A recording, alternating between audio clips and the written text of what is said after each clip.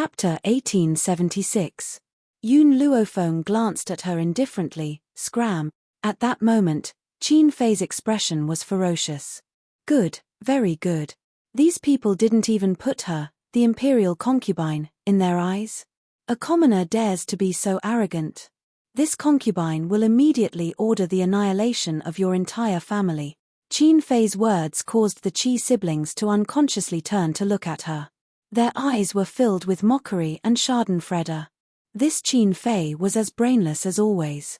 She didn't even understand the situation and dared to be so arrogant. What's more, His Majesty was saved by Miss Yun. She still dared to use her authority to suppress her. Not Scram. Yun Luofeng's eyes gradually darkened and his lips curved into an evil smile. Then do you want to die?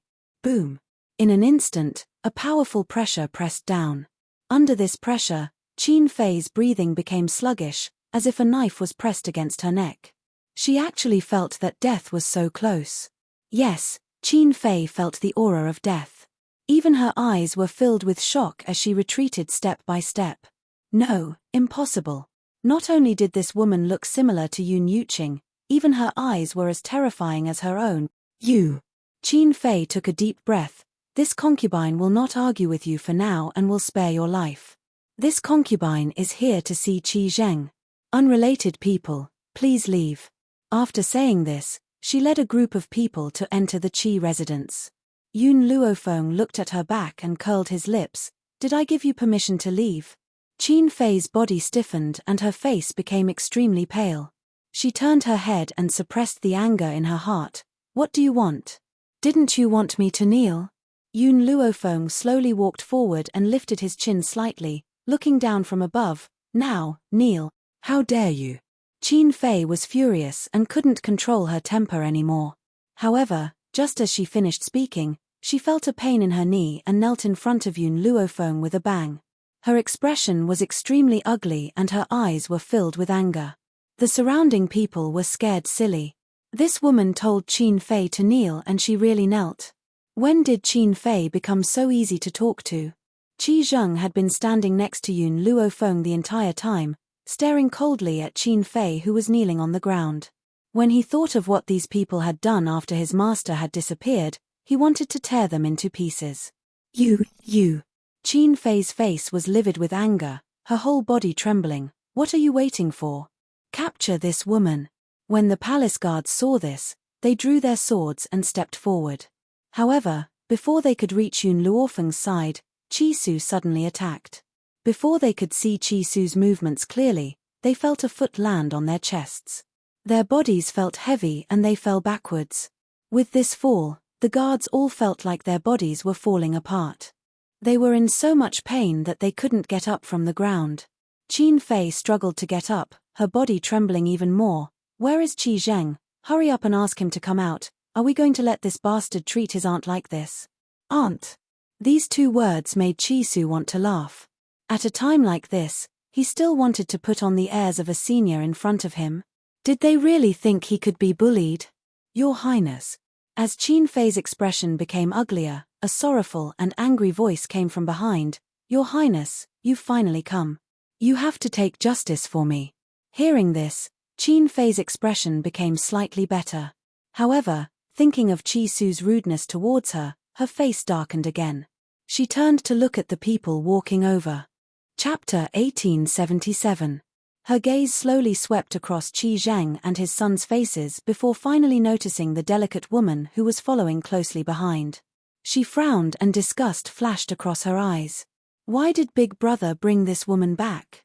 Although she didn't like Lin Qing, as a woman, she hated seductresses who seduced men even more. This woman's delicate and pretentious expression made her even more unhappy.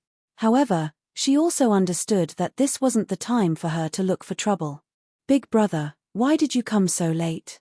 Didn't you see that little bastard Qi Su looking for trouble with me? Your Qi family must give me a reason today. Qin Fei's expression darkened as she shouted harshly. Qi Su didn't refute her words. The corners of his lips curled up slightly as his eyes were filled with disdain and mockery. Hearing this, a trace of awkwardness flashed across Qi Zheng's face. He also wanted to come out earlier, but this damned man was watching him closely and didn't give him a chance at all. At this point, he glanced at Yunyi behind him and gritted his teeth. Now that Qin Fei was here, he wanted to see how these people would bully him. In reality, Qi Zhang could only come out because Yun Luofeng had sent a soul message to Yunyi, allowing him to let Qi Zhang's family of 3 leave the forbidden grounds. That was why they had appeared here earlier. After all, if they wanted to deal with Qin Fei, they would have to deal with the Qi family as well. However, the corners of Yun Luofeng's lips curled up as she narrowed her eyes slightly. A trace of a smile flashed across her eyes. She didn't intend to make a move and wanted Qi Zhang to deal with it himself. "Your Highness, I also wanted to come out earlier," Qi Zhang cried with snot and tears running down his face, "but these people won't let me and I have no choice. Furthermore, Qi Zhang has brought these outsiders to my Qi family these days and wants to steal the Qi family's assets. He's even imprisoned me. I have no choice." "What?" Hearing this, Qin Fei gritted her teeth in hatred as her gaze swept towards Qi Su. "Little bastard, who allowed you to steal the Qi family's assets? You've been expelled from the Qi family, what right do you have?" Her voice was filled with sharpness. If the Qi family's assets were in Qi Zhang's hands, she might be able to enjoy them. But if Qi Su took them, based on this brat's personality, he definitely wouldn't give her a single copper coin. How could she allow that? "I know, your spirit-gathering liquid and puppets belong to the Qi family. You stole from the Qi family and dared to sell them to the second prince. How dare you?" Qin Fei raised her brows and shouted. These two were worthy of being siblings. They could shamelessly claim other people's treasures as their own. Qi Zhang was overjoyed. With imperial concubine Qin taking charge, let's see who Qi Su could find to help her this time. Pa. As soon as Qin Fei finished speaking, Qi Su suddenly appeared in front of her and gave her a slap. "I don't want to hit women, but some people are asking for it, so don't blame me." Qin Fei was stunned. She didn't think that Qi Su would hit her in front of so many people. How could they accept this? "Qi Su, looks like you want to die." Qin Fei's eyes suddenly burst out with coldness as she said through gritted teeth. As expected of that bitch Lin Qing's woman. She has no upbringing at all. She even dares to hit her aunt. Qi Su's aura suddenly changed. He grabbed Qin Fei's neck and lifted her up. His voice was extremely cold as he said, "Say that again." At this moment, Qin Fei's expression finally changed. Her heart was filled with anger. Those guards were really useless. All of them were so weak and Qi Zheng didn't even come to help her. Chapter 1878. In fact, those guards had been injured by Qi Zheng and had yet to get up. As for Qi Zheng, didn't he see that Yunyi was still behind him? Would he dare to act rashly? Even Qi Mo, who had always been arrogant and domineering, did not say a word, let alone Qi Zheng. It wasn't that he had forgiven Qi Su, but, ever since Qi Su returned to the Qi family, he had been living like a different person. Would he still dare to go against Qi Su after being tortured so badly? Unless Qin Fei was confident that she could kill Qi Su, yes. At that moment, Qi Mo had a feeling that Qin Fei didn't have the ability to kill Qi Su. Otherwise, Qi Su wouldn't be so arrogant. "Brat, you've got guts. How dare you hurt my imperial concubine?" Right at this moment, a cold shout came from the sky and exploded in the crowd. Qi Su felt his chest tighten when he heard that voice, as if a hammer had smashed into his chest. His hand that was holding Qin Fei suddenly loosened and she fell to the ground. The old man stood in the void with his hands behind his back and looked at the noisy crowd coldly. Anger gradually appeared in his eyes. "Old Wang, save me!" Qin Fei cried out as if she had seen her savior when she saw the old man. Old Wang didn't say anything. He stared at Qi Su coldly with a murderous look in his eyes. With a boom, a powerful aura crushed over. Qi Su felt a pain in his chest and he spat out a mouthful of blood. Heavenly God! This old man was the heavenly god of drifting wind country. Qi Su suppressed the shock in his heart and quickly thought of a way to tell Mu'er about this. However, just as Qi Su was about to collapse under the pressure, a snow-white figure floated over and stood in front of him. "Qi Su, take care of your sister." Qi Ling had also been affected by the old man's appearance. Her face was pale, and she couldn't even speak. Chisu was shocked. He didn't know why the pressure disappeared when Miss Yoon stood in front of him. Could it be that Miss Yoon was also a heavenly god? That was impossible. Miss, are you going to meddle in other people's business? The old man's eyes darkened. I just heard someone report that someone is taking advantage of his power to bully others and humiliate the members of the imperial family. This time, I'm only here to seek justice for the imperial family. You'd better not get involved in this matter. Just now, concubine Qin's men had already rushed to the palace to ask for reinforcements. Old Wang was cultivating when he heard the report and immediately rushed over. Although he was already a god-king powerhouse, he still had to listen to His Majesty's orders in the palace. After all, His Majesty was protected by two ultimate gods. This Qin Fei was the person in His Majesty's heart, and His Majesty didn't punish her for bullying the princess. It could be seen that His Majesty was sincere towards Qin Fei. He would definitely stand by Qin Fei's side unconditionally. Even if Qin Fei was wrong. Old Wang, don't let this woman go. She's in cahoots with Chi Su. Not only did she look down on the imperial family, she even insulted His Majesty. She even forced me to kneel and said that only members of the royal family are worthy of kneeling to her. Qin Fei sneered and glared at Yun Luofeng. Although there were many people watching, Qin Fei thought that no one dared to offend her. As expected, no one dared to defend Yun Luofeng and Chi Su after hearing Qin Fei's words. The world was indeed fickle and human nature was fickle. Oh! Old Wang's eyes darkened and he said coldly, only members of the royal family are worthy of kneeling to you. I want to see what ability you have to be so arrogant. Chapter 1879. He didn't doubt Qin Fei's words. No matter what Qin Fei said, he had decided to stand on her side. Since that was the case, there was no need for her to frame him. It seems that the elites of the sovereign family are just SOSO. The corners of Yun Luofeng's lips curled up. Looks like all of you have cultivated your brains to the point that you can't tell right from wrong. Just because she's the imperial family's empress, she can come and take things by force. Aren't you afraid of losing your reputation? Old man Wang's face darkened. Compared to Yun Luofeng, he trusted Qin Fei more. Yun Luofeng slowly stepped into the air. Her white robes were devastatingly beautiful, like a woman in a painting. Her beauty was indescribable. Besides, imperial concubine Zither has no say in this drifting wind country. After saying that, Yun Luofeng was already standing high up in the sky, facing off against Elder Wang. However, his aura did not lose out to Elder Wang at all.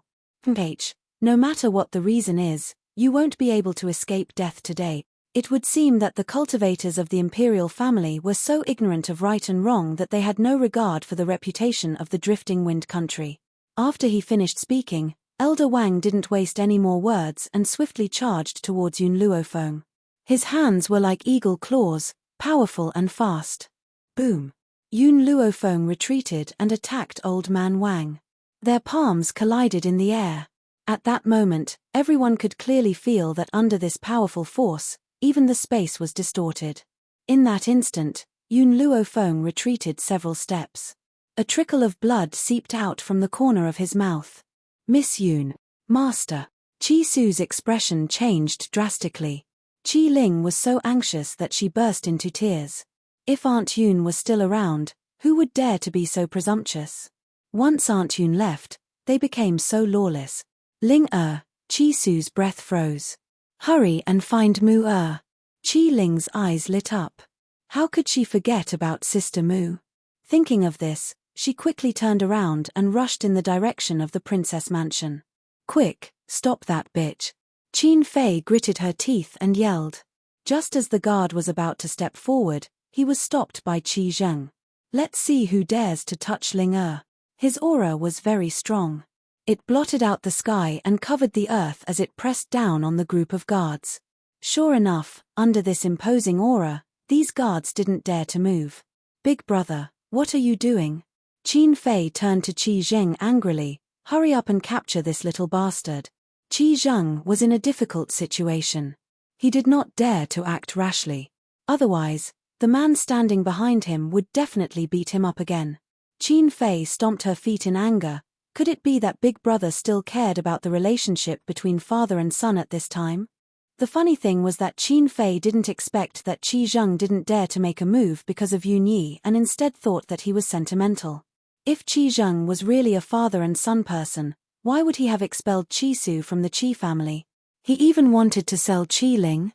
In the sky, Yun Luofeng lifted his head to look at the elder in front of him. A cold light flashed across his pitch-black eyes. Was this the strength of a heavenly god? Once one reached the level of a divine being, it would be difficult for one to fight someone of a higher level. Fortunately, his physical constitution was relatively strong. Otherwise, he would not have suffered such a light injury from that palm strike. Little girl, I admit that you're quite talented. You've reached the level of a divine being at such a young age. Unfortunately, no matter how talented you are, you'll still lose to me. The elder scoffed coldly, his face expressionless. Yun Luofeng exhaled a mouthful of foul air. Then, under everyone's gaze, she slowly closed her eyes. No one knew what she was doing and they were all in a daze. Could it be that this woman knew that she was going to lose, so she wasn't going to resist? Chapter 1880. However, not long after, dragon scales grew on the woman's body. Yes, it was indeed an armor in the shape of dragon scales, shining brightly under the sunlight. Qin Fei, who had been observing the entire time, widened her eyes as greed flashed across her eyes. This dragon scale armor also belongs to our Qi family. Qi Su, this little bastard, actually dared to steal our Qi family's treasure just to win a woman's favor. Elder Wang, you must strip this armor off this woman. She's not worthy of such a good thing. Hearing this, Qi Su curled his lips as a mocking smile flashed across his eyes. Your Highness Qin Fei, why don't you just say that all the treasures in this world belong to your Qi family? In an instant, everyone's gazes landed on Qin Fei. Although the crowd didn't dare to say a word due to the royal family's pressure, their hearts were as clear as a mirror. However, they didn't expect Qin Fei to be so greedy. No matter what others took out, she would say it was hers. Old Wang's eyes darkened as he looked at Qin Fei with dissatisfaction. He had believed Qin Fei's words earlier, but now, he was a little hesitant. Qin Fei couldn't be blamed for her lack of knowledge. However, he clearly knew that this dragon scale armor was formed from consuming dragon blood. Of course, not all dragon blood had such an effect. Only 1 in 10,000 dragon blood could condense dragon scale armor. The process was naturally very arduous. He didn't think that anyone in the Qi family could endure this kind of hardship. No matter how much doubt old Wang had, he didn't say it out in front of everyone. His face darkened slightly. Little girl, looks like I've underestimated you. You actually have such a good thing on you.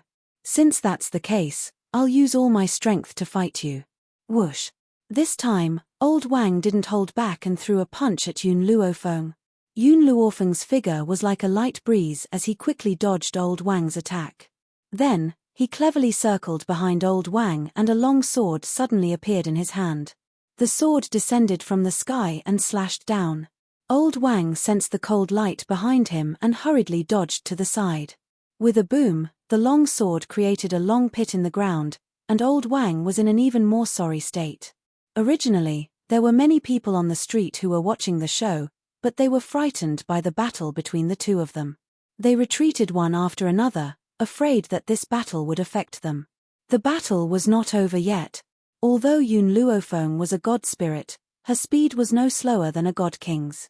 Furthermore, with the protection of the dragon scale armor, her body's toughness had increased significantly. Therefore, those with lower strength could only see sparks flying in the air, unable to see the battle between the two. Qin Fei panicked. Elder Wang, didn't you say you were going to fight her with your full strength? This girl is just a god. Even if you use a third of your power, you can still defeat her immediately. Why are you still going easy on her? Hurry up and kill her. Give me back my dragon scale armor. Old Wang, who was in the air, had already taken out his weapon. He no longer dared to underestimate his opponent. However, even so, he was still forced into a sorry state against Yun Luofeng, who had the protection of the dragon scale armor. Old Wang, who was already filled with anxiety, heard Qin Fei's words and his face immediately darkened. A bitter taste appeared on the corner of his mouth. He never thought that one day, he would be forced into such a state by a little girl. Chapter 1881. Especially, after the battle, Old Wang's spiritual power was rapidly depleted and he gradually felt powerless. On the contrary, Yun Luofeng's attacks became more ferocious as if he possessed limitless spiritual power. Old Wang became increasingly anxious. He had come out in a hurry this time. Otherwise, he would not have been forced to this extent even if he had called the other old men. Just as Elder Wang was about to be unable to hold on any longer, a clear voice suddenly rang out from within the crowd. "Old Wang, you help me. If you dare to hurt Chi Su and Miss Yun, I will not let you off." Old Wang's expression suddenly changed. Why was the fourth princess here? However, the fourth princess and Chi Su were engaged, so it was normal for her to be here. But, what did she mean by hurting this woman? He was clearly the one who was being bullied, all right? Mu Shuoxin quickly rushed in from the crowd. Her face was flushed red, evidently because she had run too quickly. Qi Ling followed behind her, also panting heavily. She was so tired that she could not even speak. However, when she saw the scene in the void, Mu Shuoxin was dumbfounded. What was going on? Wasn't Miss Yun being bullied by Old Wang? Why did it feel like Old Wang was at a disadvantage? When Yun Luofeng saw that Mu Shuoxin had arrived, she did not put away her sword and calmly walked down from the void. When Old Wang saw this, he rushed towards Yun Luofeng in a flash. A cold light flashed across his eyes and he was about to attack her. However, it was as if Yun Luofeng had eyes on her back. When Old Wang was in front of her, she suddenly turned around and her palm landed on Old Wang's chest. Elder Wang hadn't expected his sneak attack to be discovered, so he hadn't put up any defenses. The punch hit his heart, causing him to cough up a mouthful of blood. He fell from the sky and smashed into the ground, creating a large crater. In the pit, he panted heavily. He felt that his heart was in so much pain that even breathing was difficult. Fortunately, he was a heaven god. He only needed to rest for a while before he gradually recovered. If he was slightly weaker, he might have died immediately. Qi Zheng's face was already pale with fear. If it was this woman instead of Yun Yi who had attacked him, he would definitely not have been able to withstand the blow and would have died immediately. When he thought of this, Qi Zheng felt somewhat fortunate. He was glad that he was still alive. The moment Yun Luofeng fell from the sky, the time limit of the dragon scale armor was already up. Otherwise, she wouldn't have stopped so quickly. "Miss Yun, are you all right?" Mu Shuoxin recovered from her shock and heaved a sigh of relief when she saw that Yun Luofeng was safe and sound. No matter what, Yun Luofeng was her father's savior. If something really went wrong and she was injured by the royal family, she would never forgive herself for the rest of her life. "Princess." Without waiting for Yun Luofeng to speak, Elder Wang had already climbed out of the pit.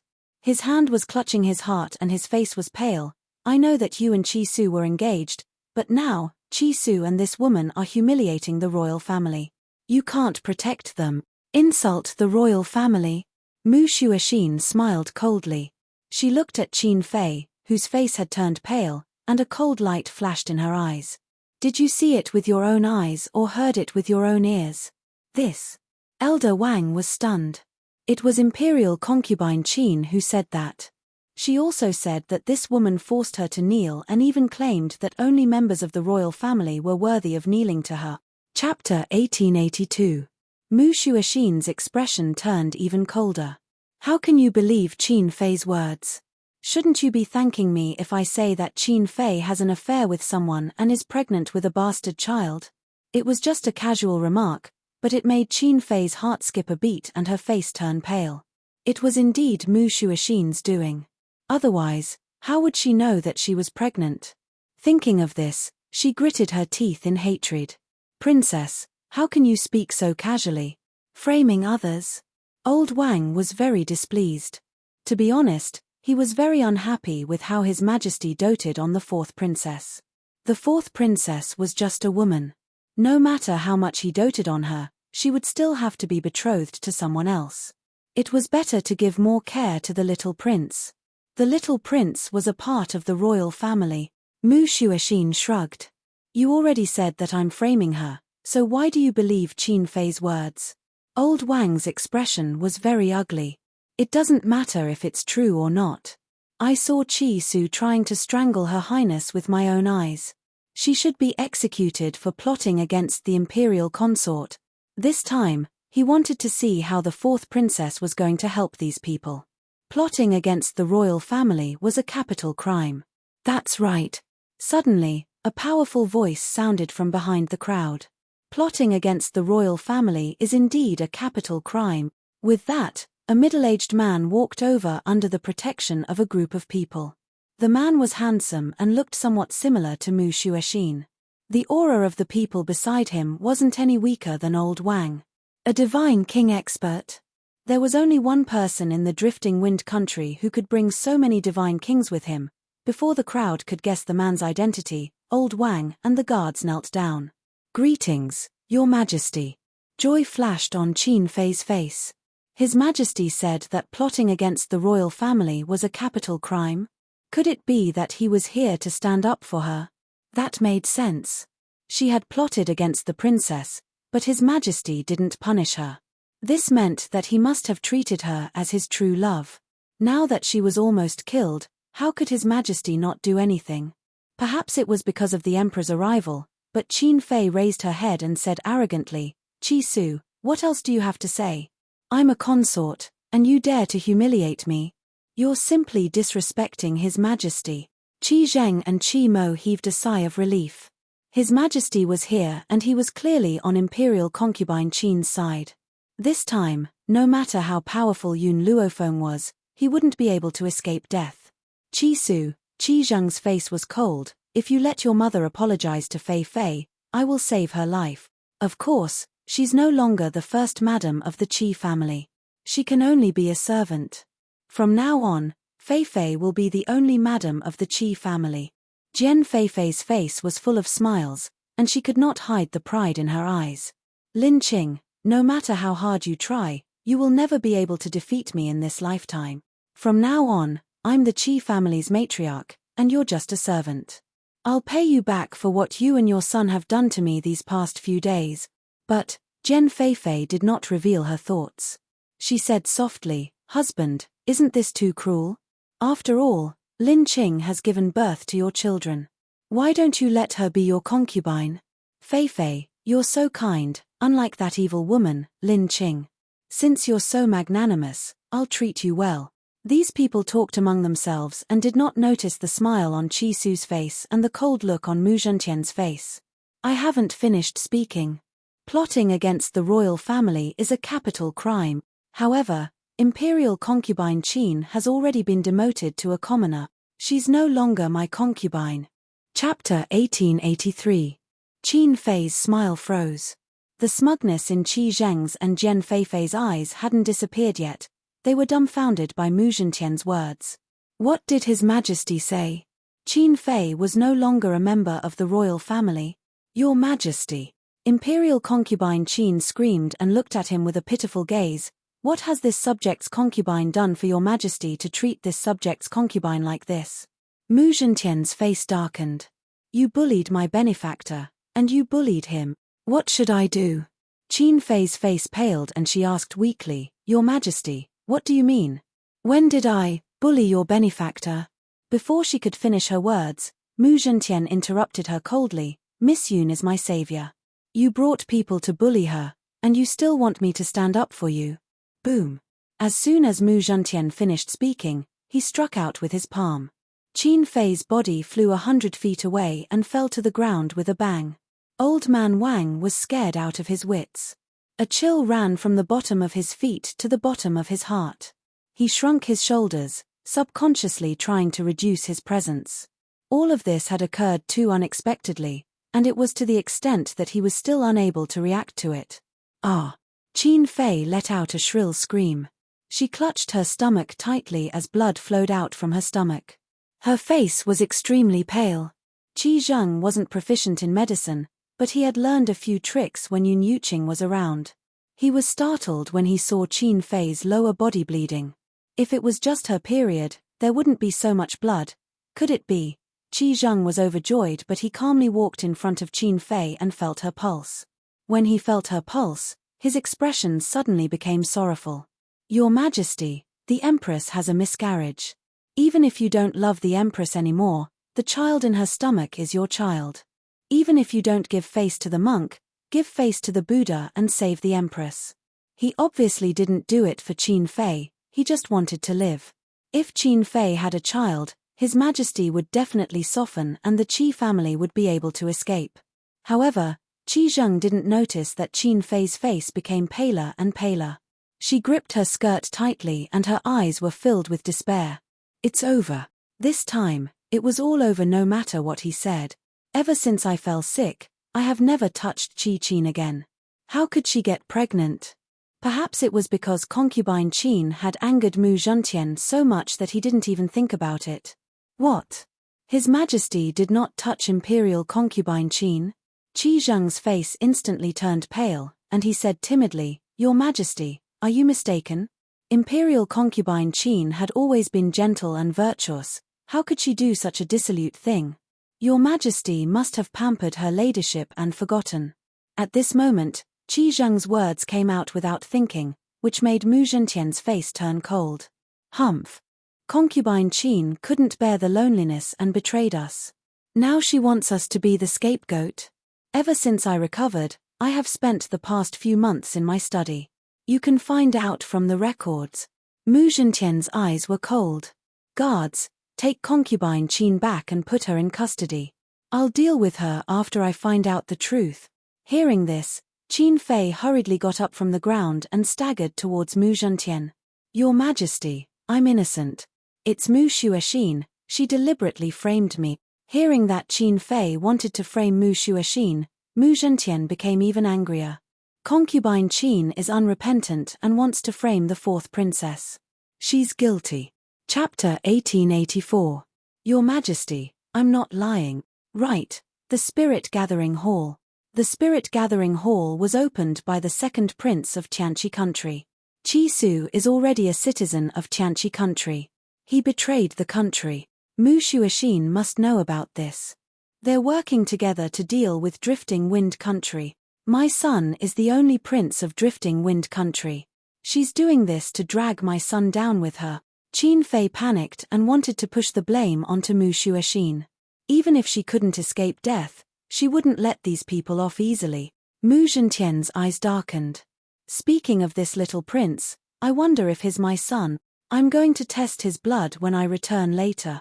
Qin Fei's body went limp and she lay on the ground.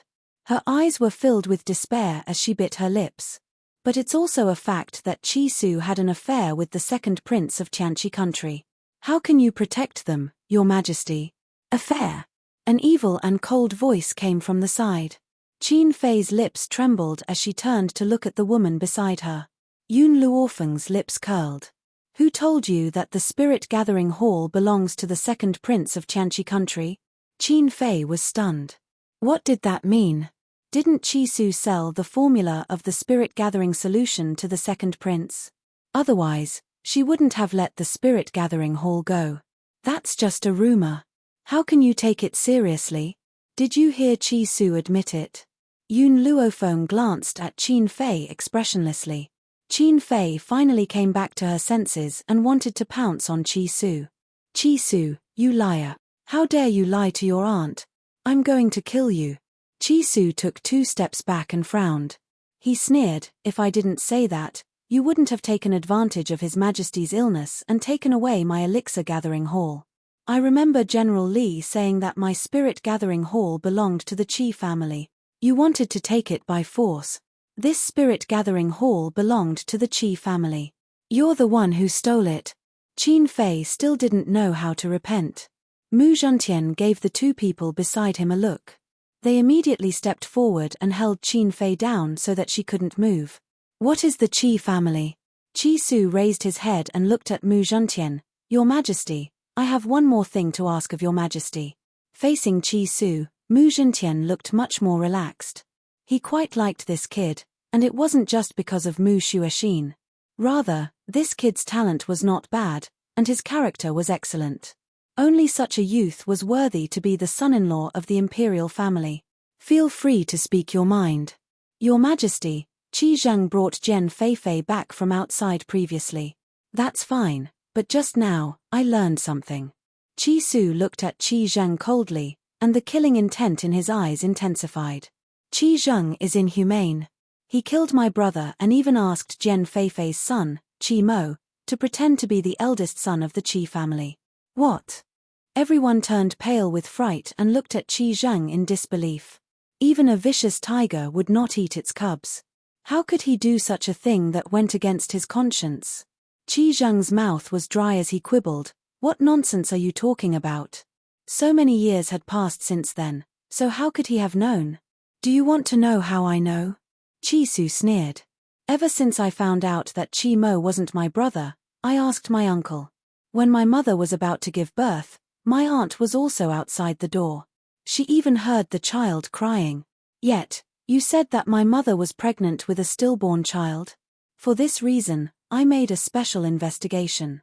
Fortunately, the heavens do not disappoint those who persevere. I found out that you once plotted against my elder brother. Chapter 1885. Su is what you said true? A trembling voice came from inside the door. Qi Su was shocked. He looked up and saw a tear-stained face. Mother, why are you out? Su I'm only asking you, is what you said true? Lin Qing clenched her fists tightly, her body trembling. Qi Su nodded with a bitter smile. It's true. Lin Qing knew that her son would never lie to her, so she glared at Qi Zheng angrily.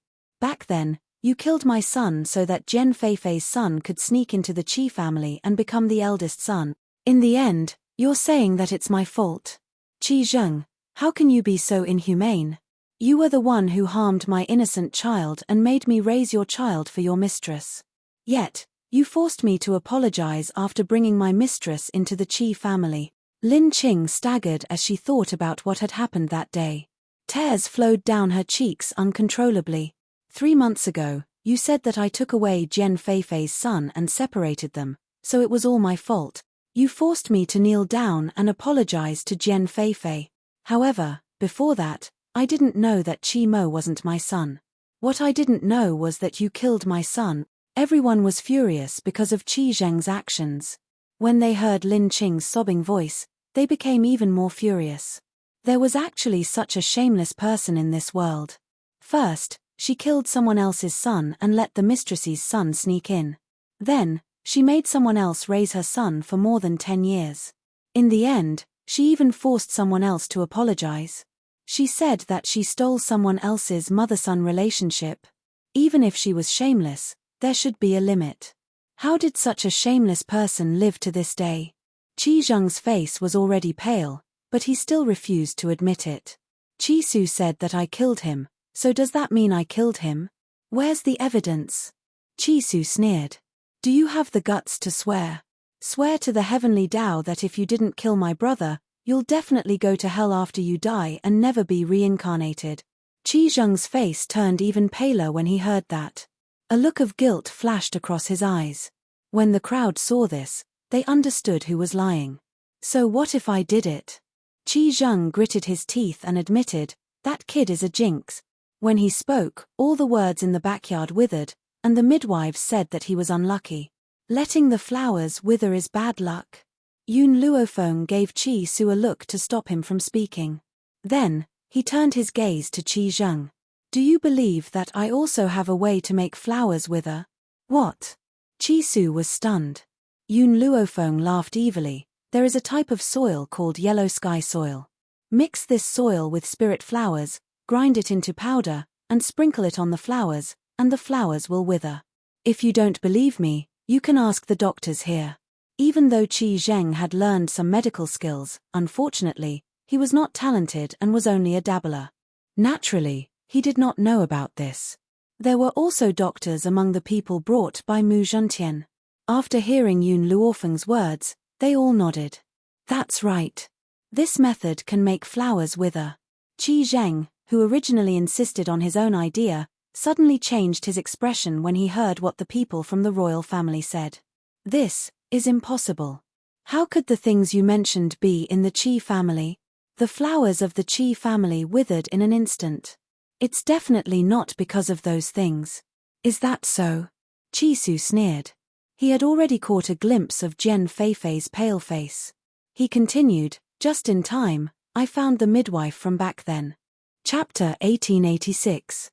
Back then, the Qi family wasn't very powerful. In addition, he was confident that he could deceive everyone, so he didn't kill the midwife.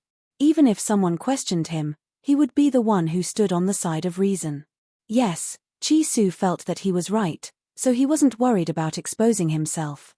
Besides, he didn't want Lin Qing to be too sad by letting him enter the residence. As for Jian Feifei, he wanted to deal with the midwife. However, the midwife was very cunning and didn't give Jian Feifei a chance. Besides, Jian Feifei wasn't strong enough back then, so the midwife escaped. Chisu had spent a lot of effort to find her. Greetings, Your Majesty. The midwife walked out under the lead of 2 people and knelt in front of the emperor. When Jian Feifei saw the midwife, her body swayed a few times and she almost fainted. Tell me, what's going on? Mu Zhentian asked with a cold face. The midwife trembled. It's Jian Feifei. She gave me a bottle of medicine and asked me to apply it on those flowers. She also told the master of the Qi family that the child was unlucky. At that time, Jian Feifei could take the opportunity to ask for her son to enter the residence. Your Majesty, Jian Feifei promised me 100 taels of silver back then, but I accidentally told my son. My son knows more and said that Jian Feifei would kill me, so. Her voice was trembling. I didn't dare to ask for the 100 taels of silver and ran away. Your Majesty, I really know my mistake.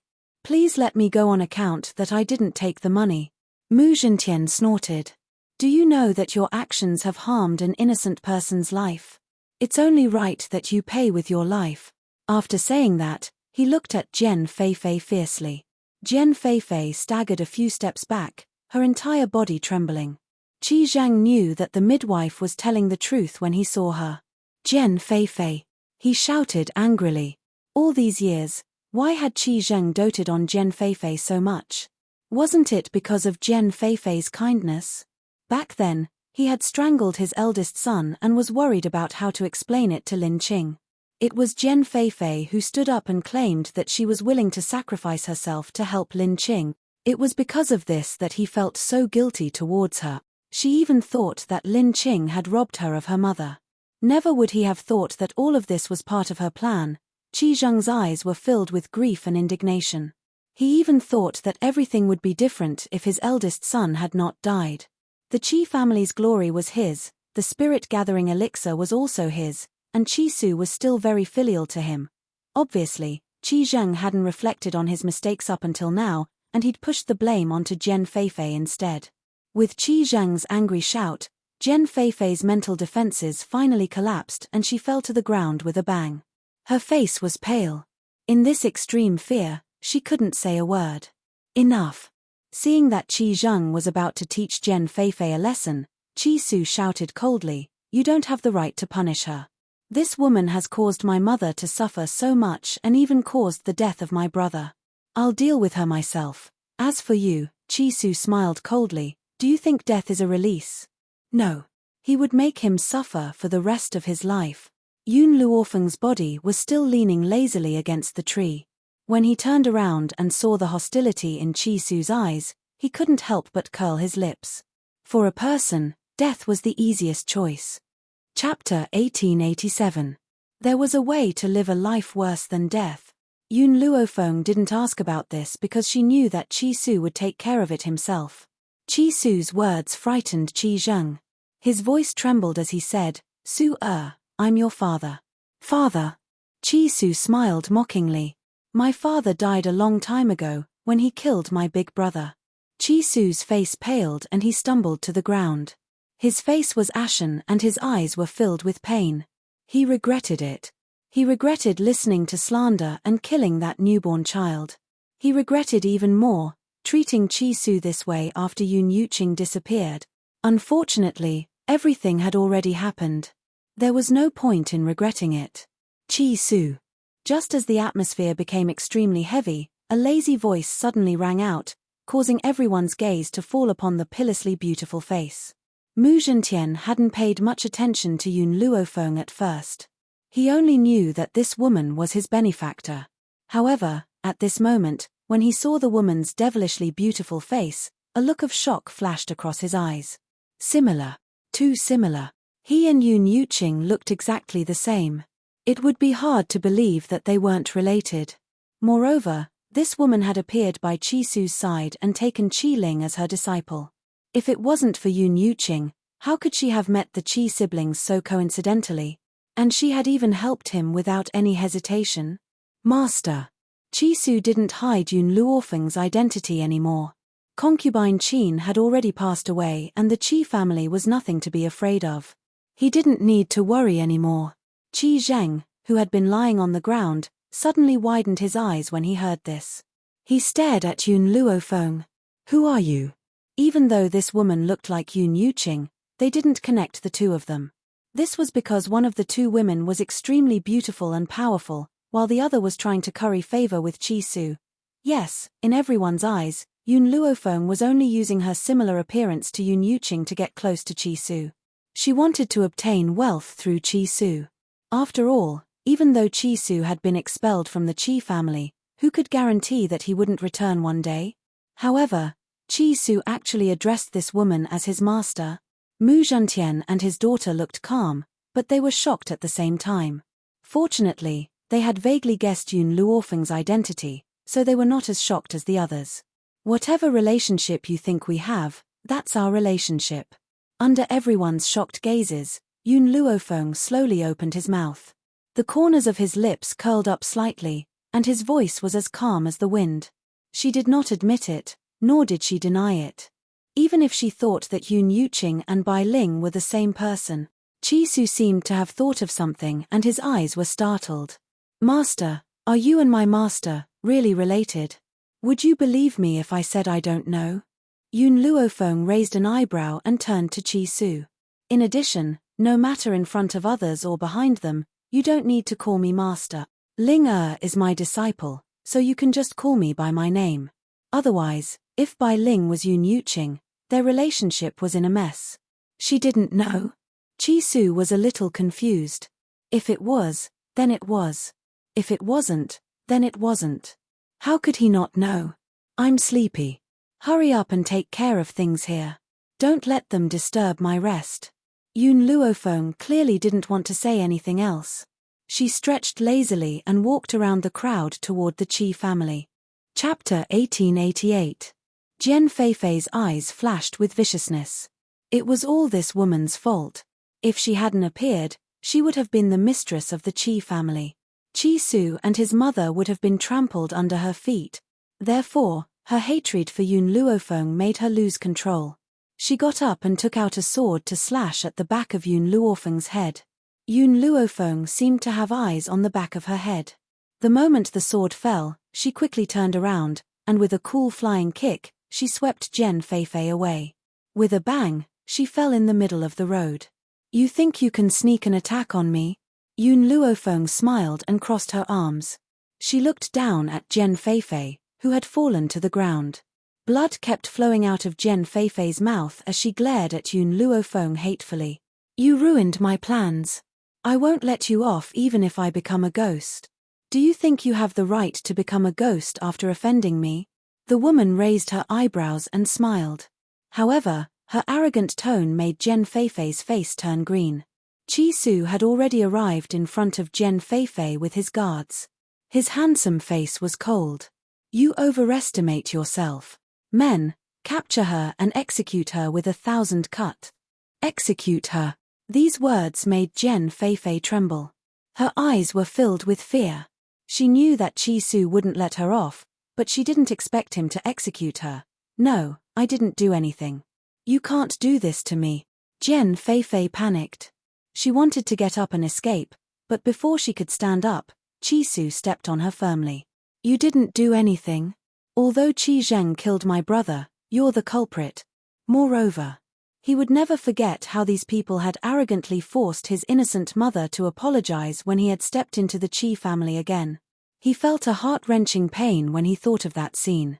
Therefore, whether it was Qi Zheng, Qi Mo, or Jian Feifei, he wouldn't let them die so easily. Qi Mo was so scared that he didn't dare to say a word. He turned around and wanted to escape. Qi Su glanced over and a sharp palm strike landed on Qi Mo's body. Qi Mo's body flew out and hit the wall with a bang. At that moment, the wall collapsed and turned into a pile of rubble, covering his body. Take him down as well. I will think of the best and most painful way to deal with it. Qi Su's smile was very cold. There was an indescribable sense of satisfaction in his heart. Qi Su, you'll be the master of the Qi family in the future. I congratulate you in advance, Mu Zhentian smiled. However, I must remind you that the Yun girl and Yun Yuqing must have some sort of relationship. Trust my intuition. Yes, he had an intuition. There was definitely some sort of relationship between Yun Luofeng and Yun Yuqing. Qi Su's gaze was a little dazed. He looked in the direction that Yun Luofeng had left and fell into deep thought. Night fell. The night was like water. Qin Fei curled up in a corner, her body trembling. Creak. The door was pushed open, and then a bright figure appeared in front of her. She raised her head and looked at the handsome middle-aged man in front of her.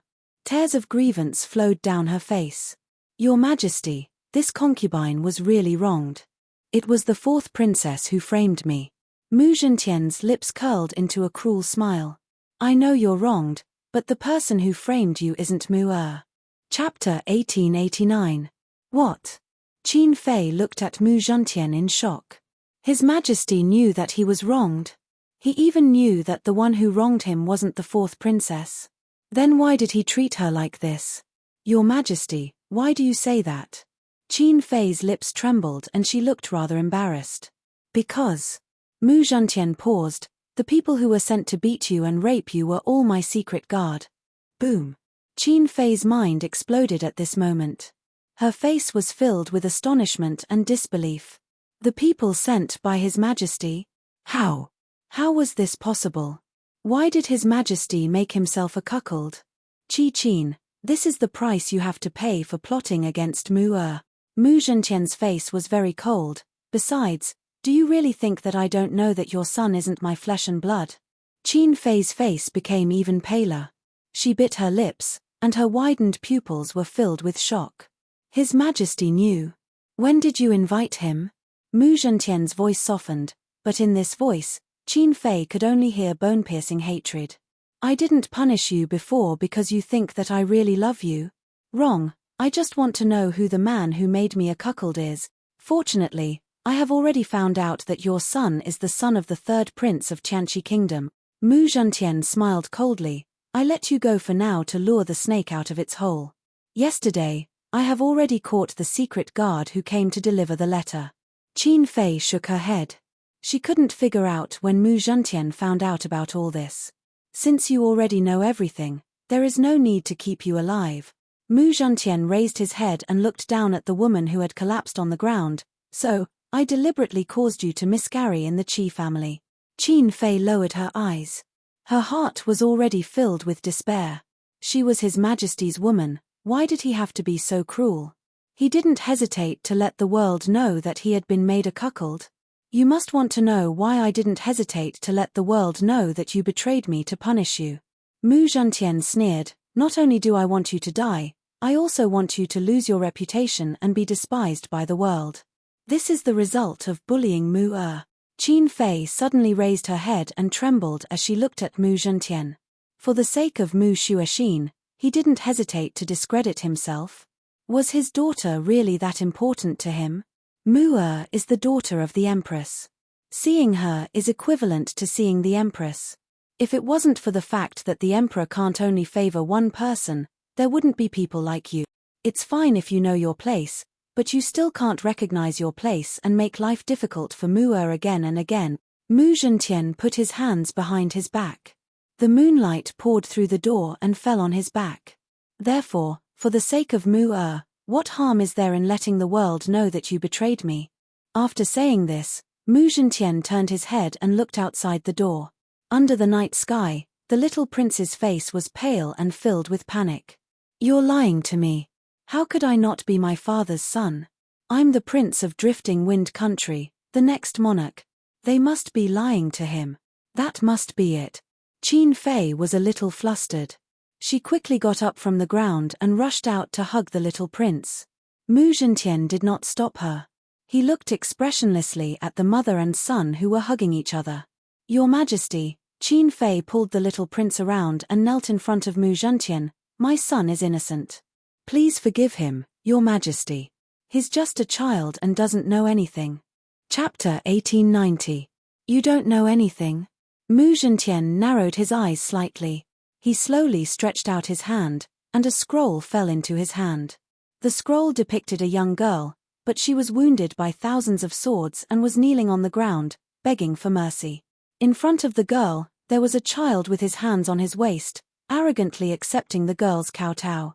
Obviously, the girl was Mu Shuoxin, and the child was the little prince. How could a child have such a vicious heart and say that he didn't know anything?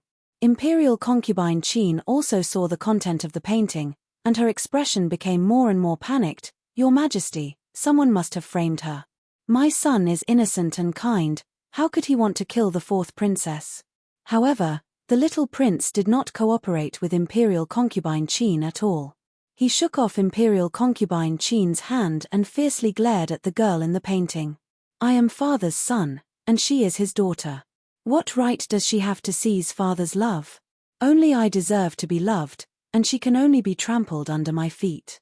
Imperial concubine Qin turned pale with fright, and wanted to reach out to cover the little prince's mouth, but it was too late. The little prince had already said these words. Mu Zhentian narrowed his eyes slightly, and a trace of anger flashed across his eyes. Who taught you to say these words? He seemed to have asked this inadvertently. This time, the little prince cooperated and told him, my mother told me. She said that only a son can be the heir, and that a daughter will marry sooner or later. Once she is married, she will be like water that has been poured out. She will no longer be a member of the royal family. Good, very good. Mu Zhentian was so angry that he laughed. You really raised a good son. Fortunately, you didn't give birth to a child for me, otherwise, my child would have been destroyed by you. You say he is innocent. Isn't my Mua innocent too? You had a son with a wild man, and I have raised him for so many years. How dare you try to kill my own daughter? How can I let you and your son go? Moreover, don't think that I don't know that the third prince of Qianqi Kingdom wants to take over my country. So, not only did he make me a cuckold, but he also helped you make your son the monarch of Drifting Wind Country. When Drifting Wind Country becomes your son, he will immediately change the country's surname. The more Mu Zhentian spoke, the angrier he became. He said coldly, however, I will not punish you for the time being. I will decide your guilt after the morning assembly tomorrow. It wasn't that he didn't want to deal with it, but he needed to discuss it with the ministers. However, Qin Fei's ending would definitely be miserable. Thinking about what would happen to her in the future, Qin Fei's legs gave way and she fell to the ground, her eyes filled with pain. Mu Zhentian didn't take another look at this woman. He swung his sleeves and left, leaving Qin Fei who was crying bitterly in the night. Son, mother has let you down. Lady Qin's expression was filled with bitterness. If mother hadn't trusted others, your father wouldn't have become someone else. That person had even said that he would help her become the most respected woman in Drifting Wind Country. Now that she was suffering here, that person would not come to save them. Nonsense, don't try to lie to me. I'm father's son, not that wild man's. The little prince angrily jumped up and slapped Qin Fei. Go find Father Emperor, go tell him that I am his son. Son. Qin Fei raised her head in disbelief. She couldn't believe that this ruthless child in front of her was her son. In fact, she should have known that the little prince would not recognize his own family. After all, the little prince had been looking forward to Mu Zhentian's death so that he could inherit the throne. Chapter 1891. But at that time, concubine Qin knew that the little prince was not Mu Zhentian's son, so she did not think that her son was not a relative. Get lost, I don't recognize you as my mother. I don't have a mother like you who finds a wild man. You find a wild man, but I'm not a bastard. I'm not. The little prince's face was filled with madness as he slapped concubine Qin. Even though concubine Qin had committed heinous crimes, she loved her son from the bottom of her heart. But she never thought that she would spoil her son to this extent. Caressing her face that was slapped, concubine Qin's heart was already focused on studying abroad. This was the first time she regretted not teaching the little prince well and instilling so many evil thoughts in him. Now, she was asking for trouble. The next day, there were endless arguments in the imperial court. The actions of Qi Zheng and his son aroused public criticism. They were at the heart of the storm and were reviled and looked down upon by everyone. Not only did concubine Qin make Mu Zhentian a cuckold, but she was also pregnant with a bastard. Therefore, the officials in the imperial court announced that she should be executed. Of course, it was too easy to execute her. In the end, an imperial physician from the imperial physician hall took out a poison that would make her suffer for 7 days and 7 nights until she died. Although the little prince did not make any substantial mistakes, he was not of the royal bloodline after all. Adding on to the fact that he was so vicious at such a young age, he could not be forgiven. As for concubine Qin's henchmen, none of them were spared. The imperial physician who helped concubine Qin to poison the little prince died as an apology after he found out. Mu Zhentian had always admired Qi Su. Moreover, he was already engaged to Mu Shuaxin, so he ordered the two of them to get engaged. This imperial edict naturally caused some people to be happy while others were worried. The ones who were happy were the Qi siblings and Mu Shuaxin. The ones who were worried were the young ladies of the drifting wind country who were in love with Qi Su. However, when they thought about the fact that the Qi family had a mistress, they still had the position of concubine and concubine. All of a sudden, the Qi family was filled with people. These people only wanted to enter the Qi family, but they never thought that their actions would offend someone. Yun Luofeng. At that moment, in the room, Yun Luofeng was resting with her eyes closed. When she heard the noise coming from outside the courtyard, her expression darkened. Qi Ling saw her master's expression change and bravely said, "Master, I'll drive them away." After settling the matter with the Qi family, Qi Su had to leave the Qi family. He had been gone for a few days, but those women still came to the Qi family to wait for him. The guards of the Qi family didn't dare to stop these noble ladies, so they formed groups and treated the Qi family's residence as a bustling market. Previously, Yun Luofeng had entered the divine grimoire space as soon as it was daytime, so he didn't feel anything. It was rare that he didn't go to the divine grimoire space today, so he discovered these things about the Qi family. "Qi Ling, do you want Mu Shuaxin to be your sister-in-law?" Yun Luofeng curled his lips and asked. She hadn't met Mu Shuaxin many times, but she had a good impression of her. As a princess, Mu Shuaxin was neither arrogant nor rash. Regardless of whether she was rich or poor, she had chosen Qi Su. She was worthy of Qi Su's love. "I like Master the most, but..." Qi Ling tilted her head. "Master can't be Ling Er's sister-in-law, so Ling Er wants big sister Mu to be my sister-in-law." Although Qi Su was Qi Ling's brother, Qi Ling had always felt that her master was so powerful that her brother was not worthy of her. Since that's the case, let's go out and get rid of any future troubles. Chapter 1892. Yun Luofeng narrowed her eyes and a cold light flashed across them. She rose from her bed and walked out the door. In the back garden, a group of brightly dressed women were sitting among a cluster of flowers as if they were competing with the flowers for beauty. The women noticed Yun Luofeng walking towards them from the back garden and their expressions froze. However, they quickly ignored her and continued chatting with their companions. Not everyone knows about what had happened at the Qi family home that day. Hence, these women were not aware of Yun Luofeng's identity. Who let them in? Yun Luofeng's eyes gradually turned cold as she asked icily. A guard next to her broke into a cold sweat. "Miss Yun, these people have come uninvited. I tried to stop them but they would not stop at all. Besides, the master is not in the Qi family home and the lady does not leave the house. We had no choice. Now that I'm here, chase them out of the Qi family home immediately. Break the legs of anyone who dares to take another step in." Yun Luofeng's voice was domineering. Her cold eyes swept towards the women who were sitting in a circle. Her demonic yet pitilessly beautiful face was filled with a chill. She had finally had 2 days of peace and quiet with great difficulty. She did not want these people to keep disturbing her. Yes, Miss Yoon. The guard heaved a sigh of relief at Yoon Luofeng's words. The women before them may not know Yoon Luofeng's identity, but as Chi-Su's guards, how could they not know? Even their own master was Yoon Luofeng's subordinate. As guards, they naturally had to listen to her orders. Oh, a disdainful voice slowly rang out. A beautiful woman stepped out from the crowd. To put it nicely, you're a guest of the Chi family. To put it bluntly, Master Chi-Su had kept you because of his kindness. Do you really think that you're the mistress of the Chi family? Since when did you have the right to speak in the Chi family? Even though this woman was beautiful, her brows were filled with arrogance.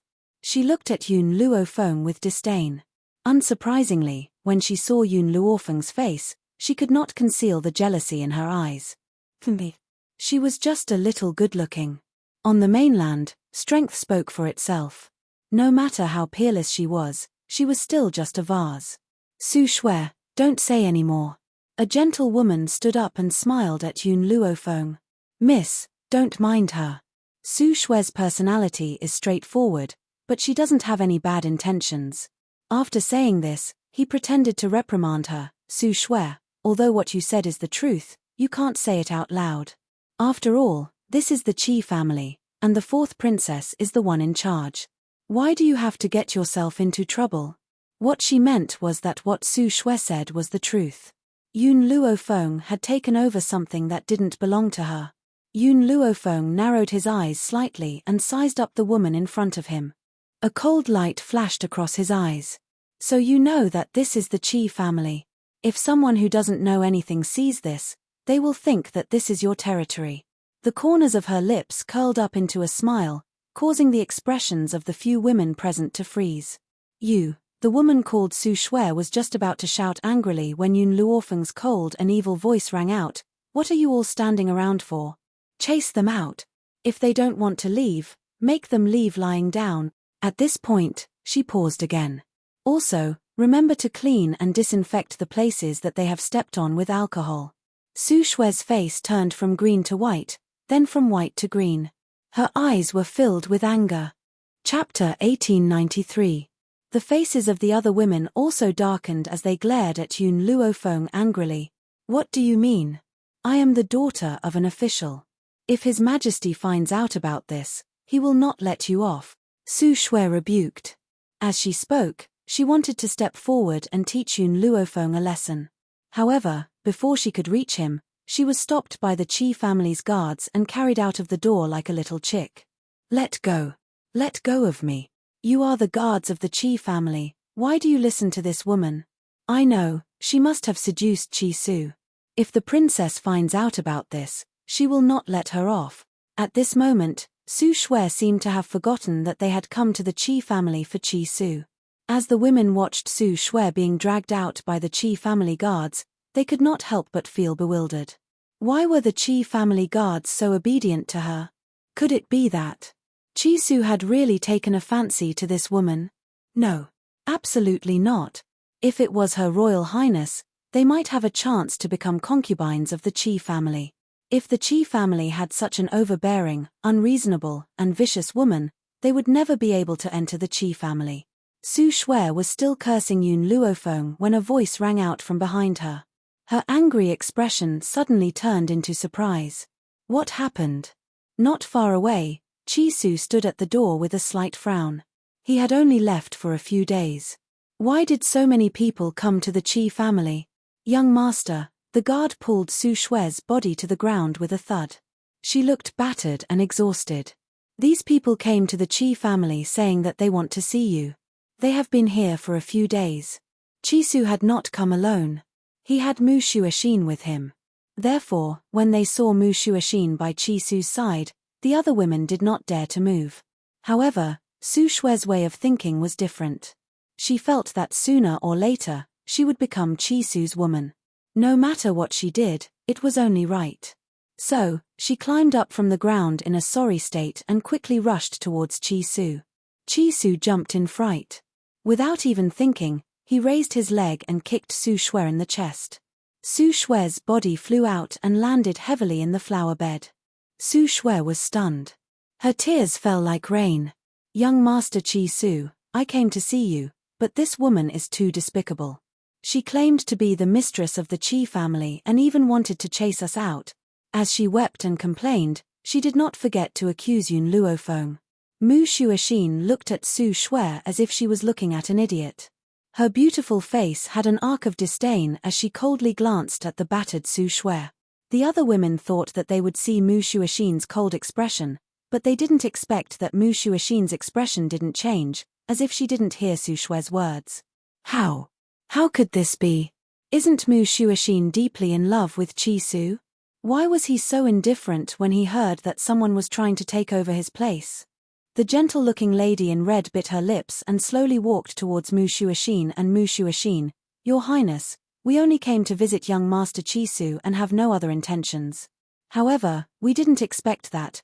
We would actually discover that young Master Chi Su has another woman and even threatened to chase us out. She had been in love with Chi Su for many years. Unfortunately, Chi Su was chased out of the Chi family.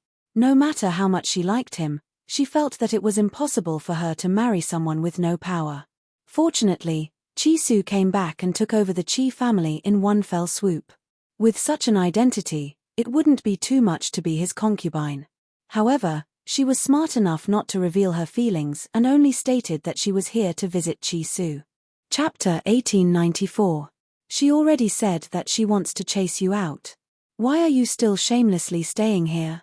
Mu Shuoxin sneered. Are you trying to spy on Chi Su? The woman in red was stunned. What did the princess mean?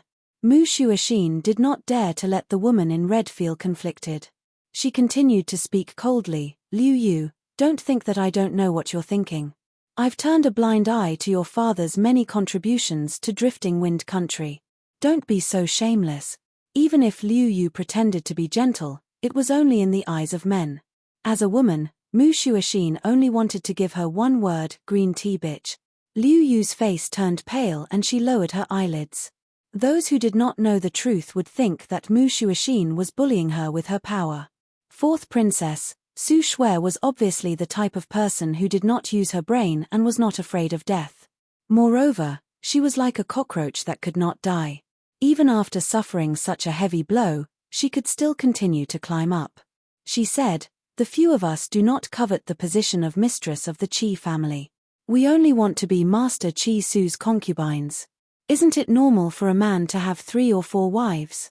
As a princess, you cannot stop a man from taking a concubine. Concubine? A bone-chilling cold voice suddenly rang out from behind the crowd.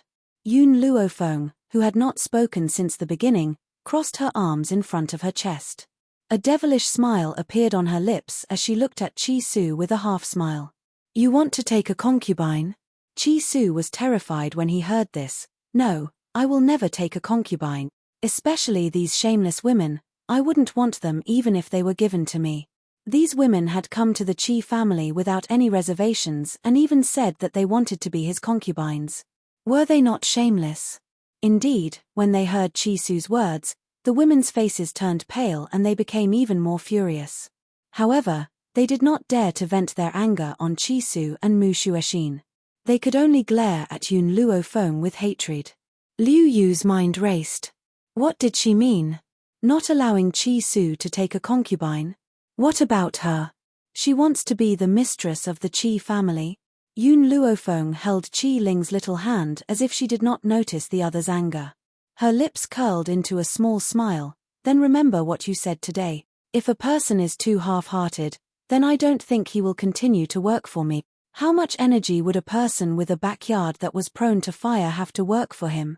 Therefore, no one was allowed to take a concubine. This was the most basic requirement. Chi Su hurriedly swore to the heavens. Miss Yun, don't worry, I will never take a concubine. In this life, I will never let my wife down.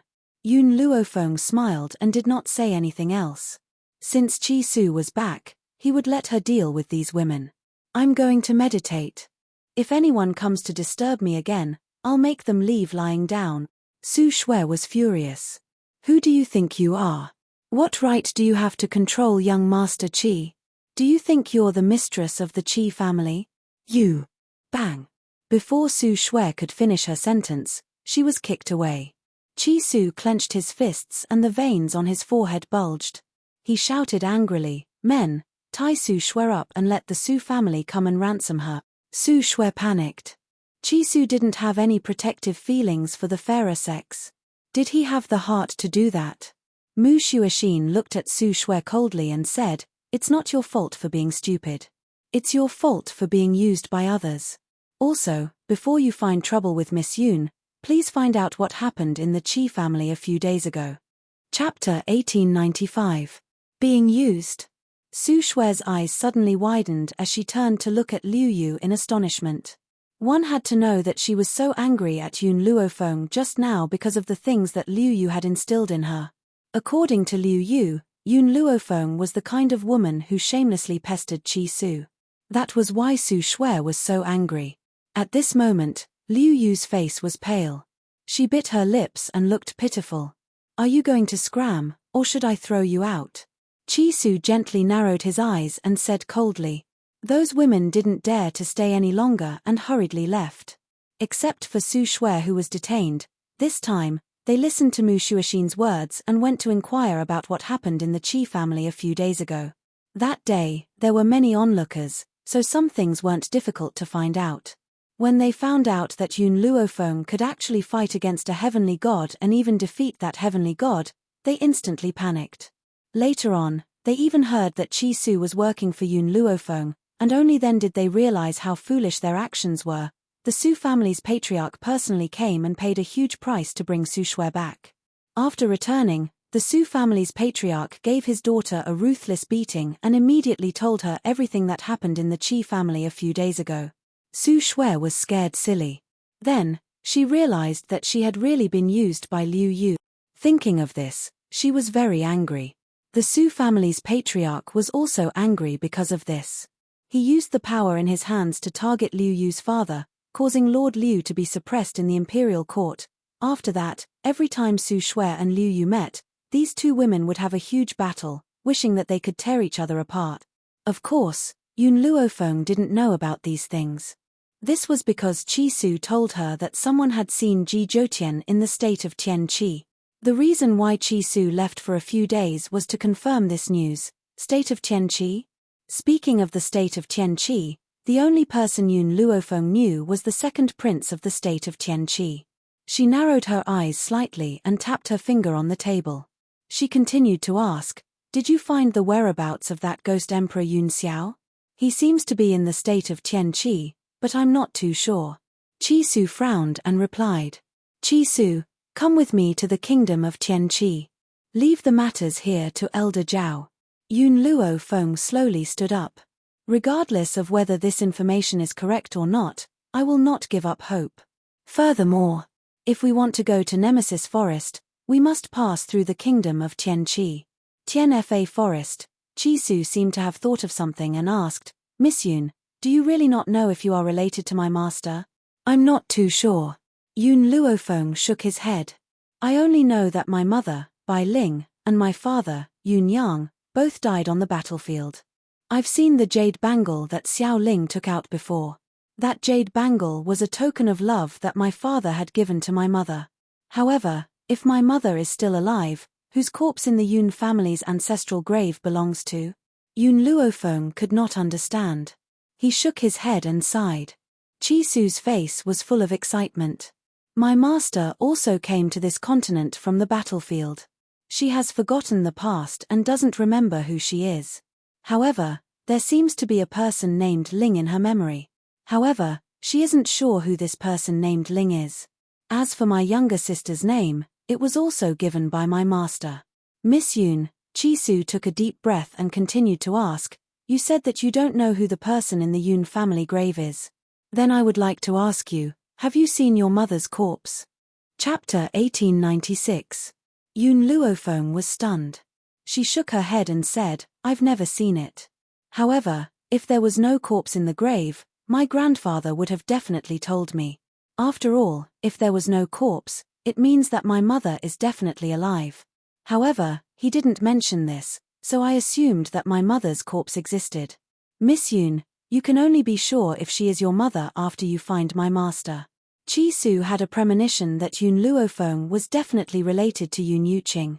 Otherwise, he wouldn't have been so close to her when he first met her. When he thought of this, a smile appeared on his face. He really hoped that Yoon Luofeng was his master's daughter. That way, his master wouldn't be alone. There's no point in saying more. We'll confirm this in the future. Yoon Luofeng slowly stood up. Go pack up and head to the nation of Tianqi. What she wanted to confirm now was that Yoon Xiao and Ji Zhoutian were no longer in the nation of Tianqi. I'll go prepare now. Chi-Soo turned around and prepared to leave. Qi Ling wanted to go to the nation of Tianqi too, but who knew how many dangers there would be along the way. Bringing her along would be somewhat unchanged, so Chi-Soo could only reject her under Qi Ling's tearful gaze. Compared to following them, Qi Ling would be safer in the nation of Tianqi. Moreover, Mu Shuoxin was there to take care of her.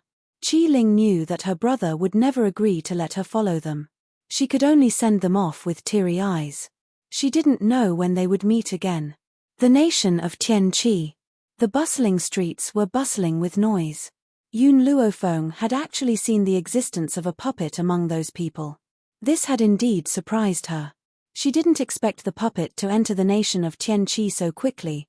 Chi-Soo was like a loyal guard as he followed Yoon Luofeng. His eyes were also sizing up the bustling nation of Tianqi. A trace of absent-mindedness appeared in his eyes. Actually, the first time I met Master was in the nation of Tianqi. Back then, I went out to train and encountered danger. Master happened to save me, so I survived. If it wasn't for Yoon Yuqing, perhaps, he wouldn't be in this world anymore. The past was like smoke, causing Chi-Soo's eyes to be filled with nostalgia. It was as if he could see that beautiful woman through the bustling crowd. Suddenly, his gaze converged, and it descended onto a figure in front of him. What's wrong? Yoon Luofeng sensed the abnormality of the youth beside him and asked with a slight frown. The young man was startled. He curled his lips and said, I met an acquaintance. After saying this, he slowly walked towards the girl who was surrounded by people. The young girl was not very beautiful. It could be said that her appearance was very ordinary. Her eyes were filled with panic as she looked helplessly at the group of people in front of her. Jenan, I will become the second prince's wife sooner or later. How dare you not kneel before me when you see me?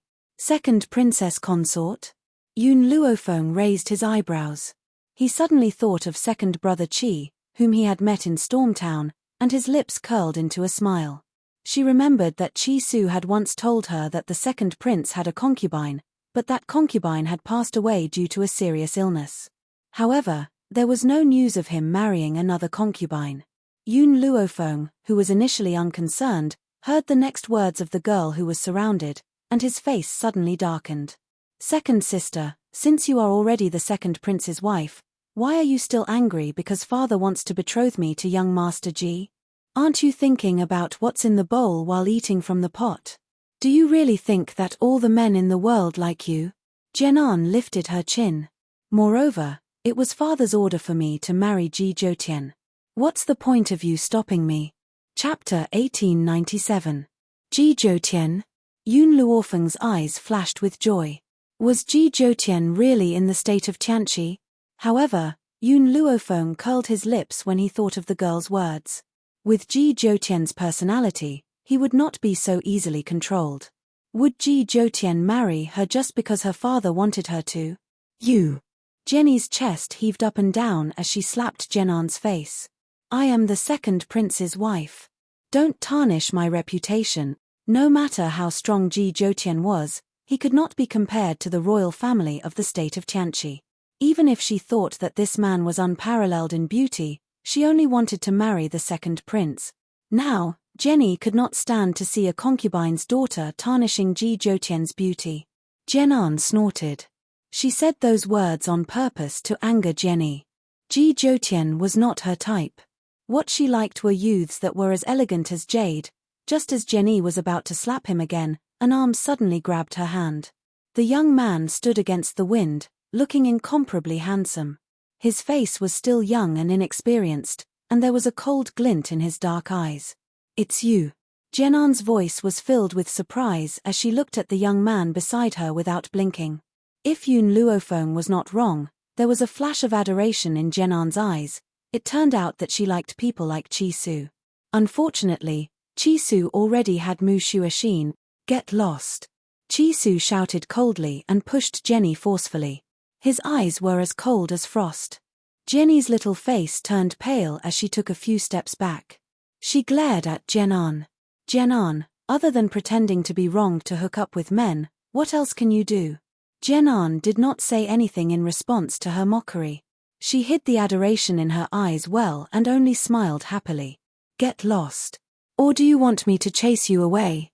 Chi-Su's arm tightened around Jenny as he said coldly. Jenny felt Chi-Su's aura and gritted her teeth. "I will let this little bitch go this time. Next time, I will teach her a lesson. Let's go." After saying that, Janie turned around and left with her followers. She did not look like a loser. Instead, she was as arrogant as a peacock. Miss Yun, after saving Jenon, Chi-Su walked to Yun Luofeng's side on his own accord. He smiled and scratched his head. "Back when I was traveling with my master, I had met her a few times. This time, when I saw her being bullied, I could not help but help her." Jenon saw that Chi-Su did not speak to her, but walked towards the woman in white in front of her. A hint of hurt flashed across her eyes. Because Chi-Su's back was facing her, she couldn't see her expression clearly, but Yun Luofeng could clearly see the emotions in her eyes. "Wait for me." Yun Luofeng patted Chi-Su's shoulder and walked towards Jenon. "The Ji Jotian you mentioned just now, does he like men who wear red and are very seductive?" "Oh, that's right, there's a little cinnabar between his eyebrows." Jenon did not answer Yun Luofeng, but turned to look at Chi-Su. Chi-Su felt a little strange. Yun Luofeng was asking her, so why was she looking at her? "This. Why are you looking at me?" Chi-Su could not help but ask. Honestly, his heart was already filled with Mu Shuashin. He could not feel the strange feelings of other women at all. Jenon lowered her eyes slightly. "The person you're talking about is indeed young Master Ji. However, young Master Ji has been out recently and will only be back after a while. Why don't you come with me to the manor and wait? I'll tell my father that you're young Master Ji's sister. My father will definitely take you in." Chapter 1898. Chi-Su's eyes brightened and his expression softened. He turned his head and asked, "Miss Yun, are we going to the Jen family?" "Okay." Yun Luofeng thought for a while and nodded. Jenon was surprised that Chi-Su was going to ask Yun Luofeng about such a small matter. Her eyes flickered but she didn't say anything. After all, she and Chi-Su had only met before. What right did she have to ask about his relationship with this woman? "Miss Jenon, then I'll have to trouble you." Chi-Su touched the back of his head and chuckled. In reality, the reason why he had saved her just now was because Jenon had once helped him with a small matter. He was a grateful person and couldn't remain indifferent to seeing Jenon being bullied. "Sir Chi-Su, don't call me Miss Jenon. Just call me an Jenon's eyes were full of smiles and her eyes were bright when she looked at Chi-Su. Chi-Su's expression turned serious and he said seriously, "That won't do. There is a difference between men and women. How can I call you so intimately? That's disrespectful to you." From how Chi-Su had always called Yun Luofeng Miss Yun, it could be seen that this youth's personality was sometimes more rigid and he paid more attention to the difference between men and women. He hadn't even changed the way he called Yun Luofeng. How could he be so intimate with Jenon, who he had never met before? "Then I'll do as you say." Disappointment flashed in Jenon's eyes. She didn't understand why he had to be so rigid when it was just a form of address. Yun Luofeng's gaze swept over Jenon's face and he saw the disappointment in her eyes. He curled his lips and said lightly, "Chi-Su, I'm tired." Chi-Su executed Yun Luofeng's order faster than anything else. He immediately straightened his body and his gaze fell on Jenon's face. "Miss Jenon, are we going to the Jen family now?" Even though he was asking her this question, Jenon believed that if she delayed any longer, Chi-Su would definitely leave with this woman. This knowledge made her very uncomfortable. However, Chi-Su's heart was on Yoon Luofeng's words and he didn't notice Jenan's fleeting dissatisfaction. Jenan took a deep breath and a smile appeared on her face. Sir Chi-Su, Miss Yoon, please follow me. Then, she slowly turned and walked towards the street in front. Although Jenan was the daughter of a concubine in the Jen family, the head of the Jen family, Jen Bowen, had arranged for her to be with Ji Jotian. Therefore, the servants were no longer as mean to her as they used to be. When Jenan ordered the servants to take Chi-Su and Yoon Luofeng away to rest, the servants immediately carried out her orders. Soon, this matter reached Jen Bowen's ears. Knowing that his daughter had brought a group of outsiders back, he looked very unhappy. Just when he was about to find Jenan, he found that the girl had already walked out of the study. You really don't know how expensive rice and fuel are until you manage the household. Jen Bowen's face turned cold. Our Jen family doesn't have the extra money to take care of your two friend. The Jen family had a lot of wealth. However, Jen Bowen had always been stingy.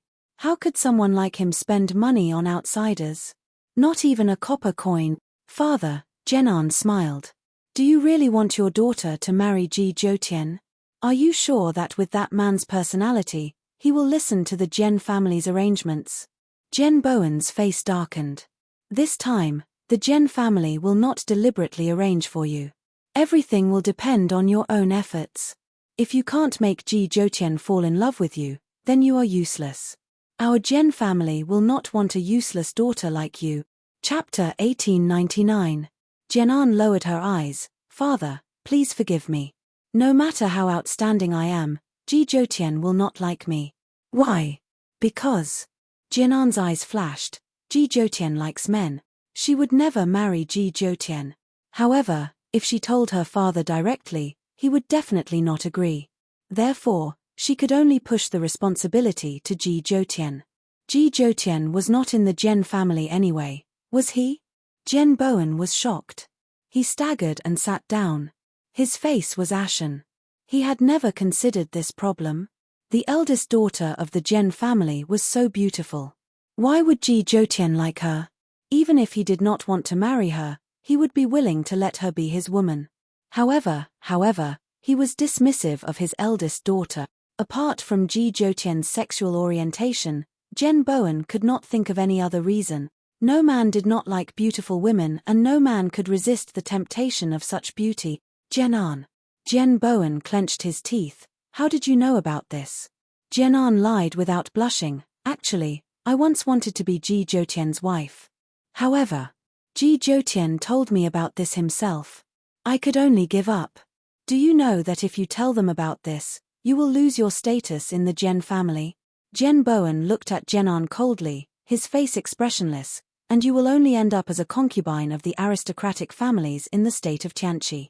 No one will be willing to marry a concubine's daughter. Jenan smiled faintly. Father, do you know who the people I brought back are? Jen Bowen was stunned and looked at her in confusion. The young man called Chi-Su is the young master of the Chi family in the Drifting Wind country.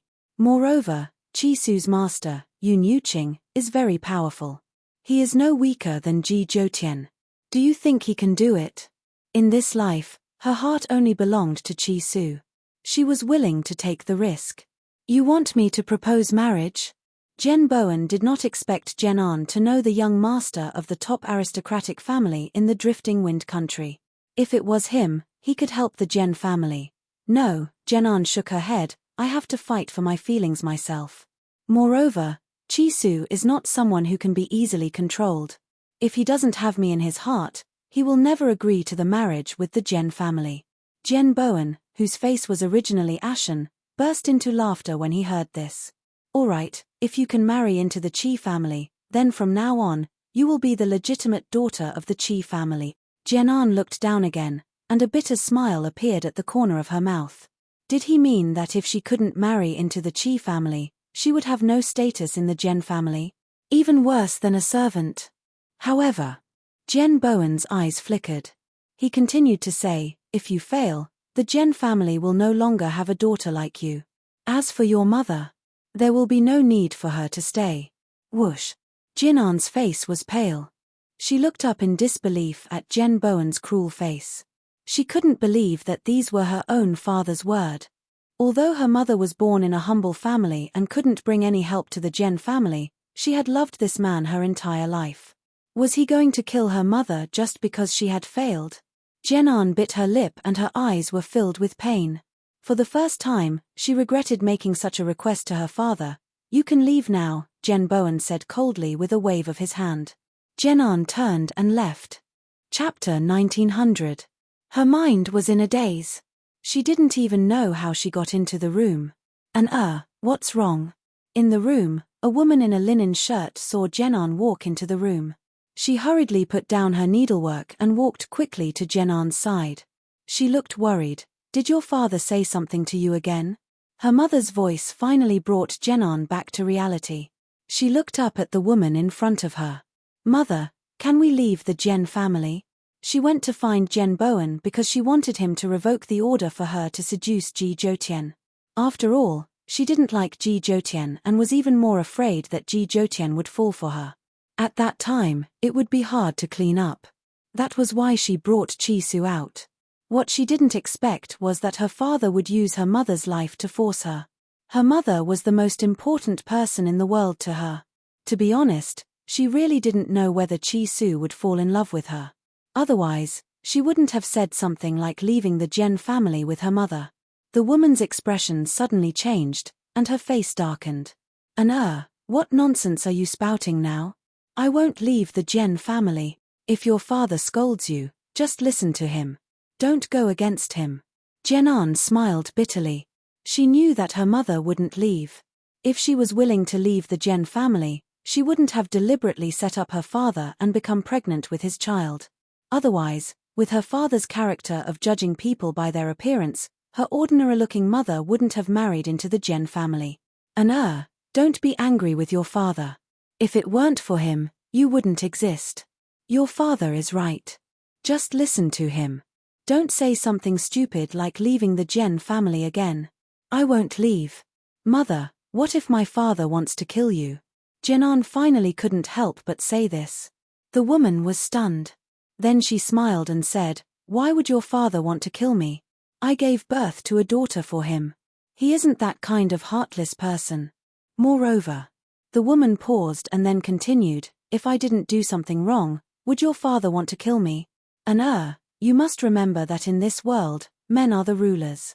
If you get married, you must be obedient and listen to whatever your husband says. Even if he hits you, it must be because you did something wrong. So, you must never fight back, understand?" Jenan smiled bitterly. She had heard these words many times. Basically, her mother would repeat them every few months for fear that she would not listen to her husband after she got married. The woman earnestly advised, "You must remember all that mother has told you. If you're stubborn, men won't like you. When the time comes and they divorce you, you'll be scolded and criticized by everyone. Your father can't afford to lose face." In the woman's mind, if a woman was divorced, the problem must be with the woman. Otherwise, why would others divorce you for no reason? Jenan knew her mother's character very well, so she didn't say anything more. She just said, "Mother, I understand. I will listen to father." In the wing room, Yun Luofeng sat at the table. Chi-Su poured a cup of tea for her and sat in front of her. "Chi-Su," Yun Luofeng took a sip of tea and put it down. She said lightly, "How credible do you think Jenan's words are?" Jenan said that Ji Jotian would come back after a while. But, she knew that Ji Jotian's character would not listen to the Jen family's arrangements. Hearing this, Chi-Su touched her head and said, "I'm not too sure. When I first met Jenan, it was a few years ago. I was in a bit of trouble and she helped me. At that time, Jenan was only 12 or 13 years old. It was the age of innocence. But people change. Now I don't know her very well." Chapter 1901. Naive and ignorant. Yun Luofeng took another sip of tea. How could there be naive and ignorant people in such a prestigious family? "Chi-Su, Jenan likes you." Chi-Su, who had just taken a sip of tea, spat it out when he heard Yun Luofeng's words. Fortunately, Yun Luofeng dodged quickly and did not get spat out. "Well, I didn't mean to." Chi-Su wiped the corner of his mouth, his face full of embarrassment. I was just scared by you. I've only met her a few times. How could she like me? Yun Luofeng raised his eyebrows. I don't care about your feelings. But I have a request for everyone around me. You are not allowed to have concubines. Otherwise, there will be countless troubles and it will affect the efficiency of doing things for me. Moreover, she, who came from China, did not dare to compliment men having multiple wives. Fortunately, she had Yun Xiao. Yun Xiao would never trouble her with these things. If there was anyone who peeked at him, he would take care of it himself. He would not give anyone any chances.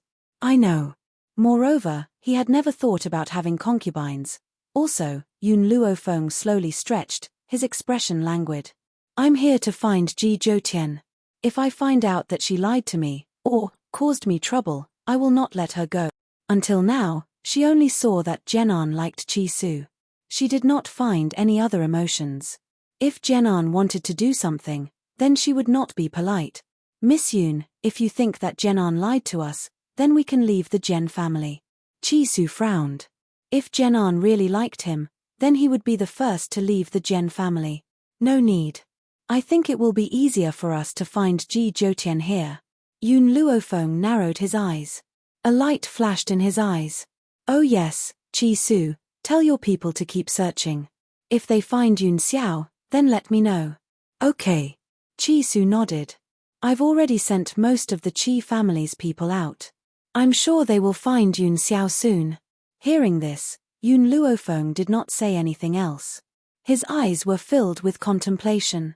By the way, Chi Su seemed to remember something and said, I owe the second prince a favor. I plan to visit him in the next few days. Yun Luofeng's eyes flashed. Tell me about the second prince's situation. Chi Su was stunned. He raised his head and looked at Yun Luofeng. The second prince and the second princess consort were deeply in love. In the years when the second princess consort was alive, the second prince doted on her alone. He did not even step into the concubine's room. Unfortunately, the second princess consort passed away from illness a few years ago. Yun Luofeng did not speak and continued to listen to Chi Su. The second princess consort had a daughter. Before she passed away, she passed on her last words, hoping that her younger sister would be the second prince's second wife. As a member of the royal family of the kingdom of Tianqi, the emperor would definitely not allow the second prince to not remarry for the rest of his life. In order to prevent her daughter from being bullied, the second princess consort naturally hoped that her own sister could take over this position. It was better than the second prince marrying a stranger. The second prince would definitely follow the second princess consort's will. Who would have thought that not long after, the second princess consort's sister would also fall ill? Sisters falling ill one after another? Yun Luofeng stroked his chin. This was indeed thought-provoking. The emperor naturally did not allow it. Instead, he favored the second miss of the Jen family, Jenny. Yun Luofeng narrowed his eyes. Tell the second prince that I can save the second princess consort's sister. Furthermore, I can help her ascend the throne. Chapter 1902. Chi Su's eyes were filled with surprise. Based on her understanding of Yun Luofeng, she wasn't a helpful person. Miss Yun, your request is. Chi Su thought for a moment before asking. I want him to listen to my orders. Yun Luofeng's appetite had always been huge. He wanted to eat up the entire Tianqi state. However, Chi Su still believed that she had the ability to do so. Tell the second prince about this first. As for my request, I will personally bring it up to him. Yun Luofeng's lips curled into a faint smile. Her pitch-black eyes were filled with confidence. Then I will go find the second prince tomorrow. Just as the two were discussing, footsteps came from outside the door. In that instant, the two of them stopped talking. Chi Su, when you cause trouble, you solve it yourself. When it comes to women, you need to cut the Gordian knot so that it doesn't cause trouble in the future. Yun Luofeng said lightly. She had already reminded Chi Su that if he procrastinated and caused trouble in the future, it would be his own problem. When it came to matters of the heart, he needed to reject decisively. He couldn't give her hope and give her despair. I understand. Chi Su sighed helplessly. He didn't think that Jenan would like him, but he trusted Yun Luofeng even more. Yun Luofeng's words would never be wrong. Just as they were talking, the door was pushed open. Jenan immediately saw Chi Su at the door and smiled. "Young Master Jenan, I have some matters to discuss with you. Is it convenient to go somewhere else to talk?" She glanced at Yun Luofeng in the room, clearly not wanting her to know. "No need. Just say it." Chi Su rejected her immediately. Yun Luofeng wasn't an outsider. What could she not hear? Jenan was stunned, and her expression was a little conflicted. For a woman, there were some things that couldn't be said in front of others. Just as Jenan was frowning, Yun Luofeng's evil voice came from the room. "Chi Su, go. I have already said what I need to say. You will know what to do." With Yun Luofeng's words, Chi Su didn't reject Jenan anymore. He nodded. "Lead the way." Jenan's heart was filled with complicated feelings. She really did want to talk to Chi Su, but Chi Su listening to Yun Luofeng like this really made her unhappy. However, she was very smart and did not show any dissatisfaction. She still had a gentle smile on her face. "Master Chi Su, this way please."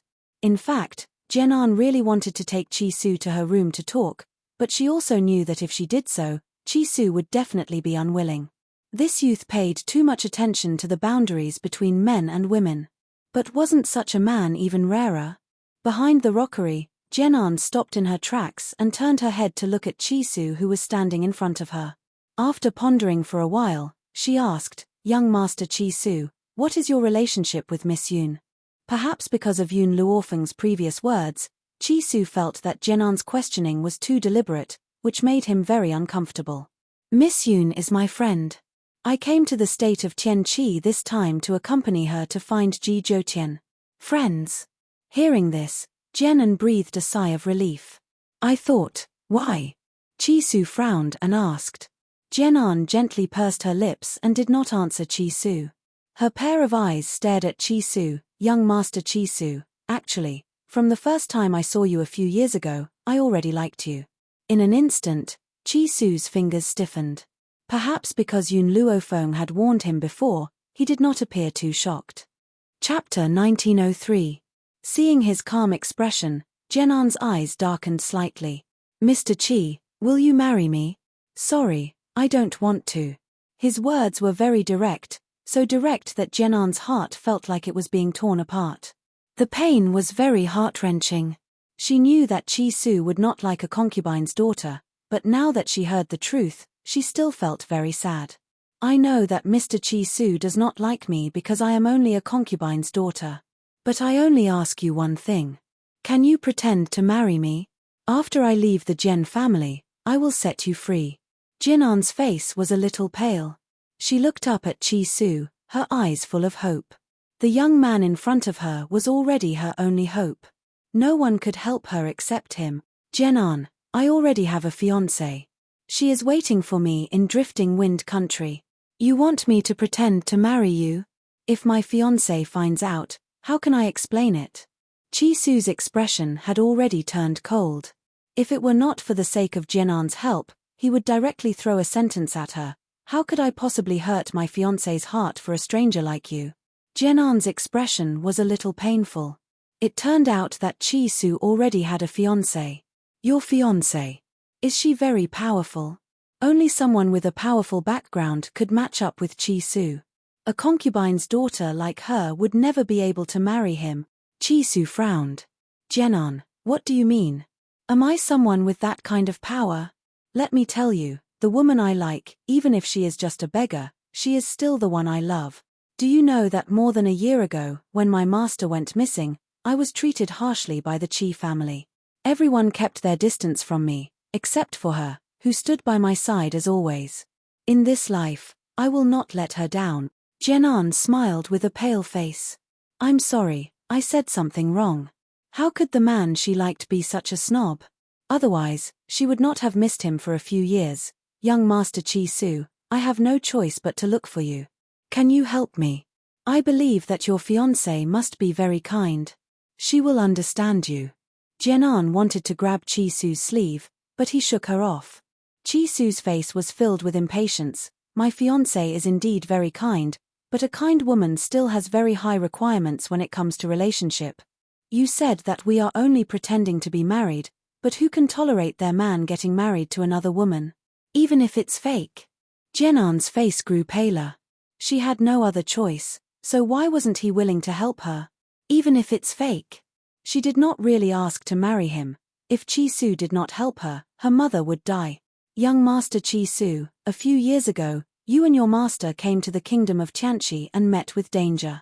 You were surrounded and attacked, and your master was not by your side. At that time, you asked me to help you find your master and tell her about the danger you were in. Originally, Chi-Su was still a little grateful to Jenan. Now that he heard her words, the only trace of gratitude in his heart disappeared. I'm very grateful to you for informing my master on my behalf. My master has also repaid you by giving you a few elixirs. Those elixirs are very valuable. Your mother was seriously injured at that time, and it was because of my master's elixirs that saved her life. Chi-Su looked at Jenan. So, I've already repaid the kindness that I've shown you. And I have always been grateful for a drop of water, so when you were bullied by your sister, I helped you to chase her away. Chapter 1904. If you threaten me with kindness, we can only break off all ties. He had his bottom line. If someone helped him once, he would return the favor 10 times. Provided that it did not cross his bottom line. Young Master Chi-Su. Seeing that Chi-Su was about to turn and leave, Jenan knelt on the ground with a thump and her face was full of tears. My father knows that you are the young master of the Chi family and he forced me to marry you. He said that if I don't marry you, he will kill my mother. She is my only mother and the most important person in my life. How can I not save her? Please help me. As long as we get married, my father will let my mother go. Are you going to leave her to die? She cried her heart out and her eyes were red. The thought of the price her mother would have to pay made her heart wrench. However, Jenan did not think that the reason why Jen Bowen gave such an order was that she had asked for it. She would not have died if she had not asked for it. If she had not gone to Jen Bowen and said those words, why would Jen Bowen threaten her with her mother's life? At the end of the day, it was her own fault. Chi-Su's back stiffened and a complicated look flashed across his eyes. He sighed deeply and said, I can't hurt my fiancé's heart for you. In my heart, she is more important than you. His words were harsh enough. After saying that, he slowly walked down the mountain. Jinan's body collapsed on the ground. Her eyes were filled with despair and pain as she watched Chi-Su leave. Her face was pale. Chi-Su, can you really be so heartless? You can disregard a person's life just to not let her be sad. I've already begged you, why won't you help me? If you don't help me, that man will definitely kill my mother. She really did not understand how Chi-Su could be so heartless. To him, saving the mother and daughter was as easy as lifting a finger. Moreover, it was just a fake marriage. Even if his fiancée would be sad, he could just explain it to her. Moreover, as a man, how could he not control his fiancée? It had to be said that Jenan was deeply affected by having a mother like that. In their world, men were the sky and they had to look up to them. In her heart, she did not think that Chi-Su's fiancé could raise any objections. Moreover, if a fake marriage could make her sad, what about Chi-Su's concubines in the future? Mother had said that it was natural for a man to have 3 wives and 4 concubines. Obstructing a man from taking a concubine was disrespecting a man and being unfilial to his in-laws. Such a daughter-in-law was destined to be criticized by the world. Chi-Su did not know what Jenan was thinking.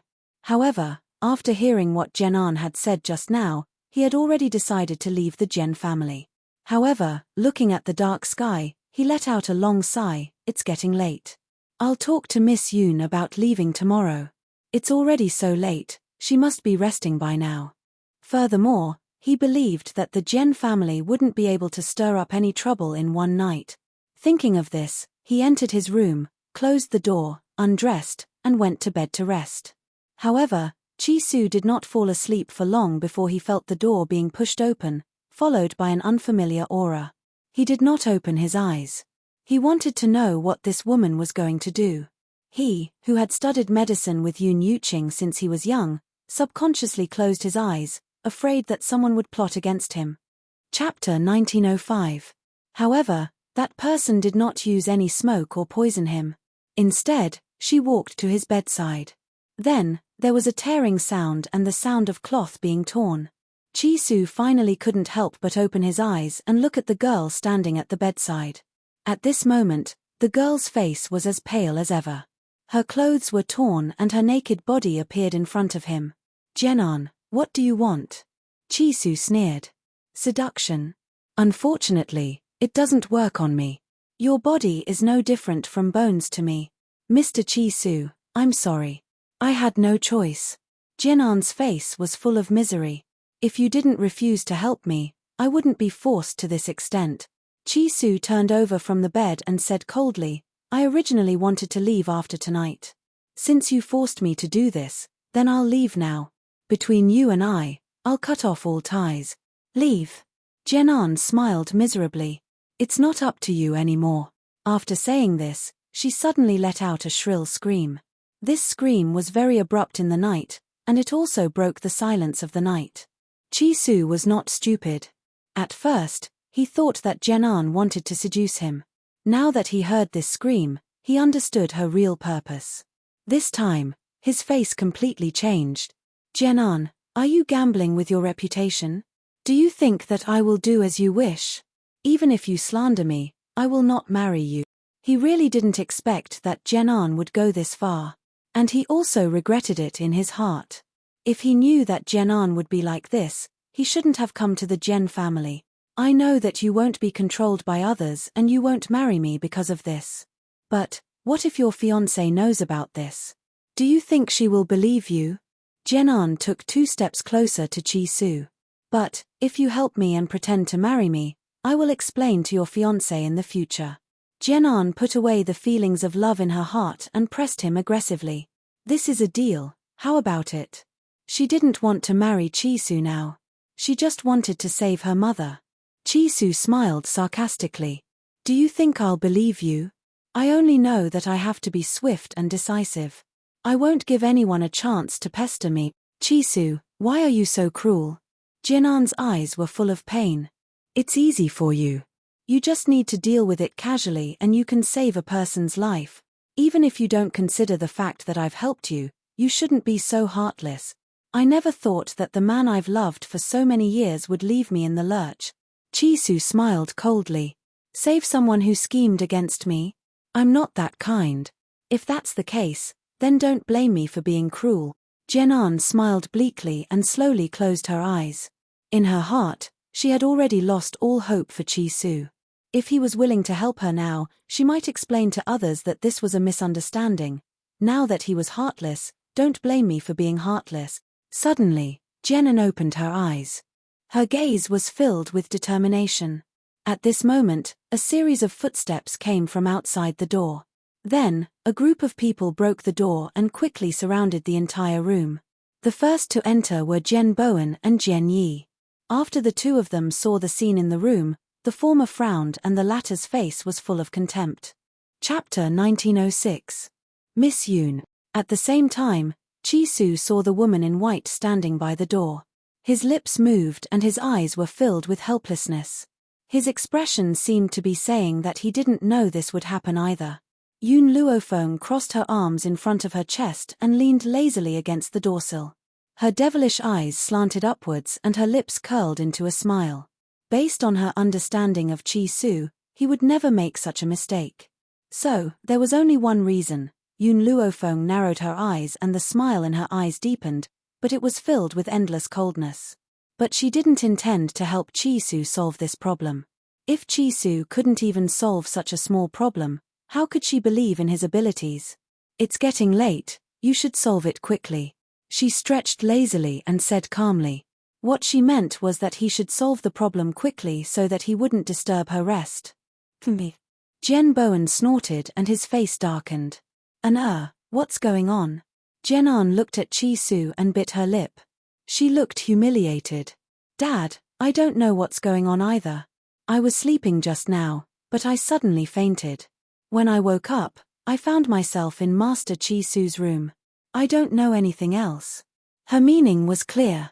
She was sleeping soundly at first, but she was accidentally drugged by the sleeping gas, and was even kidnapped by Chi-Su. As soon as they saw her messy appearance, everyone could guess what had just happened. I don't believe it. Why didn't he take advantage of others, but you? Jian sneered and her face was full of mockery.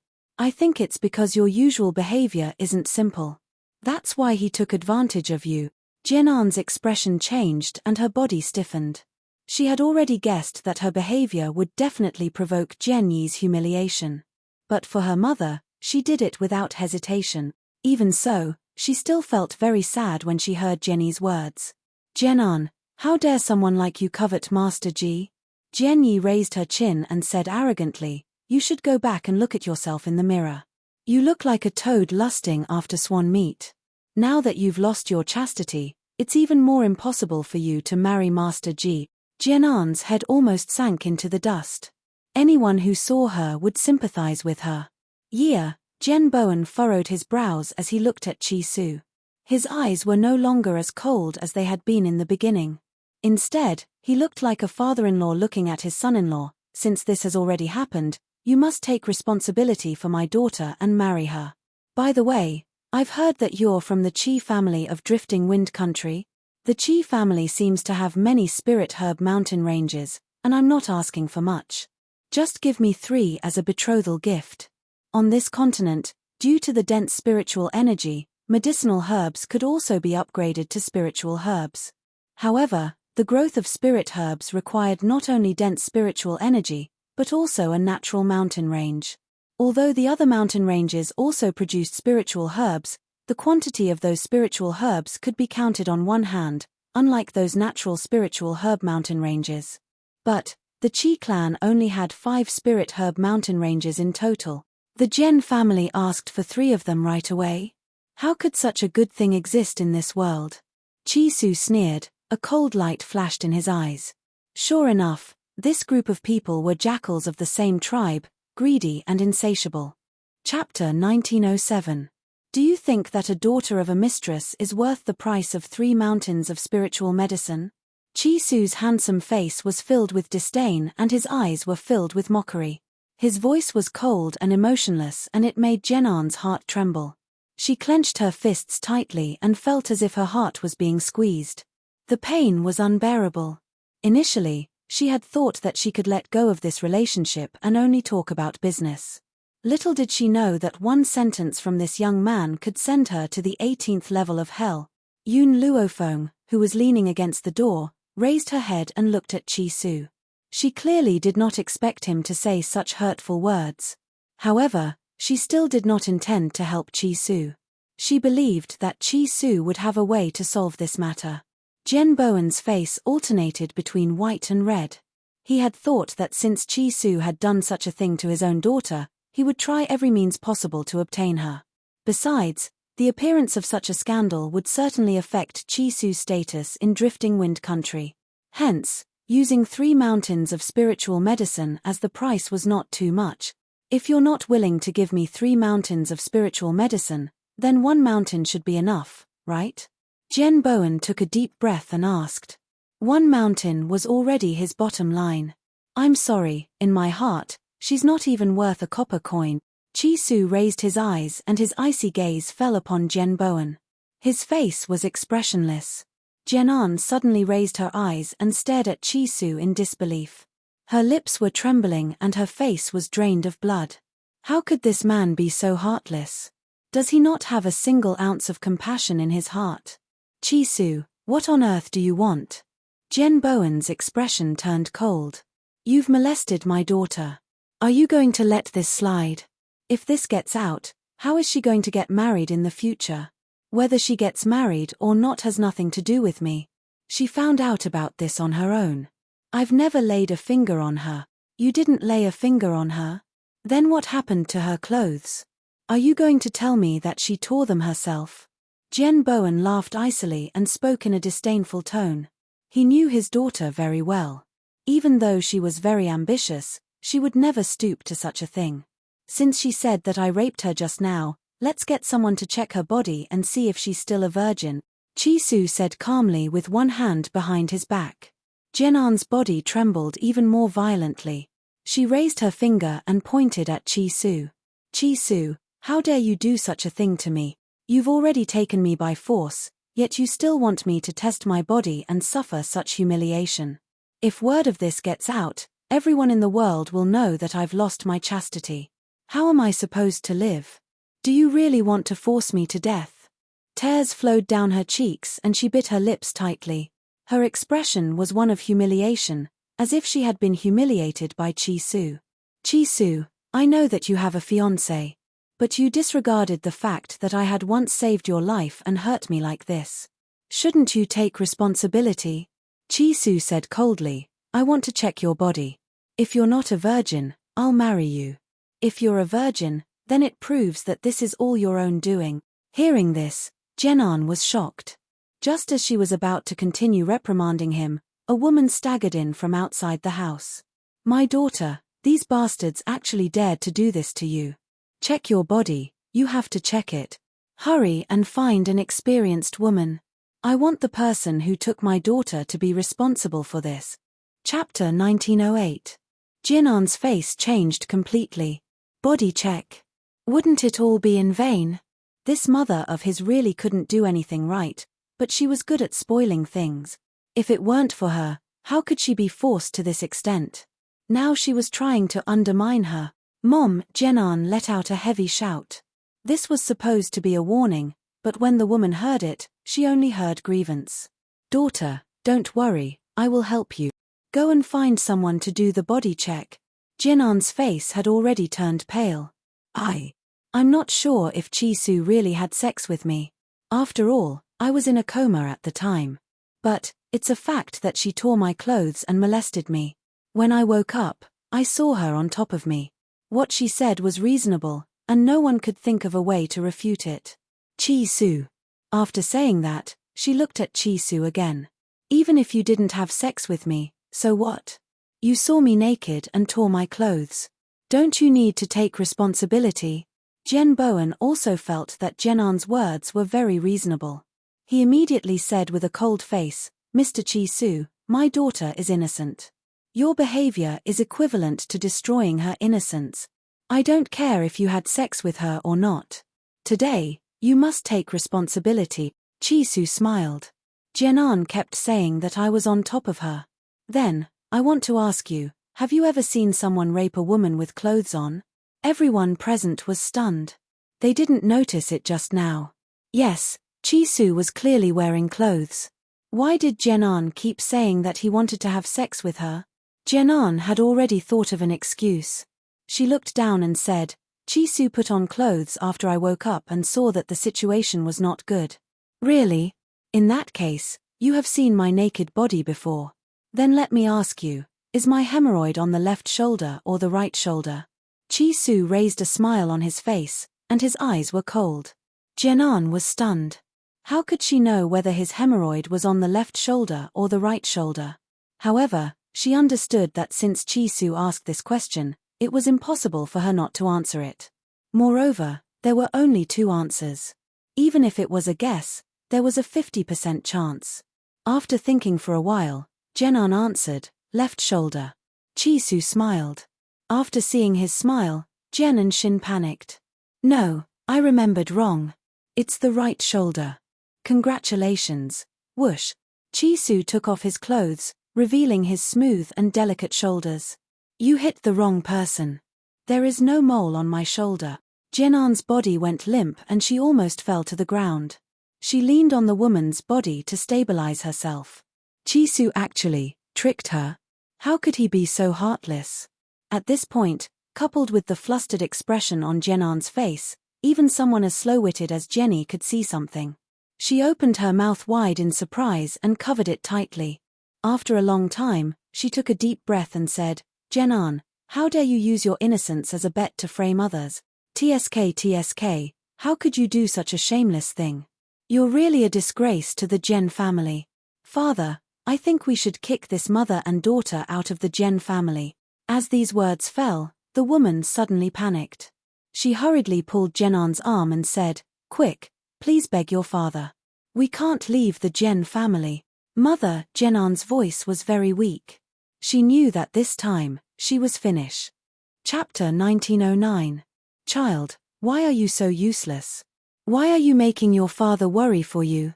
Hurry up and apologize to your father so that you don't get kicked out of the house, the woman scolded. Jenan bit her lips and did not make a sound. She was tired. She was really tired. She was exhausted so that her mother could stay in the Jen family.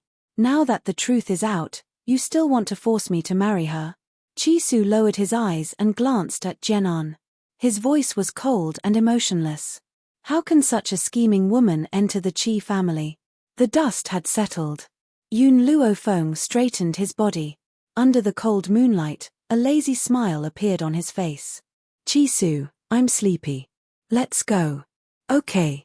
Chisu did not say another word to the Jen family and walked towards Yun Luofeng. He did not want to stay in this place anymore. Wait.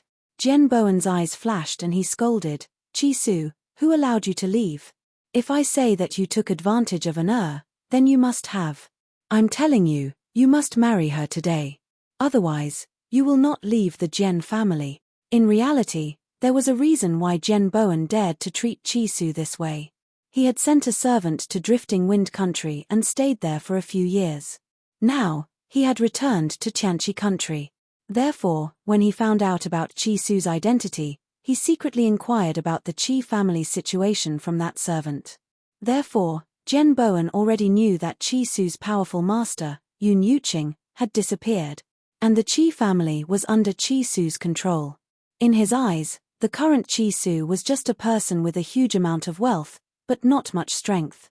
Although he had the royal family of Drifting Wind Country as his backing, didn't the Jen family also have the royal family of Tianchi Country to rely on? If he could make Chisu marry Jen, then all the wealth of the Chi family would be in his hand. As for Chisu's fiancée, the fourth princess of Drifting Wind Country, he did not really care. Since she was his fiancée, no one would dare to say anything even if he did not marry her.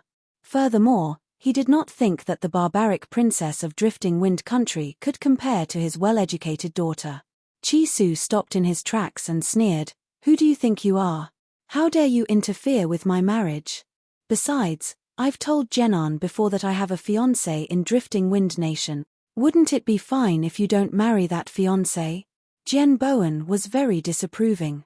He really didn't want to give up such a good son-in-law. A cold glint flashed across Chisu's eyes. "My fiancée is the fourth princess of Drifting Wind Country. Your daughter is merely the daughter of a concubine. What right does she have to be compared to my fiancé?" He didn't want to use his status to oppress others, but unfortunately, these people were too unreasonable. He had no choice but to reveal Mu Shuoxin's identity. Jenan raised her head in surprise. No wonder he didn't like her. It turned out that his fiancée was a princess. Jen Bowen frowned. "My daughter is willing to share a husband with the fourth princess. When the time comes, you can give my daughter the title of Madam Ping." Of course, the spiritual Herb Mountain range was indispensable as well, at least 2. "Otherwise, I'll ruin your reputation. She's willing to marry, but I'm not." Chisu had already walked to Yun Luofeng's side. He looked at the woman in front of him with an apologetic expression. "I'm sorry, Miss Yun. I've disturbed your rest." Yun Luofeng slowly put down her crossed arms. The corners of her lips curled up as she looked at Jen Bowen with a smile. A cold light shone in her pitch-black eyes. Chapter 1910. Do you know how the Chi family of Drifting Wind Country was destroyed? Yun Luofeng curled the corners of his lips and asked in a nonchalant manner. Jen Bowen was stunned. Suddenly, he remembered what the servant had told him. Coincidentally, that servant was near the Chi family of Drifting Wind Country. Even more coincidentally, he was fortunate enough to witness the destruction of the Chi family.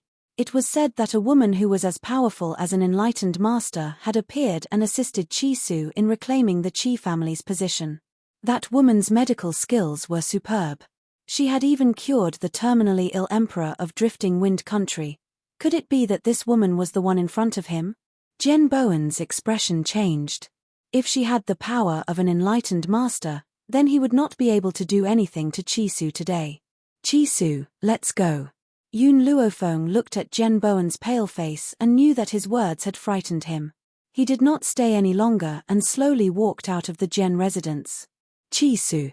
Jenan paled when she saw that Chi-Su was about to walk out. She quickly got up and chased after him. Her eyes were filled with despair.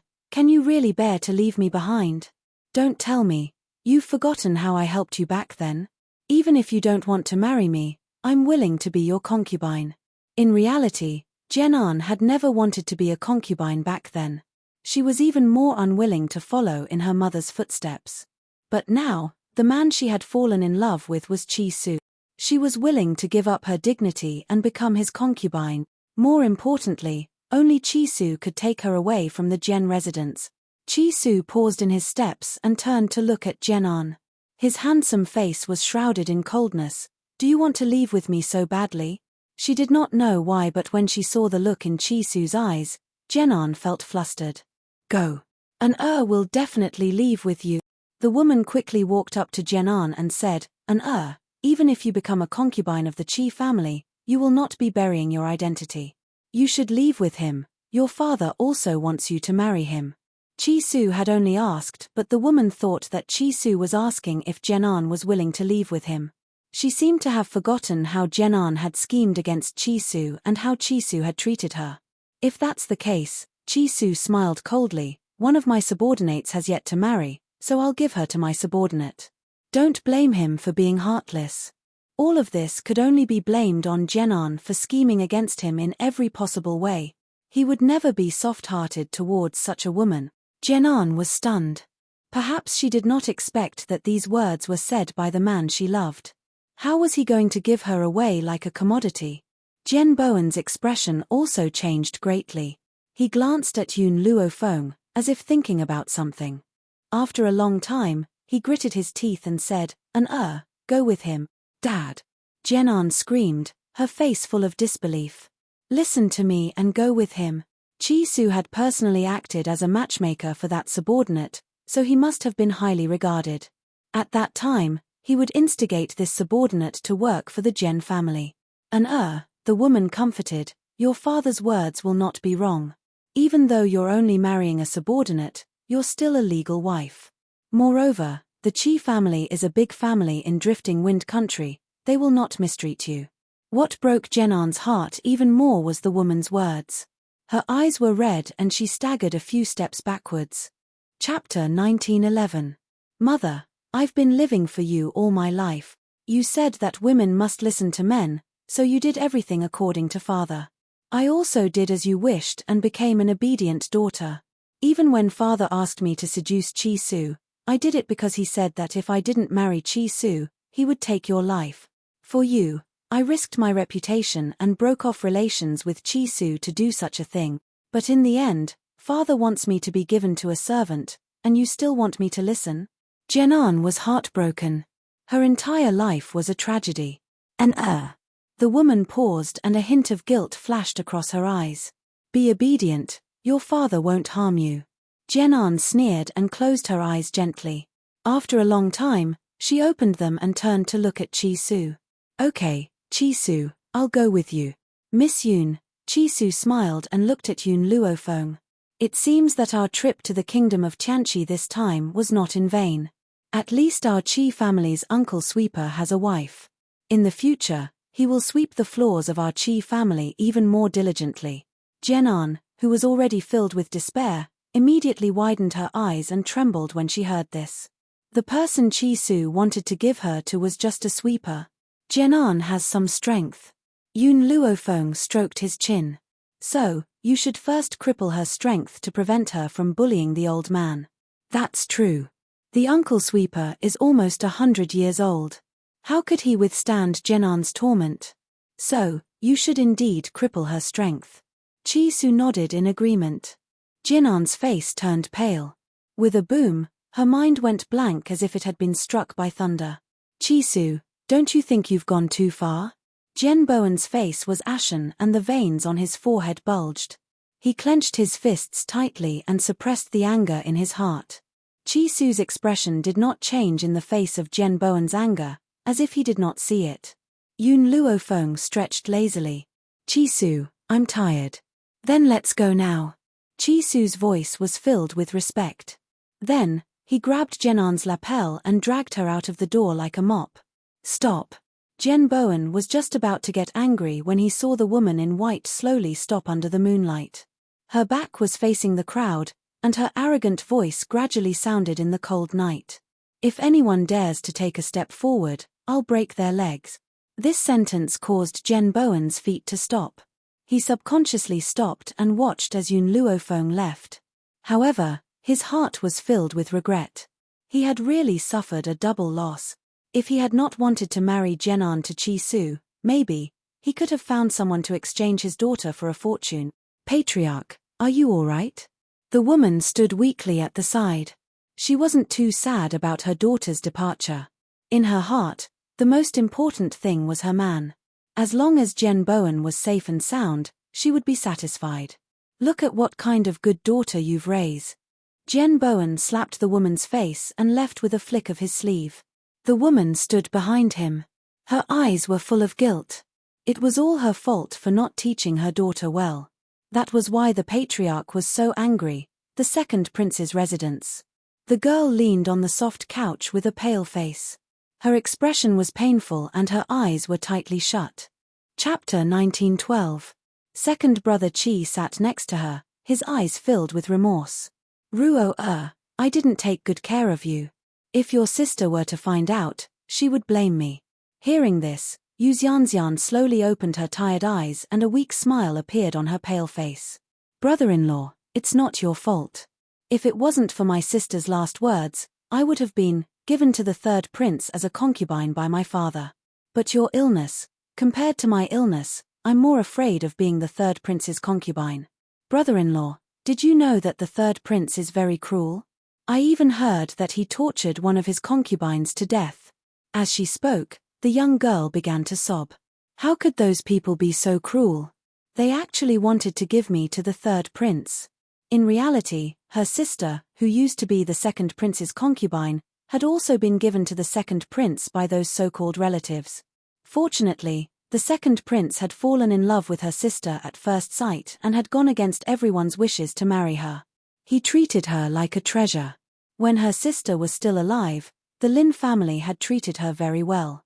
Unfortunately, once her sister had passed away, they wanted to give her away. So, her sister had left those last words because she was worried about her young daughter and wanted to find an excuse to get her out.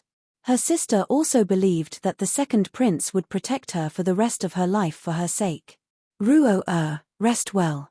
I won't let you go into the world. You can stay in my residence for the next few days. Yu Xianxian wanted to say something, but the man sitting by the bed had already stood up. His exhausted handsome face was now filled with determination. She was very touched to see the second prince like this. At the same time, she understood that the second prince had only treated her this way because of her sister's last words, but he didn't know that she had fallen in love with him. However, the second prince only had her sister in his heart. She didn't want to marry someone who loved her. So, she had agreed to be Princess Chi Yu's mother in name. Once she found a man who truly loved her, the second prince would let her go. Your Highness. Just then, a guard walked in and said respectfully, someone who calls himself Chi-Su is here to see you. Chi-Su? Second brother Chi was stunned for a moment before he ordered, let him in.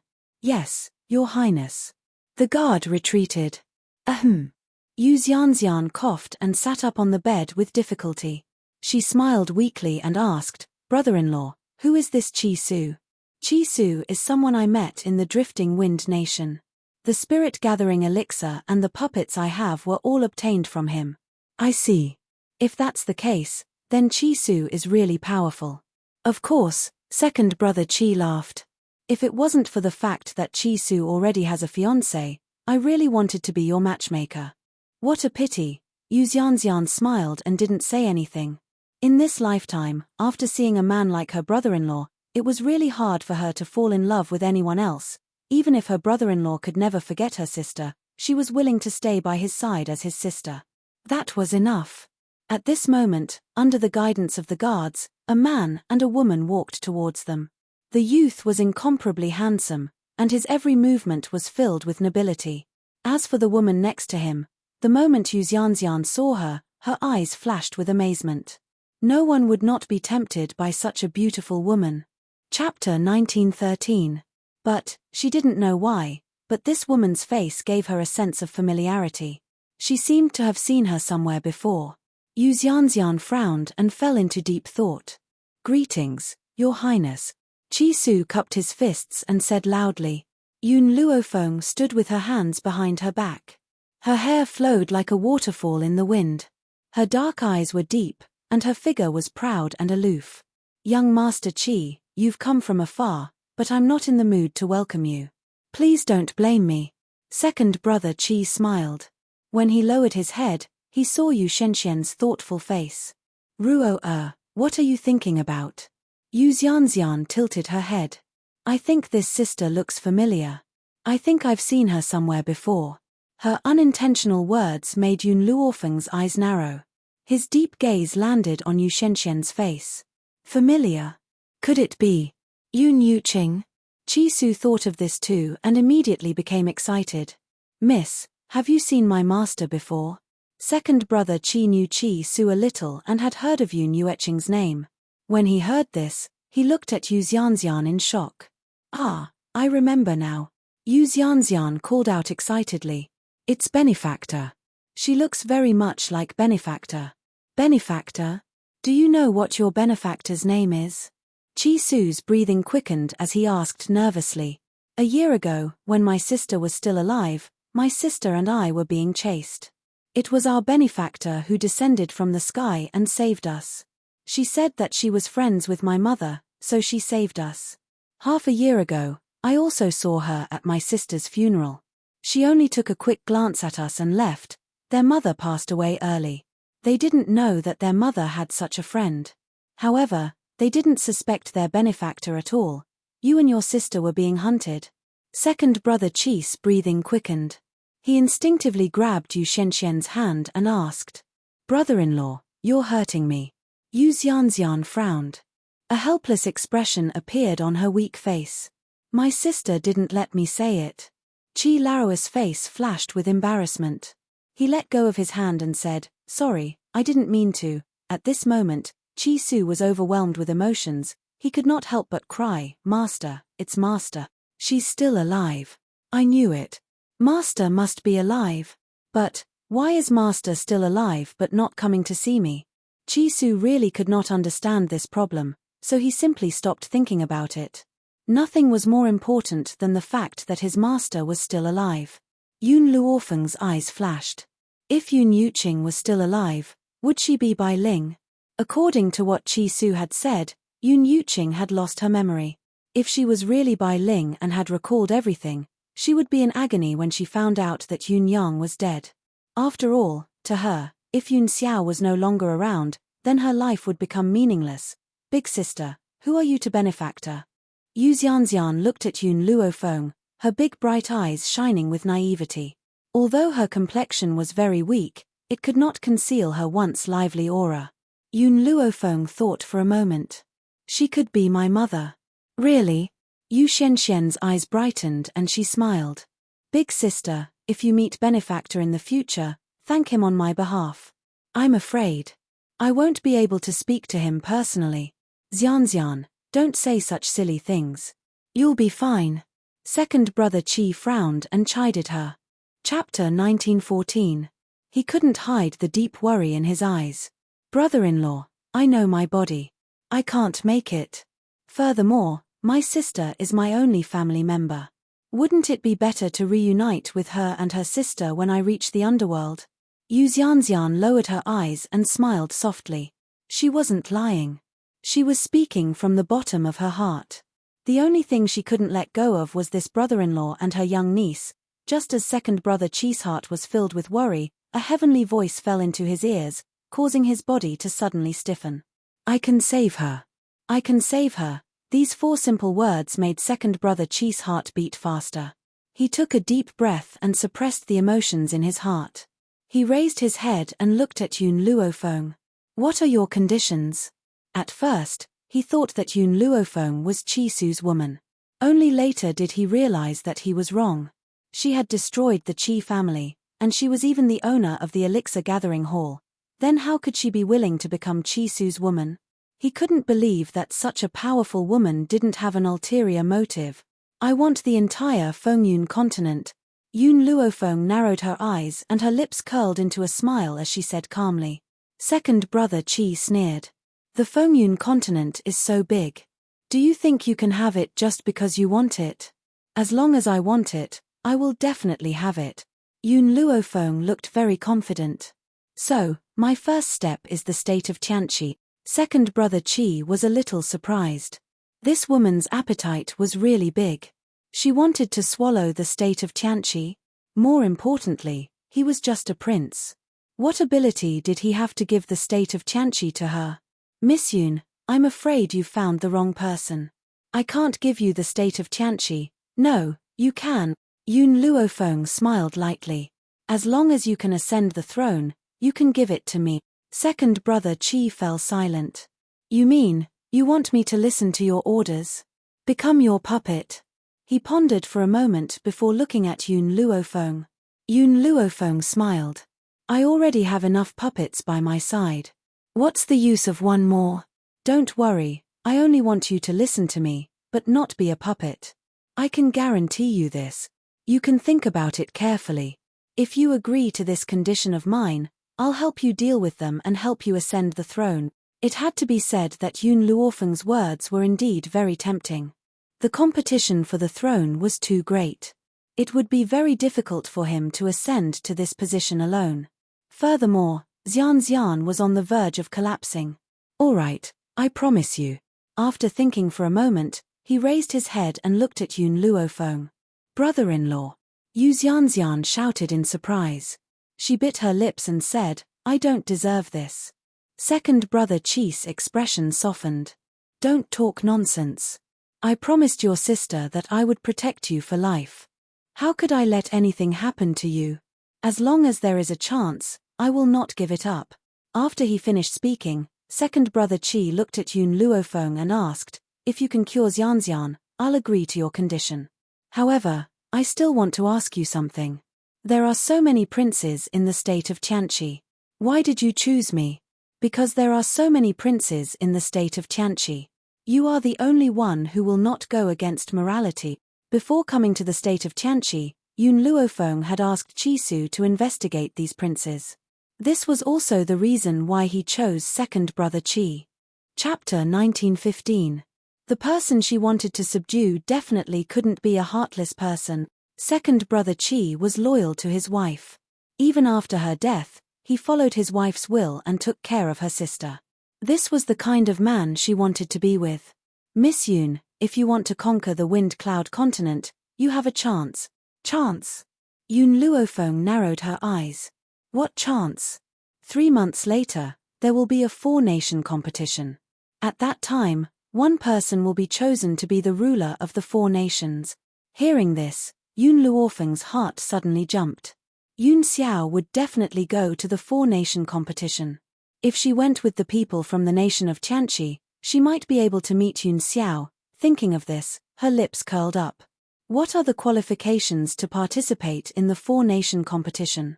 The princes of the 4 nations will have a chance to go. You just need to follow me then. All right, inform me then. I will come immediately. Yun Luofeng stroked her chin. She had a premonition that she would definitely meet Yun Xiao in the 4-nation competition. Miss Yun, I want to go too. Qisu became excited. Master will definitely be interested in this kind of place. If she is alive, she will definitely go to the 4-nation competition. At the thought of being able to see his master, he became excited. Second brother Qi smiled. Miss Yun, when will you treat Xian? Yun Luofeng was silent for a while. Tomorrow. Before the treatment, we still need to make some preparations. All right, if you need any spiritual medicine, just tell me. I will definitely go and get it. As long as he could treat Yu Xian, he was willing to go bankrupt. Yun Luofeng did not stand on ceremony. After all, she would not use her own spiritual medicine to treat others. Therefore, she wrote down a lot of things and handed them to Qi Laowa, asking him to prepare them. Second brother Qi left. Yun Luofeng and Chi Su also left. Only Yu Xianxian was left in the room. Yu Xianxian knew from the start that the second prince did this for her because of her sister. However, she did not feel sad because of this. Instead, she felt glad. If brother-in-law was not such a sentimental person, why would she be attracted to him? Furthermore, she did not want brother-in-law to forget her sister. Sister, if I can survive this, I will definitely take care of Chi-Yu for the rest of her life and watch her grow up. I will protect the second prince's residence for you. I will not let anyone have the chance to bully Yu, even if it ruined his entire life. Yu Xianxian's illness was caused by a chronic poison. The poison was complicated, and normal doctors couldn't tell what it was, which was why no one could cure her. If he wanted to detoxify the poison, it would take a few days. When the second prince heard that Yu Xianxian was poisoned, he was furious and ordered his men to investigate the matter. However, she didn't tell Yu Xianxian about it. She did it behind her back. Fortunately, with Yun Luofeng's treatment, Yu Xianxian's poison was under control, and her body was no longer as weak as before. During this period of time, the Jian family did not find trouble with Yun Luofeng. As for Jianan, no matter how much she resisted, she was still crippled and sent back to the Qi family. Regarding this, Jian Bowen was shocked by Yun Luofeng's strength. He did not even dare to say a word. He only hoped that he would not be implicated. After all, he was only a god. Yun Luofeng could even defeat a god. Killing him would be as easy as waving his hand. Chapter 1916. Second Prince's residence. Yu Xianxian leaned back on the bed. Her delicate face was filled with a smile. Compared to before, her complexion was much better. Today is the last acupuncture. This time, I will expel all the remaining poison from your body. Yun Luofeng put away the needles and glanced indifferently at the young girl on the bed as he spoke slowly. Yu Xianxian smiled faintly. I really have to thank you this time. If not for you, my body would not have lasted more than a few months. There is no need to thank me. This is my deal with the second prince. Yun Luofeng had cured her and helped the second prince ascend to the throne. As for him, she had made use of him. Xianxian, you are finally fine. Second brother Qi relaxed. This way, I can be worthy of your dead sister. Yu Xianxian's eyes dimmed. However, when she saw second brother Qi's joyful expression, her lips curled up slightly. Brother-in-law, I promised my sister that I would look for Yu for the rest of her life. Now, I will fulfill my promise and take care of her. Second brother Qi's eyes were filled with excitement. Then, he turned his head to look at Yun Luofeng. Miss Yun, I know that you saved Xianxian because you wanted me to join your faction. However, I still have to thank you. If not for you, at this point, this man, who was already in his 30s, could no longer speak. His voice was choked with emotion. For this favor, he was even willing to become Yun Luofeng's subordinate. Qiling, I will get the spirit-gathering medicinal hall to provide you with sufficient spirit-gathering medicinal liquid. Furthermore, I will let you choose the puppets. Are you confident of obtaining first place in the four-nation youth competition? Yun Luofeng raised his eyebrows. His domineering tone was exceptionally clear in the quiet room. Qiling's heart skipped a beat. If Yun Luofeng provided him with an unlimited amount of spirit-gathering medicinal liquid, it would not be difficult for him to obtain victory in the four-nation youth competition. Give me time. As long as I have enough time, I can train an invincible team. Good. Yun Luofeng raised his eyebrows. Other than the spirit-gathering elixir, I also have a foundation elixir. This elixir is suitable for those who have just started cultivating. At that time, you can choose some young geniuses and start training them from a young age. These geniuses will become the overlords of the Wind and Cloud continent in the future. Back in the Roaring Dragon continent, under the surveillance of the royal family, Yun Luofeng had recruited a group of people who were considered to be trash. Unfortunately, after her training, these good-for-nothings broke through and became geniuses in a short period of time. In their transformation, the foundation-building liquid was an indispensable existence. If these people were originally geniuses, how terrifying would their changes be?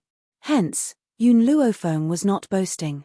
One day, Those geniuses would become the overlords of the wind and cloud continent. Qi Ling's heart skipped a beat, and his eyes lit up.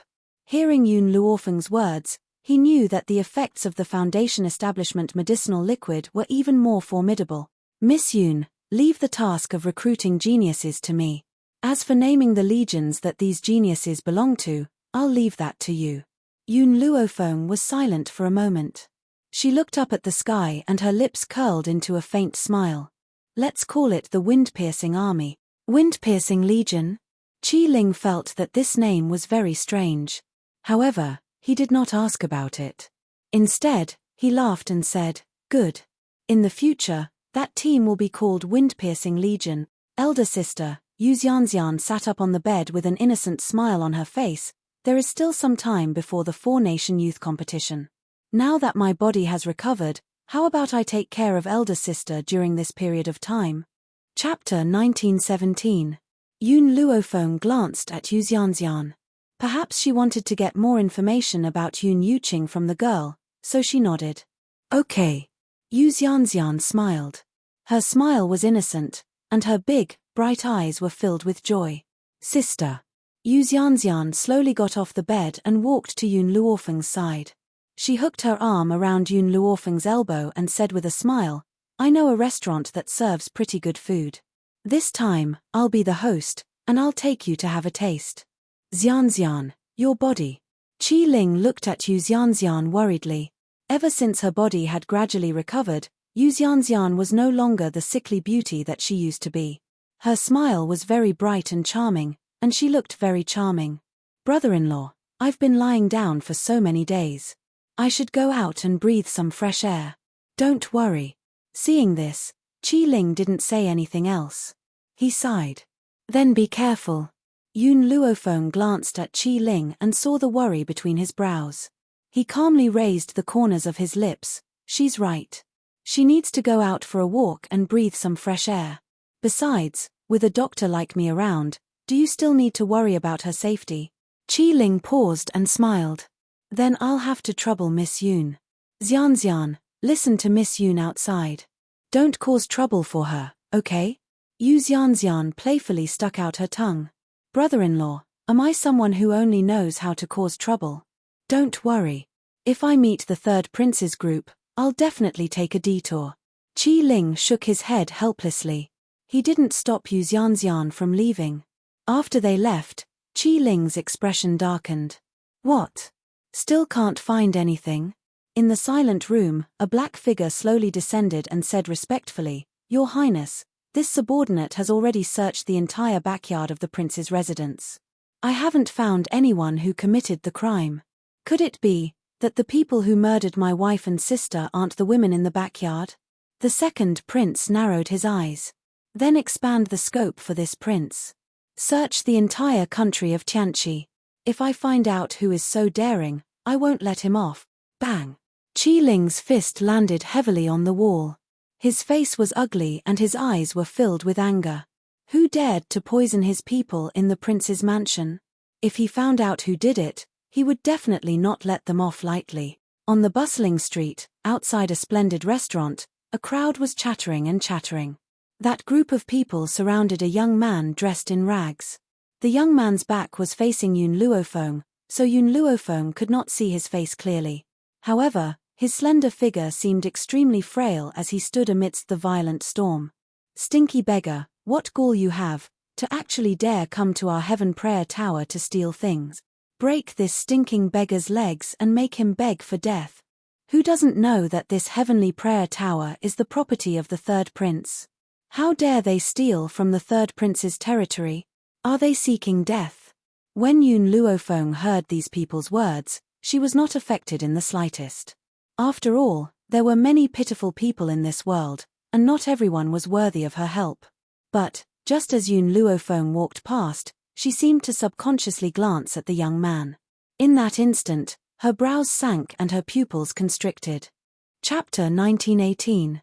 Even though the youth was dressed in rags, his face was clean and clear. His tightly clenched fists trembled slightly as if he was enduring extreme pain. Perhaps noticing the surprised gaze from the side, the youth also turned to look over, When he saw the picturesque woman in white, the youth's eyes contained countless emotions. Grief, indignation, and a very heavy resentment. Yun Luofeng never thought that she would meet Mo Chen Cheng at this kind of time and place. She also never thought that the once insufferably arrogant youth would also be reduced to such a state. However, Yun Luofeng suddenly thought of Yun Xiao's words. If Mo Chen Cheng's life was in danger, the seal he placed on himself would be broken.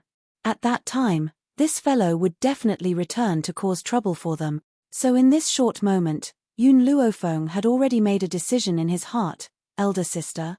When Yu Xianxian turned around, she found that Yun Luofeng had already stopped in her tracks. Before she could ask her question, she saw the woman gradually walking towards the little beggar. What did he steal from you? Just as everyone surrounded the little beggar, an evil voice suddenly came from the side, causing everyone to involuntarily turn their heads to look. And this voice, to Mo Chen Cheng, was like the sound of nature. His eyes instantly became wet. Ju Qian, I knew that you wouldn't ignore me. I'll say it one more time, I am not Ju Qian. Yun Luofeng fiercely threatened, if you say the wrong name again, I'll leave you alone. Mo Chen Cheng instantly fell silent. He no longer wanted to live this kind of life of being bullied by others without any strength. Following Yun Luofeng's side now was undoubtedly the best choice. Yun Luofeng's gaze turned to the crowd and he asked again, what exactly did he steal from you? The leader of the group was a shopkeeper. He smiled coldly and said, not only did he come to our heavenly prayer tower to eat and drink for free without paying, but he also stole our elixirs. Nonsense. Mo Chen Cheng was furious. I did not eat and drink for free, I paid the bill. That spirit medicine was the money I gave you for the wine and food, yet you insist that I stole it. TSK, a beggar like you can have spirit medicine? What a great joke. Let me tell you, this spirit medicine of yours was stolen. Hurry up and hand over all the other spiritual medicines on you. Otherwise, don't blame me for being impolite. Mo Chen Cheng clenched his fists tightly, his face flushed red. If it was in the past, how could he have been bullied by such a person? It was all Yun Xiao's fault. If he hadn't lied to him, he wouldn't have sealed his own strength, and he wouldn't have fallen to such a state. When he thought of everything that had happened in the past, Mo Chen Cheng gnashed his teeth with hatred, and his bellyful of resentment exploded forth. Hearing this, Yun Luofeng finally understood what had happened. As it turned out, this heavenly prayer tower was blatantly robbing them. She narrowed her eyes and swept her gaze across the group of people in front of her with a smile that did not reach her eyes. You say that he had stolen the spiritual medicine. Do you have any proof? This. The owner of the restaurant was obviously stunned for a moment, then said in a domineering manner, as a beggar, if he didn't steal it, then where did he get these elixirs from? Those elixirs were naturally given to him by me. The corners of Yun Luofeng's lips curled. Mo Chen Cheng, it seems that those elixirs are not safe with you. You should return them to me. Mo Chen Cheng was stunned. Since when did she give away his spiritual medicine? However, Mo Chen Cheng still obediently took out all the spiritual medicine and placed it in front of Yun Luofeng. For you, all my spiritual medicine is here. Chapter 1919. That's right. Yun Luofeng narrowed his eyes and unceremoniously took all the spirit herbs. You're returning them to their rightful owners. Yu Xianxian stood next to Yun Luofeng, blinking her big eyes. She looked at the girl's smiling face and felt that she was no different from the shopkeeper of the begging heaven brothel. She seemed to be taking advantage of the situation. The shopkeeper of the begging heaven brothel had long been staring at the spirit herbs in Yun Luofeng's hands. He swallowed hard and shouted, so you two are accomplices. Men, arrest these two people who dared to steal our heaven begging abode's spirit medicine. At this point, the shopkeeper raised his head and arrogantly looked at Yun Luofeng. You must have other spirit herbs on you. Hand them over now, and maybe I can let you live. Yun Luofeng glanced at the shopkeeper. I've always been the one to steal from others. No one has ever taken a copper coin from me. Are you sure you want to do this? The shopkeeper snorted.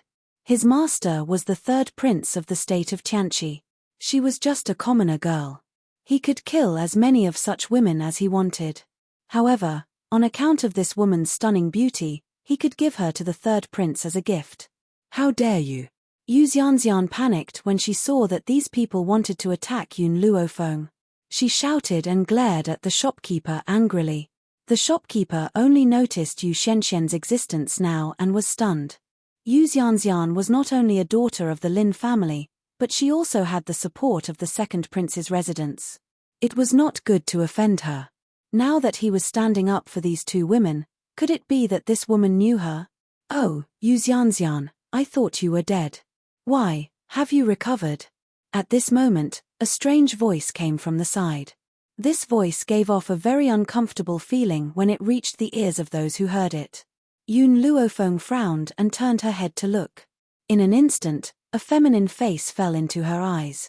The man in front of her was dressed in brocade clothes, but it could not hide his body that had been hollowed out by wine and women. His cheeks were deeply sunken and pale.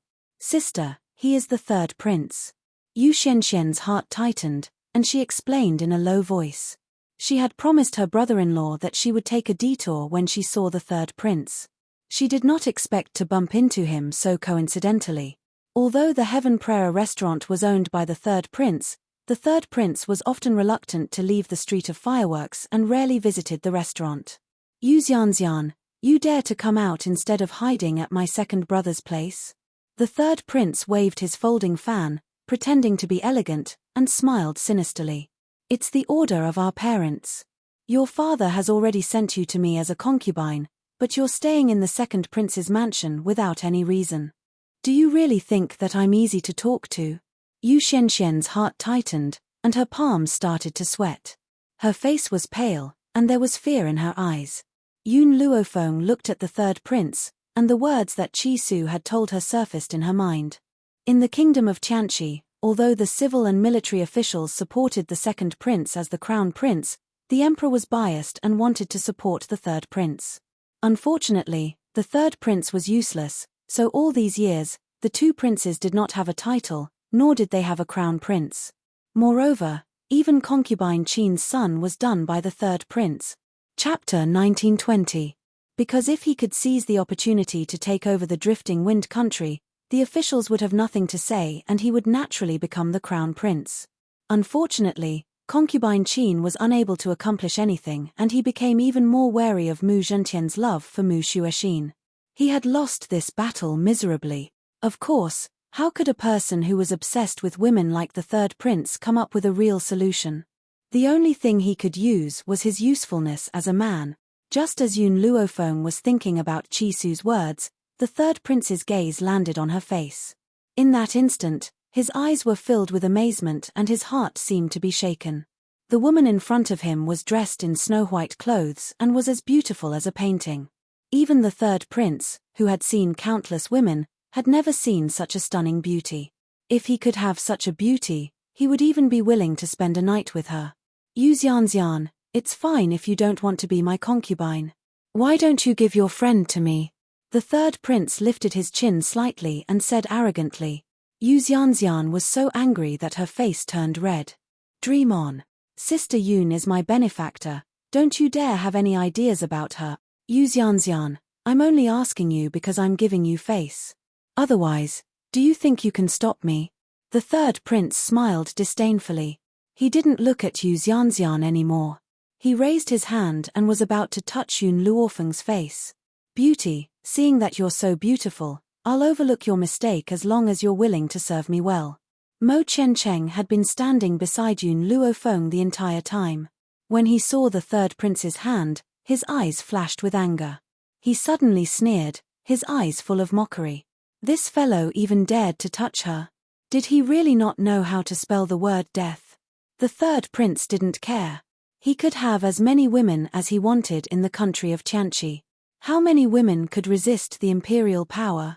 However, just as his hand was about to touch Yun Luofeng's face, an evil and cold voice that seemed to come from hell slammed into his heart. Were you talking about me just now? Her voice was very cold, but it wasn't that kind of coldness. Instead, it was a kind of evil coldness. Just hearing her words was enough to make one's heart tremble in fear. Even the third prince's hand, which was about to touch Yun Luofeng's cheek, stopped on the spot because of this sentence. Yun Luofeng narrowed her eyes and looked at the finger in front of her. A cold light flashed across her eyes. Then, she pinched the man's wrist and exerted force. Ura! A heart-wrenching scream resounded through the entire street. Silence. The street in front of the Heavenly Prayer Tower was silent. It was so quiet that one could hear a pin drop. Everyone's eyes widened. Their eyes were filled with shock, astonishment, and deep disbelief. Yu Xianxian covered her mouth in astonishment, and her whole body started shaking. Of course, it was because of excitement. One had to know that no one in the kingdom of Tianqi dared to attack the third prince. After the excitement, she was filled with worry. Yun Luofeng injured the third prince, and the emperor doted on this son so much. He would definitely cause trouble for Yun Luofeng. No. She had to hurry back to discuss this matter with her brother-in-law and find out how to salvage the situation. Mo Qiancheng's face was calm, and there was a cold smile on his face. The third prince of the kingdom of Tianqi was really tired of living for daring to attack this woman. Sister. Yu Xianxian tilted her head and tugged at Yun Luofeng's sleeve worriedly. Follow me back to the second prince's residence. The third prince will definitely take revenge on you. Chapter 1921. Yun Luofeng didn't seem to hear Yu Xianxian. She turned to look at Mo Qiancheng. Why are you here? Mo Qiancheng's face was full of resentment. It's that bastard Ji Zhoutian's fault. I listened to you guys and went to find Ji Zhoutian. In the end, he happened to open this space. It's fine if he wanted to leave, but when he was about to leave, he pulled me along and dragged me to this place. Mo Qiancheng was indignant. More importantly, I didn't have the chance to ask him. Ever since he came to this mainland, Mo Qiancheng's life hadn't been easy.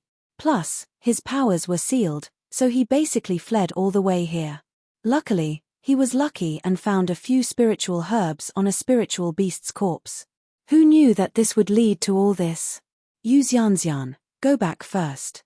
Yun Luofeng glanced at Yu Xianxian and said, I need to go back to the inn. Qi Su is still there. Even though the second prince had invited them to stay in the prince's residence, she still felt that it was inconvenient. Thus, she could only stay in the inn. Yu Xianxian's heart was filled with the third prince's revenge. She didn't force her to stay and nodded. Okay. Sister Yun, wait for me at the inn. Brother-in-law and I will think of a way for you. Then, she gritted her teeth and ran toward the second prince's residence. The only one who could help Sister Yun now was brother-in-law. Why are you still following me? Yun Luofeng asked coldly as he turned around and saw Mo Qiancheng following behind him. She helped Mo Qiancheng once because she didn't want these people to overreach themselves and let him break the seal. That would bring her trouble. Mo Qiancheng paused and bit his lips. Ju. Yun Luofeng, I want to follow you. He was just about to call Yun Luofeng Ju Qian when he remembered what the woman said earlier and quickly stopped. Follow me? Yun Luofeng sneered. Are you sure you want to follow me? Mo Qiancheng's eyes turned. You know that this mainland is dangerous. If you leave me alone, I will definitely be hunted down. Then, if I accidentally break the seal, Yun Luofeng narrowed his eyes. Are you threatening me?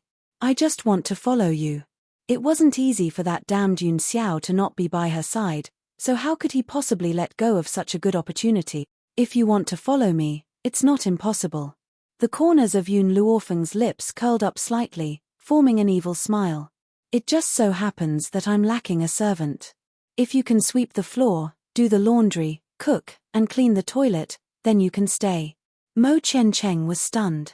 Sweeping the floor, washing clothes, and cooking was fine, but cleaning the toilet? Could she tell him where the toilet was? Do you still remember the illusion Ju Qian left behind? I have already rebuilt it. My people are all cultivating in the illusion. From now on, the task of cleaning the illusion will be handed over to you. This way, my subordinates can focus on cultivating. The corners of Mo Qiancheng's mouth twitched a few times, but he also understood that this was the only way for him to stay by her side. He took a deep breath and said, okay, I'll do it. In any case, he no longer wanted to live this kind of life as a fugitive. It was safer to hide by her side. In reality, Yun Luofeng had her considerations for keeping Mo Qiancheng. After thinking for a long time, She still felt that keeping this ticking time bomb by her side was the safest. Everything else was just a punishment for him. Chapter 1922. At the inn. Yoon Luofeng had just walked into Chi Su's room when she saw a subordinate of the Chi family walk out. She turned to look at the subordinate, then looked at Chi Su. Chi Su, how much of the elixir does the elixir gathering hall have left? Chi Su was startled. I think there are more than 1,000 bottles. Okay, the elixir gathering hall will temporarily stop selling the elixir. I want you to wholeheartedly provide the second prince's army with the elixir. Yoon Luofeng's voice was very serious, making Chi Su's heart suddenly tense. What happened? Actually, it's nothing much. I just crippled the third prince. Yoon Luofeng rubbed his nose and replied in a light and breezy manner. Chi Su's mouth twitched a few times. His heart was suddenly shaken. She crippled the third prince. And she said it was nothing? His master's personality was really similar to his master's. His former master, no matter how strong the enemy he faced, was still calm and indifferent. It was as if he could block the sky with his hands even if it collapsed. Okay, I will now prepare more elixir for the second prince. Chi Su took a deep breath, her expression was rather helpless. Also, Yoon Luofeng pointed at the youth behind him. This guy will follow you for now. Just let him sleep on the ground. Only then did Chi Su see the silver-haired youth behind Yoon Luofeng. The youth was very handsome and green. Even his ragged clothes could not conceal his entire temperament. He is. Chi Su looked at Yoon Luofeng curiously, as if he wanted to ask about this youth's background. Unexpectedly, before he could finish, he was interrupted by the youth's plaintive voice. I don't want to sleep in the same room with a man. Yoon Luofeng, I want to sleep with you. Even if he slept outside her door, as long as he was close to her, that would be enough. Yoon Luofeng narrowed his eyes dangerously and smiled wickedly. Do you think you have a choice? The youth was immediately silenced. His eyes were full of pity as he stared at Yoon Luofeng like a resentful wife. Chi Su could see that there was something fishy about the two of them. In particular, the way the youth looked at Yoon Luofeng was like a resentful wife who had been abandoned by an unscrupulous husband. There was no need to mention how pitiful and wronged he was.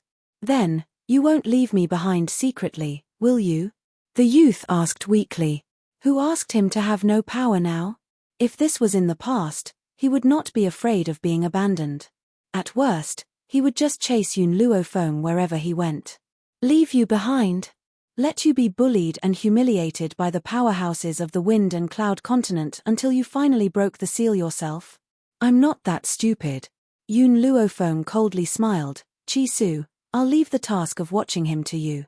If he dares to make any strange movements, immediately come and tell me. Yoon Luofeng walked slowly toward Mo Chen Cheng. As he lowered his eyes, the killing intent in them gradually surged. Mo Chen Cheng, I know I can't kill you now.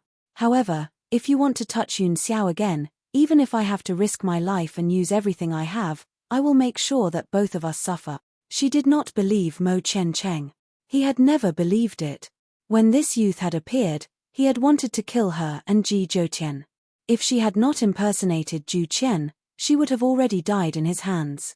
It was also because she had impersonated Zhu Qian that Mo Chen Cheng had developed enmity towards Yoon Xiao and wanted to kill Yoon Xiao.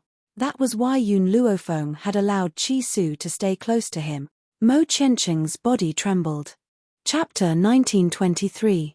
Of course, it wasn't because he was afraid. It was because Yoon Luofeng's words had hurt his heart. Zhu Qian was the person he didn't want to hurt the most in the past. Hence, at the last moment, he regretted it and was trapped in an illusion by Zhu Qian. Even when he first attacked Yoon Luofeng and Ji Zhoutian, it wasn't because of hatred, but because of resentment. He resented Zhu Qian for so many years, and he resented Zhu Qian even more for not coming to see him for so many years. However, Mo Chen Cheng understood that if it wasn't for his initial mistake, Zhu Qian wouldn't have been so cruel to him. Hence, he was willing to use his entire life to make up for it. However, Mo Chen Cheng's heart was filled with jealousy when he thought of Yoon Luofeng's words. He was jealous of Yoon Xiao for being able to make her give her heart and treat him so well. At this moment, a commotion came from outside. Yun Luofeng frowned slightly and looked at Mo Qiancheng. He said in a low voice, "You wait here. Chisu, follow me out to take a look."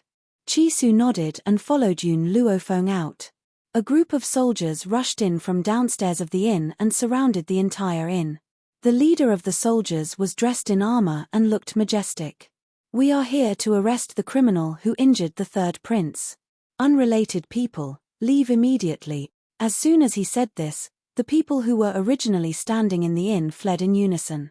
It was also at this moment that the leader of the soldiers saw a woman dressed in white in the corridor of the second floor. "It's this woman. She injured the third prince." The manager of the Begging Heaven brothel walked out from among the soldiers and immediately pointed at Yun Luofeng as he shouted, "Men, take this woman down." The leader of the soldiers waved his hand and shouted loudly. In an instant, the soldiers pulled out their weapons at the same time and quickly surrounded Yun Luofeng and Chisu in the corridor of the second floor. Yun Luofeng glanced at the soldiers who were rushing over, and his cold voice quickly reached everyone's ears. "I was indeed the one who crippled the third prince, because he deserved to be crippled." The leader of the soldiers nearly exploded in anger. He sneered and looked at the woman in the snow-white dress mockingly, his eyes full of mockery. This woman dared to be so arrogant in their kingdom of Tianqi.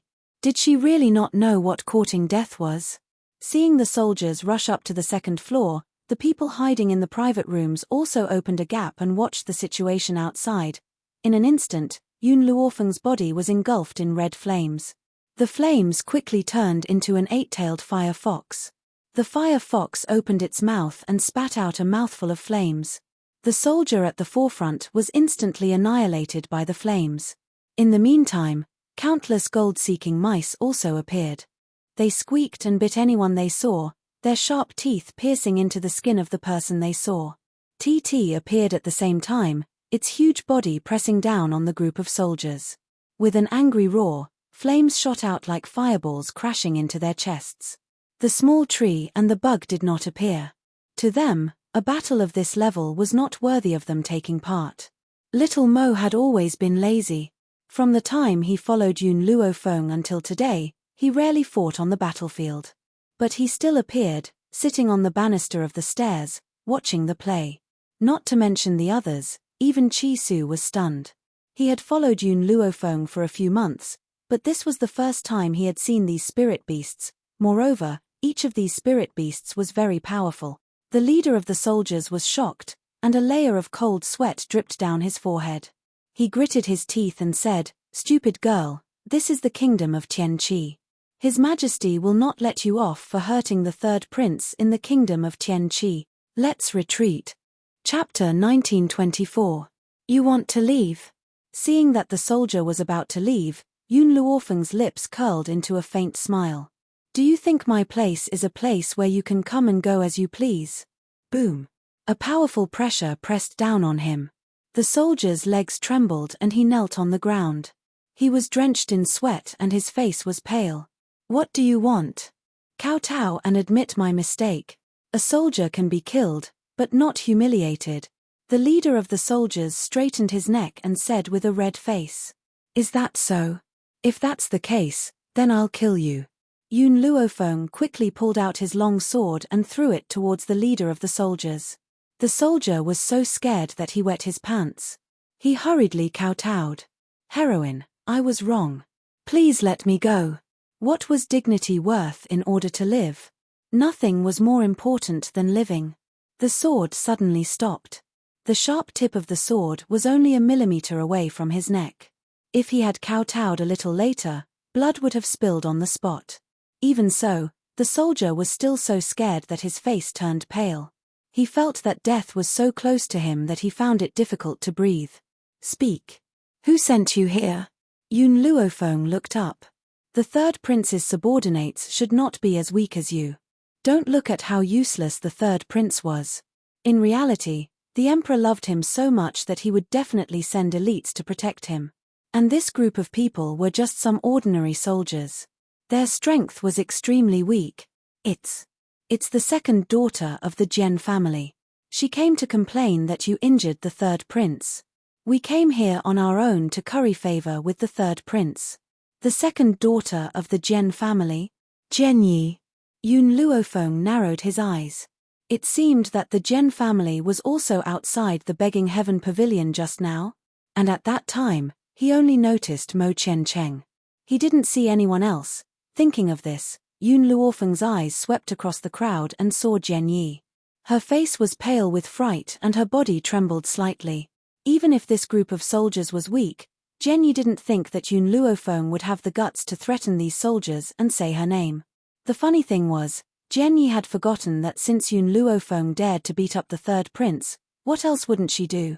The brain was indeed a good thing, but not everyone had it. Noticing Yun Luofeng's gaze, Genyi was so frightened that she wanted to run away. However, the moment she turned around, a fiery figure blocked her way. A little girl in red smiled at her. My master hasn't allowed you to leave yet. Who allowed you to leave? Genyi shouted angrily. He waved his hand and was about to hit the little girl. Get lost. Hearing this, the little Loli's face darkened. With a loud bang, her fist landed on Genyi's body, sending her flying into the inn. She landed right next to Yun Luofeng's feet. Since fire had appeared in the form of an 8-tailed fire fox at the beginning, Genyi had never thought that the little Loli in front of him was the ferocious fire fox. Genyi rubbed her arm, which was hurting from the fall, and wanted to get up from the ground, but the moment she raised her head, she saw a pair of cold, black eyes. In that instant, with a loud bang, her brain was about to explode. Yun Luofeng crossed his arms over his chest and looked at Genyi with a smile that wasn't a smile. I already knew that your Gen family wouldn't let this matter rest, but I didn't think that you would use such a stupid method. Could it be that you think that these soldiers can subdue me? Chapter 1925. From Yun Luofeng's words, Genyi could hear another layer of meaning. This woman had never placed the Gen family in her eyes from beginning to end. She did not exterminate the Gen family that night, not because she was afraid of the royal family that the Gen family relied on, but because she did not think that the Gen family could cause her any trouble. Genyi panicked. She was well aware of her father's hatred for Yun Luofeng, but she had a feeling that the Gen family could not defeat this woman. No. Not only the Gen family, but perhaps even the royal family could not defeat her. In her entire life, Genyi was smart for once. Alas, it was too late. Chisu, go to the Gen family and inform them that if they want Genyi's life back, they will have to use the 2 spirit medicine mountain ranges of the Gen family to exchange for it. Didn't the Gen family spy on the Qi family's spirit medicine mountain range? Then now, she wanted Gen Bowen to personally spit out the 2 mountain ranges and deliver them to her personally. Gen Bowen is such a greedy person. Will he agree to this condition? Chisu was stunned, his tone filled with doubt. Yun Luofeng smiled.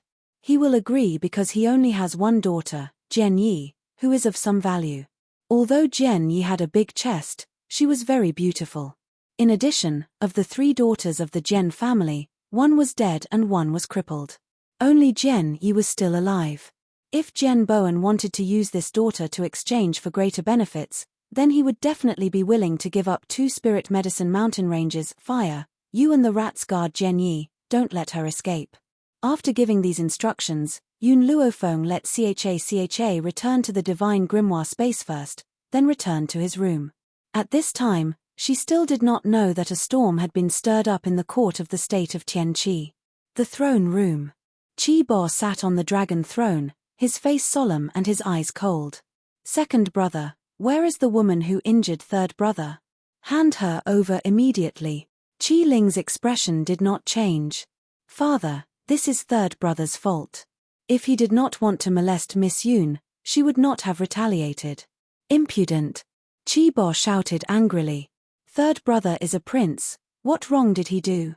In our opinion, it's all because that woman doesn't have self-respect. A fly doesn't bite a seamless egg. If it wasn't for her lack of self-respect, how could Laro-san possibly target her? In Chiba his eyes, when a man took a fancy to a woman, it was because that woman was unbearably slutty. Otherwise, why would the third prince not take advantage of others, but instead set his eyes on her? Wasn't she the one who seduced the third prince? All the civil and military officials shook their heads and sighed, their faces filled with disappointment. Although His Majesty had not been wise in the past, he had not been so muddle-headed and tyrannical. Now, his actions had truly broken everyone's hearts. Qi Lingjin clenched his fists. He knew that his father was biased, but he did not know that his father was biased to such an extent that he could not tell right from wrong. "Father, is it wrong for a woman to be beautiful? Because of her beauty, she was taken advantage of, but she declared that the man is innocent and the fault lies with the woman." Qi Ling laughed coldly. "How innocent are all the women in the world? To bear such a groundless accusation? Your Majesty." Just as Chiba was about to continue speaking, the beautiful woman at the side sobbed and said, "Please, you must seek justice for this concubine's imperial son. This concubine understands my imperial son's personality the best. He is so obedient, so it is impossible for him to commit such a frivolous act. Someone must have framed him." Seeing his beloved concubine sobbing, Chiba's heart softened. His sharp gaze shot towards Qi Ling's second brother. "I know that you have always been unconvinced by your younger brother, but the imperial preceptor once said that Larosan's future is limitless. In the future, he will definitely be a person who will ascend to the throne and lead the kingdom of Tianqi to unify the four kingdoms. So, as his elder brother, not only did you not help him, but you even conspired with outsiders to harm him. What are your intentions?" Chapter 1926. Seeing Qi Ling's silent expression, Qi Bo's tone softened. "Second brother, there are so many women in the world. Since your brother has taken a liking to her, why not give this woman to him? She should go to third brother to receive punishment. It was just a woman. He could have as many women as he wanted. Why would second brother bully his own brother for a woman?" Qi Ling smiled coldly. "Woman? Then do you know that this woman you speak of not only managed to kill the heavenly god from Drifting Wind Nation, but she also came out unscathed?" The entire hall sucked in a breath of cold air at Qi Ling's words. As far as they knew, the person who injured the third prince was a young woman in her 20s. She had the strength to defeat a god at such a young age. How horrifying was she? "The woman you speak of can make Qi Su listen to her. She is also the master of the spirit-gathering medicinal hall. Qi Ling of the Qi clan could not cultivate since she was young. She is also the woman you look down on. She used her superb medical skills to cure her. Perhaps you do not know who Qi Ling is. However, when the Emperor of Drifting Wind Nation fell ill, everyone was helpless. You should know this, right? She was also the one who cured Mu Zhentian." Qi Ling did not understand. What right did his father have to look down on women? Did he not know that the woman he looked down on was terrifyingly strong? "You want to make a move on her?" "Sure. The Emperor of Drifting Wind Nation views her as his benefactor. If you hurt her and news of this spreads to Drifting Wind Nation, it will lead to a war between the two nations." Actually, Qi Ling wanted to say, "Look at the Emperor of Drifting Wind Nation, then look at yourself. Can you compare to a tenth of the wise Emperor of Drifting Wind Nation?" Qi Bo's expression turned extremely unsightly.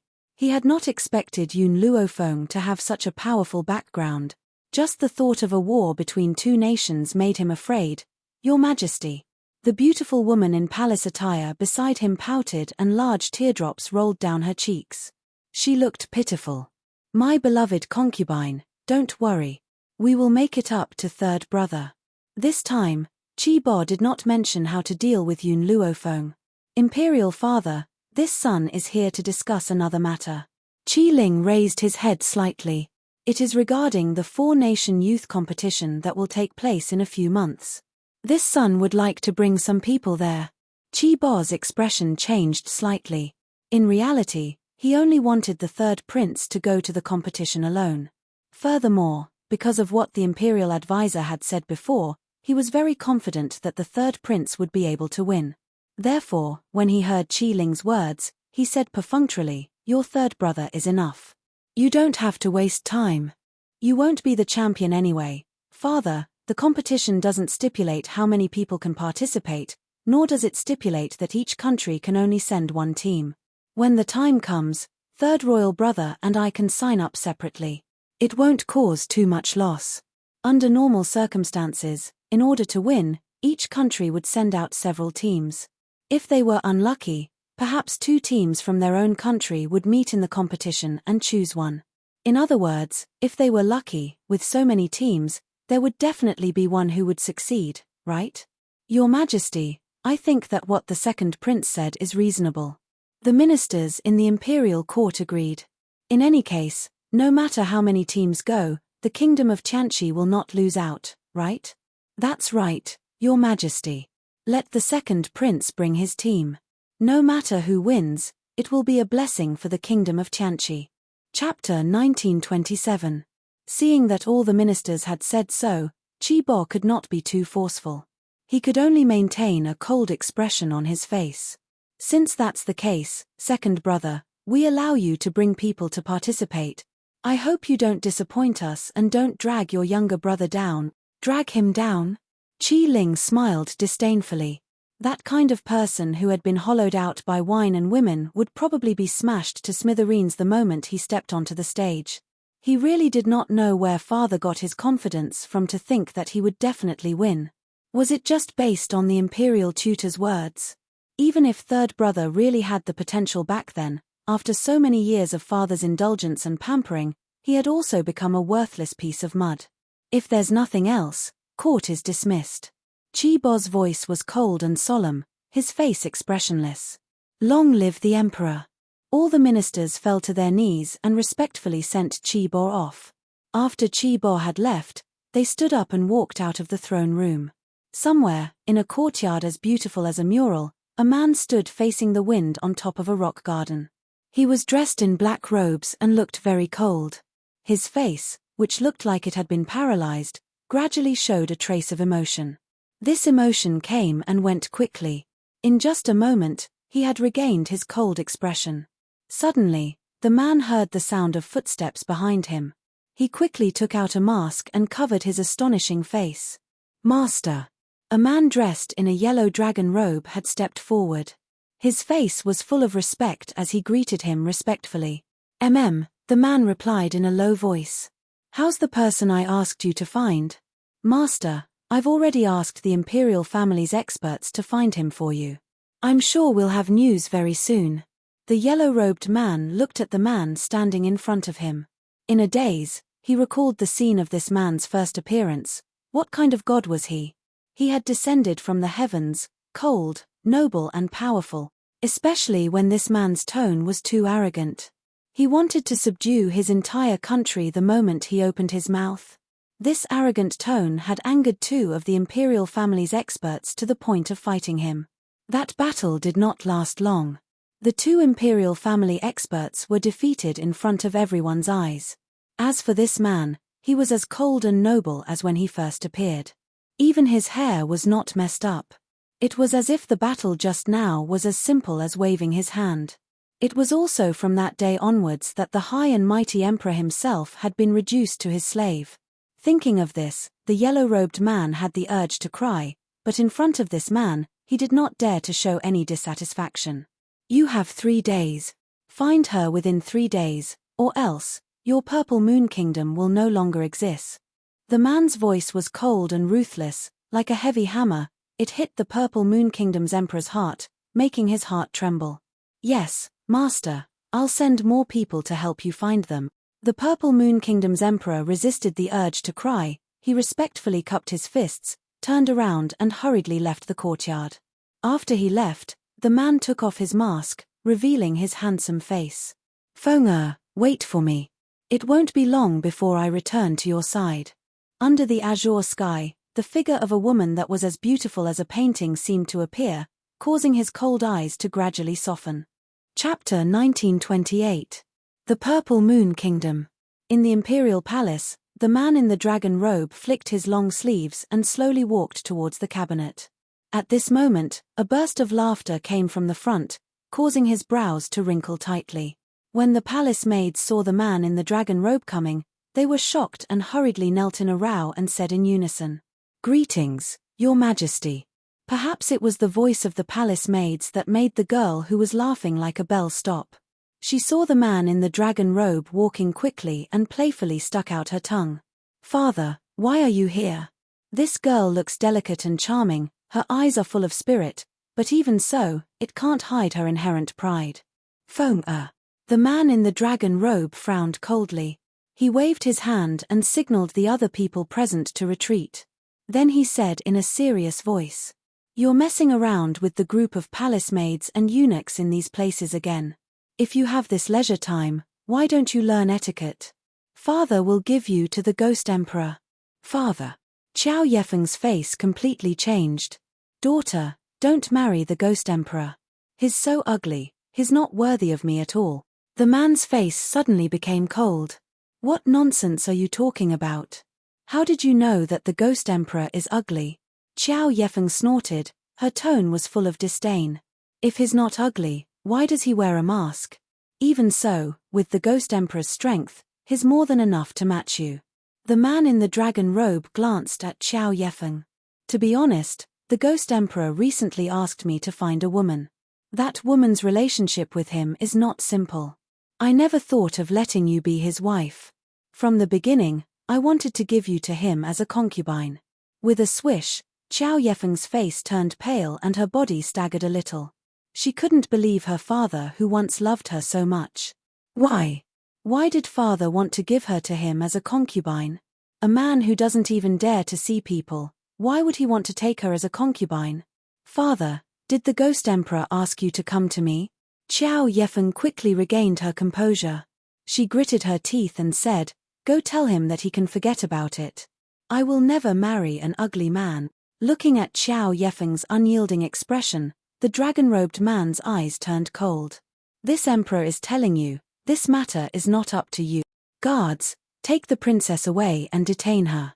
Without my order, she is not allowed to take 2 steps out of the room." Hearing this, 2 guards stepped forward, intending to drag Qiao Yefeng away. Qiao Yefeng struggled with all her might, her face flushed with anger. "Imperial father, not to mention being a concubine, I won't even be a wife. Go and tell him to give up." The man in the dragon robe didn't seem to hear Qiao Yefeng's words as he coldly watched the 2 guards take her away. From afar, Qiao Yefeng's angry voice could be heard, "Ghost Emperor, you bastard who dares to spy on this princess. This princess will never forgive you. An ugly freak like you wants to." The man in the dragon robe was obviously frightened by Qiao Yefeng's words. Before she could say anything more excessive, he directly asked the guards to cover her mouth. At this moment, a layer of cold sweat had already appeared on his forehead. Fortunately, the Ghost Emperor doesn't live in the palace. Otherwise, if these words were heard by him, the whole Purple Moon Kingdom would be doomed. Qiao Yefeng has been determined to die. It must be the Ghost Emperor who coveted her beauty, that's why he asked his father to force her. Otherwise, how could her father propose to make her a concubine for no reason? Chapter 1929. Even if the Ghost Emperor is strong, she will never like an ugly monster. Unfortunately, Qiao Yefeng couldn't resist and was directly dragged back to the princess palace by the guards and imprisoned. She was so angry that she swept all the tea bowls on the table to the ground, her chest undulating. "The Ghost Emperor is really not a thing. I don't know where he got the courage to peep at this princess. This princess is the most beautiful woman in the Purple Moon Kingdom. How can an ugly monster match me?" "Princess," the palace maid on the side carefully glanced at Qiao Yefeng. After the Ghost Emperor came to the Purple Moon Kingdom, he asked His Majesty to send someone to find a woman. So, according to this servant, that woman must be the Ghost Emperor's lover. Maybe it's just His Majesty acting on his own initiative to make the princess. Even though Qiao Yefeng is unruly and willful, she will not bully the servants. Therefore, this palace maid dared to say such words in front of Qiao Yefeng. "Tsk," Qiao Yefeng sneered, her eyes were full of disdain. "Do you think, as an ugly woman, how good can she be? Can she be compared to this princess?" When the Ghost Emperor fought with the 2 strong men, this princess was also present. He must have noticed this princess at that time. Qiao Yefeng gritted her teeth in hatred. If he has the ability, he should pursue this princess by normal means. How dare he let Imperial Father threaten me? The more he does this, the more this princess hates him. The palace maid lowered her head and no longer spoke. She always felt that the Ghost Emperor, such a powerful and frightening man, would not fall in love with her at first sight as the princess said. Moreover, Such a man will certainly disdain to use power to force a woman. Qiao Yefeng took a deep breath. Moreover, in this world, the man who can make this princess look at him must not only be strong, but also peerless. The Ghost Emperor is not worthy of me, but, His Majesty, the palace maid said in a cautious tone. Before she finished speaking, she was interrupted by Qiao Yefeng's fierce voice. In his dreams, I will never give in. The palace maid bowed her head deeply again. She always felt that His Majesty will not give up easily. At the same time, in the study, the man in dragon robes, Qiao Yun, was holding a book in his hand. Beside him, a beautiful woman dressed in palace robes was serving him a cup of tea. Empress, Qiao Yun sighed. Go back and persuade Feng Er. If she is willing to become the Ghost Emperor's concubine, then the Ghost Emperor will stay in our Purple Moon Kingdom forever. The Empress was taken aback for a moment. Feng Er has always been a proud girl. I'm afraid it will be hard for her to accept being someone's concubine. Moreover, will the Ghost Emperor agree to this? This concubine is worried that giving him a concubine will anger that man. Qiao Yun chuckled. Isn't it normal for a man to have 3 or 4 wives? It was even more impossible for a powerful man like the Ghost Emperor to only have one woman. If I send him away, he will only thank me. Why would he be angry? However, the most important thing right now is to appease Feng Er so that she doesn't offend the Ghost Emperor. Yes, Your Majesty. The Empress lowered her head. Suddenly, the man's eyes appeared in her mind. They were cold, like a bottomless abyss, filling her with fear and struggle. Such a man, will he really accept Feng Er as a concubine? In fact, the Empress's heart was not sure and vaguely there was a burst of worry. However, the Emperor's decision, no one can change it. She can only listen to him. Chapter 1930. State of Tianqi. The second prince's residence. Qi Ling was just about to step out of the residence when he bumped into a woman walking towards him. He was momentarily stunned. Miss Yun, I was just about to look for you when you came. I'm here to ask, when should we set off? Yun Luofeng's eyes stared evilly at Qi Ling as she asked slowly. As the 4-nation competition will be held in Wind Cloud City, which is very far from the state of Tianqi, we will have to set off in about 3 days. Wind Cloud City? Yun Luofeng's eyes flashed. This continent was called the Wind Cloud Continent. Could it be related to Wind Cloud City? Qi Su, who had been following behind Yun Luofeng, was startled when he heard this. When my master came to the Wind Cloud Continent from another continent, he was in Wind Cloud City. Hearing this, Yun Luofeng fell into deep thought. She stroked her chin with her finger. In that case, tell me about the situation in Wind Cloud City. All right, follow me. Let's go to the study and talk. Qi Ling's study was very simple. The bookshelves were filled with books, and a faint fragrance wafted from them. After he walked into the study, he had the guards bring over 2 stools and place them under Yun Luofeng and Qi Su so that they could sit down. Lady Yun, Sir Qi Su, I'm not too sure about the specifics of Wind Cloud City. I'm guessing that only my imperial father knows the inside story. Qi Ling's expression was solemn. However, I know that Wind Cloud City is the sacred land of the Wind Cloud Continent. If Wind Cloud City exists, the continent will also exist. Once Wind Cloud City is destroyed, the entire Wind Cloud Continent and everyone will disappear. Yun Luofeng fell silent. She remembered that the woman from the Qin family who had been captured on the God Vault Mountain had said that the Spirit God Continent existed because someone had set up a formation many years ago to separate the 2 worlds. Furthermore, all the spiritual energy on the continent had been absorbed into the Spirit God Continent. Based on this, the Wind Cloud Continent and the Spirit God Continent were similar. And Wind Cloud City was the heart of the formation? If the heart of the formation was destroyed, the Wind Cloud Continent would naturally disappear. As for these people, it was impossible for them to be destroyed by the heavenly Tao. They would probably enter the 7 continents. There were too many experts in the Windy Cloud Continent. If they were allowed to go to the 7 continents, it would definitely cause a commotion. She had too many relatives on the 7 continents. She would not allow such a thing to happen. What else? Yun Luofeng narrowed his eyes, and a cold glint flashed across his eyes. Qi Ling muttered to himself for a while, the people of the continent are afraid of accidentally destroying Wind Cloud City. Hence, to everyone, Wind Cloud City is a dead city. Other than during the four-nation youth competition, no one is allowed to enter Wind Cloud City at any other time. Have you been to Wind Cloud City? Yun Luofeng thought for a moment before continuing to ask. Until now, I have never entered Wind Cloud City, so I don't know what Wind Cloud City looks like. Hearing this, Yun Luofeng did not ask any further. Even if he did, he would not be able to obtain any useful information from Qi Ling however. Qi Ling paused for a moment before continuing, when you enter Wind Cloud City, there's a place that you absolutely cannot enter. What place? Yun Luofeng's eyes brightened. Chapter 1931. Wind Cloud City's Sacrificial Ground. Qi Ling paused for a moment before continuing. Actually, no one has been there before. It is said that the sacrificial ground is surrounded by lightning. Once you enter, you will be attacked by the lightning. Furthermore, this lightning is even more terrifying than the lightning we encountered when we were breaking through. Yun Luofeng's mouth twitched. Even more terrifying than lightning? That was because they had never seen real lightning before. If she did not have the protection of the dragon scale armor and the puppet's ability to absorb lightning, she would have been killed by the lightning.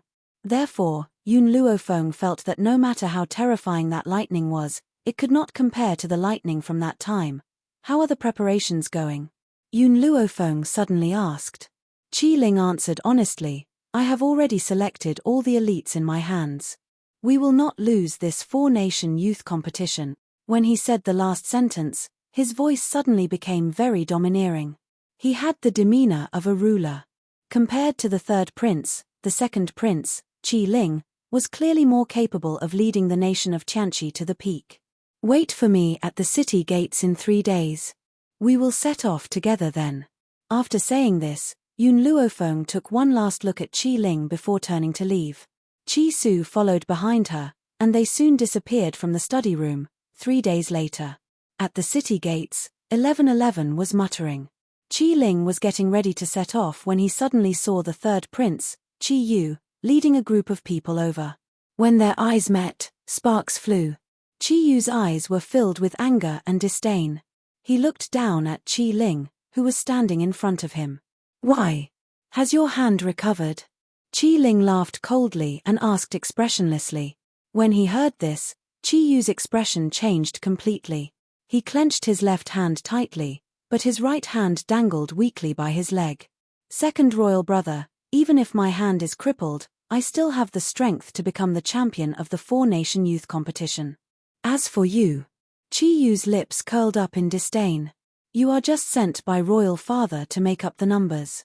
Imperial mother had said that Qi Ling was going to Wind Cloud City because imperial father had sent him to make up the numbers.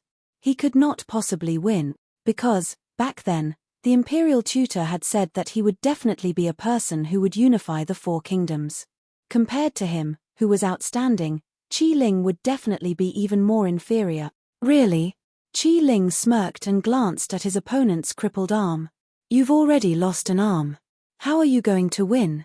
Qi Yu took 2 steps forward, raised his chin high, and said in a domineering manner, although this prince was also worried at the beginning, it's a good thing that imperial concubine mother's words are very reasonable. It's not like you don't know the imperial preceptor of our kingdom of Tianqi. Even though the imperial preceptor is very weak, his prophecies have always been very accurate. Since he said that I am a person who can unify the 4 countries, then no matter what I become, I will win. His expression was very confident, as if he was certain that he would win.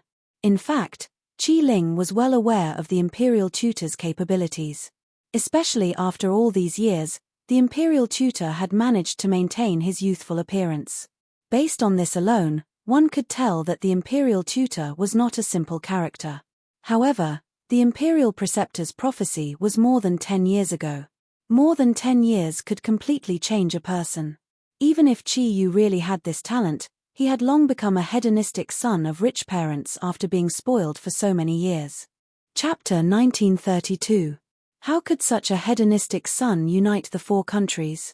Then in this world, there was no such thing as trash. Qi Ling could not be bothered to speak to him anymore because he had already noticed Yun Luofeng and Qi Su walking over. However, behind the two of them was a youth. Compared to the relaxed expressions of the two people in front, the youth was laden with bags and his handsome face looked very aggrieved. He was sweating profusely and even walking was very strenuous. Anyone who saw him would feel sorry for him. Miss Yun, do you not have a space ring? Qi Ling looked at the youth who was laden with bags, then turned to Yun Luofeng and asked. With Yun Luofeng's strength, he should not have a space ring. Yun Luofeng shrugged. He likes to train his body. I do not have the heart to refute him, so I allowed him to carry these bags. Mo Qianqing's expression became even more aggrieved. But he understood that Yun Luofeng wanted to use this method to make him retreat. So, he would not do as she wished. The corners of Qi Ling's mouth twitched. Like to train his body? He had never seen anyone train their body in such a way. Me. Qi Yu's expression darkened and he snorted coldly. Poor is poor, why find excuses? You don't even have a space ring. How can you be so poor? Yun Luofeng raised her eyebrows slightly, her evil smile gradually falling on Qi Yu's face. What? You don't want your left hand either? This threat caused Qi Yu's expression to change greatly. Perhaps he thought of Yun Luofeng's terrifying nature and quickly stopped speaking. He was afraid that this woman would attack again. Moreover, when she attacked him, Imperial Father actually did not capture her. Even Imperial Mother told him to stay away from this woman. But, he was not satisfied. He was not satisfied with his defeat. Just wait and see. Throwing down these harsh words, Qi Yu led his group of subordinates out of the city gates. After he left, Qi Ling then said, Miss Yun, we should also leave. All right. Yun Luofeng nodded. Let's go. Finishing, she brushed her long sleeves and led the way towards the city gates. Yun Luofeng and the others did not know that behind them, a pair of venomous eyes were coldly staring at them. This is the woman who hurt my son. The noble woman gripped her handkerchief so tightly that she almost broke it. Her eyes were vicious and sinister as she stared at the departing people.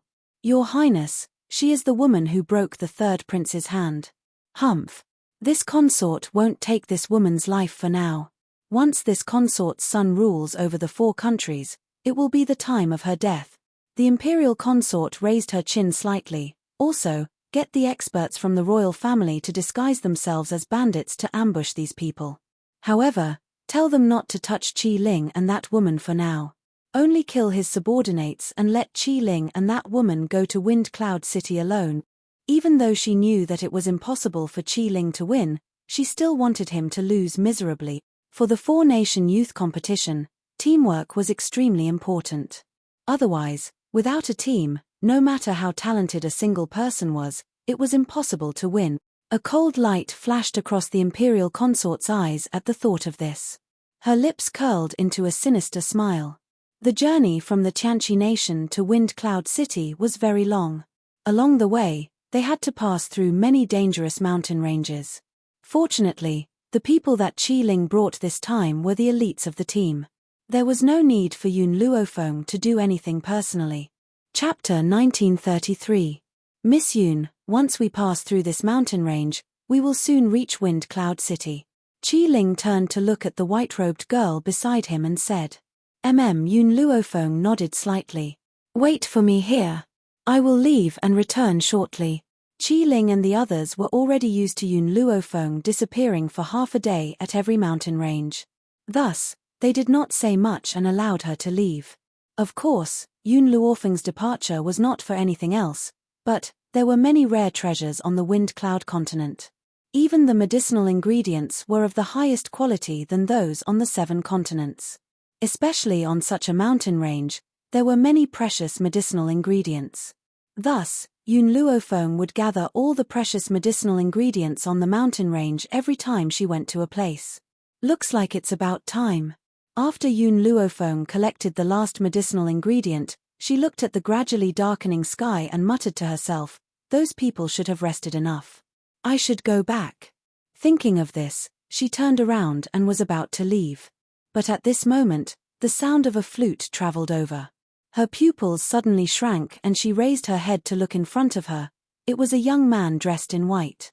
His black hair was like a splash of ink, spreading out behind him. Countless birds circled above his head, circling incessantly as if they were playing along with his music. A faint maple leaf fell and landed on the young man's shoulder. He was like a person from a painting, giving off an extremely ethereal and unreal feeling. But this young man was not like Chen Yuqing's banished immortal. Although Chen Yuqing looked like a celestial being, she still gave people a feeling that she was a real existence. But the young man playing the jade flute in front of her had really walked out from the misty land. He was not very real. Yun Luofeng's heart was fiercely pounded.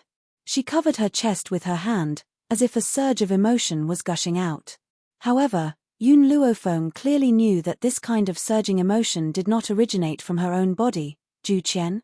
Zhu Qian had once told her that if she met his reincarnation one day, she would be able to recognize him at a glance. Now, the moment she saw this young man, she had a feeling in her heart. He was Zhu Qian. He was the Zhu Qian that she had been searching for all this time. Suddenly, the youth lifted his foot and left. That snow-white robe disappeared from Yun Luofeng's sight. Zhu Qian, Yun Luofeng called from behind him. Unfortunately, the youth did not turn around. In the blink of an eye, he had already disappeared into the forest. The birds that had been circling the sky also dispersed at this moment. "Master," Little Mo's confused voice sounded, "is he really Zhu Qian? I remember that the Zhu Qian in the painting was not such a person." Back then, when Yun Luofeng obtained Zhu Qian's inheritance, he also saw a painting. The man in the painting was dressed in red, sitting on a black dragon chair. His left hand was supporting his chin, and his right hand was pointing a middle finger at the sky, implying that even the heavens were not worthy of his attention. How could such a proud and powerful man be that white-robed youth? The two of them had completely different styles. "I have a feeling that he is Zhu Qian."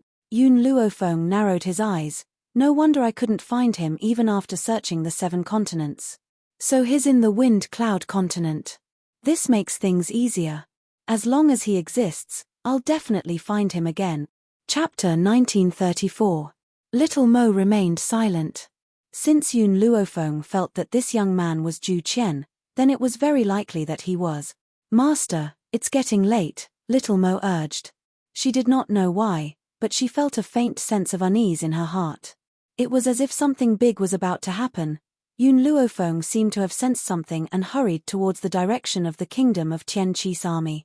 As these soldiers had just experienced a battle, they were resting in their original positions.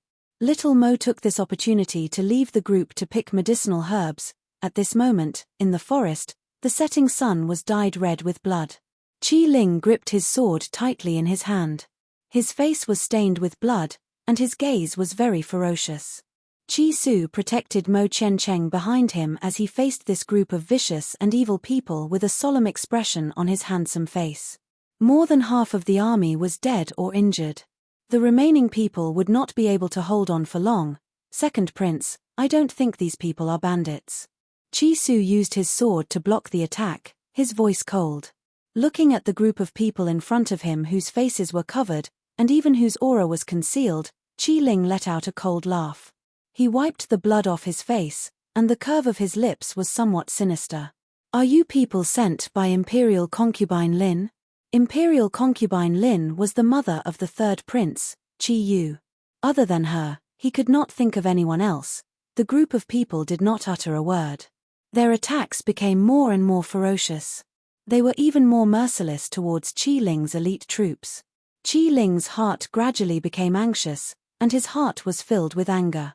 His elite troops, which he had trained for many years, were now completely annihilated here. No. He would never allow this to happen. "Young Master Qi Su, take the others and escape. I will hold them off." Qi Ling gritted his teeth and said. He had already sensed that these people did not want to hurt him. After all, he was a prince of the kingdom of Tian Qi. If anything were to happen to him, no one would be able to bear the consequences. However, they were merciless towards their own subordinates. It was easy to guess that Imperial Concubine Lin wanted him to be a commander without an army. This way, they would definitely lose the hegemony competition. What a good plan, Qi Ling sneered. How could he let that woman succeed in her evil scheme? I'm afraid I can't do it. Qi Su took 2 steps back. I don't know if the second prince has noticed that there are 2 other auras that haven't appeared yet. Those 2 auras must belong to enlightened masters. I still have no way of escaping under their attacks, so I can only wait for Lady Yun's return. Qi Ling's eyes turned cold. In every country, there was a group of elders. Those who were able to join the group were all heavenly gods. Furthermore, the Council of Elders was an extremely important existence to the princes. Therefore, whether it was him or Imperial Concubine Lin's group, they had all tried to rope in the Council of Elders. These Empyrean gods were obviously Imperial Concubine Lin's subordinates. More importantly, these Empyrean gods had left the state of Tianqi, but the 2 people he had roped in from the Elder group didn't send any news. If not for Father Emperor's permission, how could the matter of the God of Heaven leaving the group of elders on his own be concealed? Thinking of this, Qi Ling's eyes became colder and colder, and his heart felt cold. Most of the elites were already dead, and only a few were bitterly holding on. As for the 2 heavenly gods hiding in the dark, they still hadn't shown themselves. Chapter 1935. If Qi Su had not brought many healing elixirs with him, they would have long been annihilated. Mo Qiancheng had been standing behind Qi Su all along. As he watched the group of murderous experts, his eyes shone with an obscure glint. Should he try his luck? Perhaps the seal would be undone. He suddenly made a decision. He walked around Qi Su and walked towards the group of black-clad experts.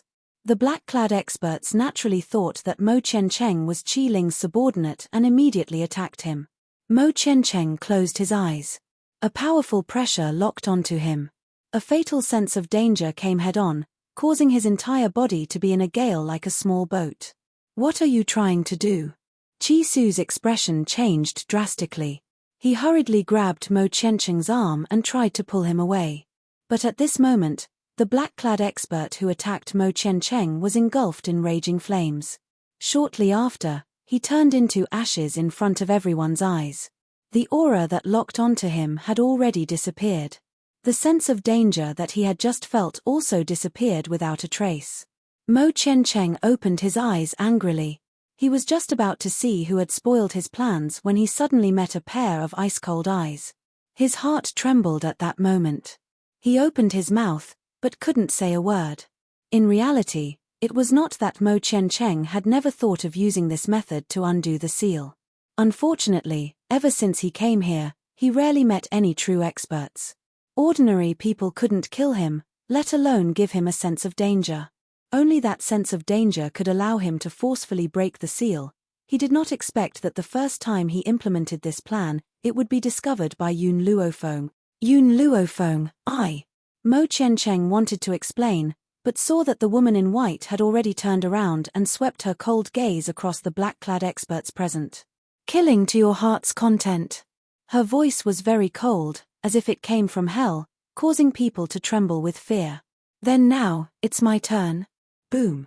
Before those black-clad experts could react, a gale surged from the woman in white. Wherever the gale passed, not an inch of soil remained. Run.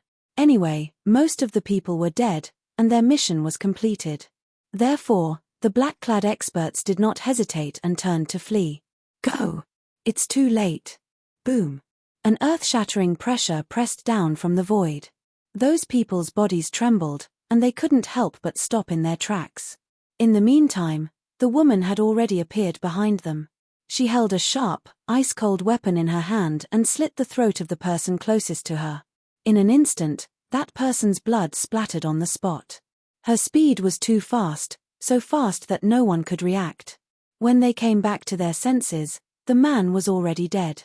Qi Su and the others finally felt relieved. As long as she was back, none of these people would be able to escape. Stop. After Yun Luofeng dealt with 2 more people, the 2 heavenly gods hiding in the dark finally made their move. 2 figures appeared in the void. One of them was dressed in a white robe and had the demeanor of an immortal. The other was dressed in a grey robe and looked rather mysterious. Miss, where it is possible to let people off, one should forgive them. The white-robed old man said indifferently, Why must you be so ruthless towards these people? How could Yun Luofeng not see that these two old men were in cahoots with the group of murderous black-clothed men? Where it is possible to let people off, forgive them. Ruthless? Yun Luofeng laughed. Then what about their actions of killing people just now? I'm just taking revenge.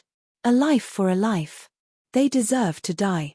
Chapter 1936. The white-robed elder's eyes darkened. I didn't see them kill anyone. I only saw you kill them. I had no choice but to come out and stop you. Oh. Does that mean that the people who died around me committed suicide? Or did they kill each other? Yun Luofeng narrowed his eyes and laughed coldly. The white-robed elder's face was indifferent. That's hard to say. Are you stupid, or do you think that everyone in the world is stupid? It's obvious that my people were killed by this group of people. Are you still lying through your teeth? Yun Luofeng laughed coldly as he approached the two elders. Tell me, who sent you? Hearing this, the white-robed elder did not even raise his eyes. I don't know this group of people. I was just passing by and saw that you were bullying the weak. I couldn't stand it anymore, so I interfered. What if I insist on killing them? Yun Luofeng's eyes flashed with a dangerous light as his lips curled into a cold smile. Then don't blame me for being unreasonable. The white-robed elder's tone was as indifferent as ever. He had already stretched out his hand and attacked Yun Luofeng. The two elders had already heard of Yun Luofeng's strength from Imperial concubine Lin. Naturally, they did not dare to underestimate him. Therefore, after the white-robed elder attacked, the grey-robed elder also moved. The two of them did not hold back. Once they started fighting, they would give it their all. If anyone stops me from killing, I will kill that person today. Yun Luofeng's voice was domineering and pierced through the clouds, bringing a wave of echoes. At the same time, she summoned her dragon-scale armor. With a long sword in her hand, she quickly rushed in front of the two elders. The entire void trembled because of their battle. Chi Su stood in the forest and watched Yun Luofeng fight in the void. His eyes were full of worry. That's not right. Qi Ling frowned slightly. I've seen all the divine realm experts in the royal family. I don't know these two people. Chi Su was stunned. He turned to look at Qi Ling. Could it be that they weren't sent by Imperial concubine Lin? No, I feel that it was her. Only she would do such a thing. Qi Ling shook his head and said, "Then what's going on?" Chi Su frowned. When Mo Qiancheng heard their conversation, he couldn't help but interject, "Have you not heard of the appearance-changing technique? A person could even change their aura, so it was normal for them to change their appearance. After all, since the Imperial concubine had done such a thing, she definitely didn't want anyone to use her against her. As such, she naturally asked these people to disguise themselves." As Mo Qiancheng thought about it, he couldn't help but look at Yun Luofeng, who was fighting with the two elders in the sky. No one knew what he was thinking in his pitch-black eyes, within the void. Yun Luofeng could no longer deal with it as easily as before. Even though she had once defeated a heavenly god, that was only because her opponent was alone. Now, there were two standing in front of her. Moreover, the dragon-scale armor had a time limit. She had to finish them off within this time. Otherwise, once she lost the dragon-scale armor, she would be even more unable to deal with them. Bang! The grey-robed old man suddenly appeared behind Yun Luofeng and punched her in the back. She fell a few meters forward. She slightly raised her head and narrowed her eyes with a hint of coldness. "Miss Yun." Chi Su's heart clenched. He hated himself. If it wasn't for the fact that he was too weak, he wouldn't have been so helpless at this time. There were 3 more chapters in the afternoon. Chapter 1937. Young lady, do you know a saying? The white-robed elder looked at the lady in front of him and said calmly, "Karma is in the cycle of the heavens. You killed someone just now, so you must pay the price now." Yun Luofeng wiped the blood from the corner of her mouth and smiled slightly. "Then let me give you a saying as well. Those who are unjust are doomed to destruction." Hearing this, the white-robed elder's expression turned cold and he snorted. "You have a sharp tongue. Since that's the case, don't blame me for being impolite." Boom! In an instant, the white-robed elder's aura surged out once again and engulfed the entire void. At this moment, The sky had also turned grey and hazy. In mid-air, Yun Luofeng held a long sword in her hand and stood against the wind. Her expression was calm as her fine black hair fluttered in the wind. "Master, let Azure Wings and Little Worm come out and help." Little Mo's worried voice rang out from Yun Luofeng's soul. Little Worm and Azure Wings had already broken through to become a deity. Moreover, one of them was an ancient ancestral dragon and the other was an immortal puppet. Even with the strength of a deity, they could deal with a sky god. But Yun Luofeng shook her head indifferently. "No, I can still hold on. Moreover, I reached a bottleneck a few days ago. Perhaps this battle can help me break through." Yes, from the beginning, Yun Luofeng had been prepared to deal with these two old men. Even if she couldn't do it, she still had Little Worm and Azure Wings. Unfortunately, she had already reached a bottleneck this time, so she decided to deal with the two of them on her own. Boom! As soon as Yun Luofeng finished speaking, the attacks of the white-robed elder and the grey-robed elder closed in on her. She hurried to meet the two old men head-on. The battle in the void became more and more intense, and the people below also became nervous. Mo Qiancheng's gaze was fixed on Yun Luofeng, who was fighting with the two old men. A red light gradually appeared in his pitch-black eyes, his fists were clenched tightly, and his youthful and handsome face was filled with anger. Yes, anger. Mo Qiancheng looked at the besieged woman. Suddenly, the image of that king-like man who had been chased by a group of strong cultivators surfaced in his mind. Bang! At this moment, the grey-robed old man's fist landed heavily on Yun Luofeng's body. Yun Luofeng's body was instantly sent flying like an arrow leaving a bow. "No, don't." Mo Qiancheng's heart stopped beating at this moment. His eyes were filled with red light, and his long silver hair danced in the wind. His expression was terrifying, and he didn't look like the innocent and harmless young man he used to be. "Kill. Kill all of them. Let them accompany us in death. To be buried with them." These two words leapt into Mo Qiancheng's mind. His mind also became blank, as if there was only one thought left in his mind. Everyone present, no matter who it was, deserved to die. Those two deities deserved to die because they had harmed her. The second prince also deserved to die. If he hadn't attracted these people, she wouldn't have been in danger. Patter. The young man stood firmly on the spot. He could even clearly hear the sound of the seal in his body shattering. However, at this moment, there was only the falling figure of the woman in the young man's eyes. His eyes were bloodshot, as if they had been dyed with blood, and they carried a terrifying light. Chi Su and the others were all looking at Yun Luofeng. Because of this, no one noticed Mo Qiancheng's strange expression. Chapter 1938. Thump. Yun Luofeng's body landed heavily on the ground, creating a large crater. She wiped the blood from the corner of her lips and crawled up from the ground. Without any hesitation, she charged towards the two elders once again. The grey-robed elder's eyes were filled with shock as he said in a gloomy voice, "Little girl, you've made me look at you in a different light. You're still able to stand after receiving such a heavy blow. No wonder you've achieved so much at such a young age." Yun Luofeng raised her head and her pitch-black eyes were filled with light. "Continue." This time, she made the first move and charged towards the grey-robed elder who was closest to her. The grey-robed elder dodged to the side and evaded Yun Luofeng's attack.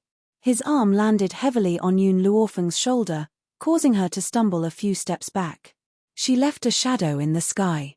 At that moment, Yun Luofeng could clearly feel the power of the dragon scale armor weakening. If she did not deal with it soon, she would not be able to defeat these two elders with her own power. "Little girl, it looks like you won't be able to hold on for much longer." In the beginning, Yun Luofeng had been able to evade his attacks. Now that her power was gradually weakening, she was clearly no match for them.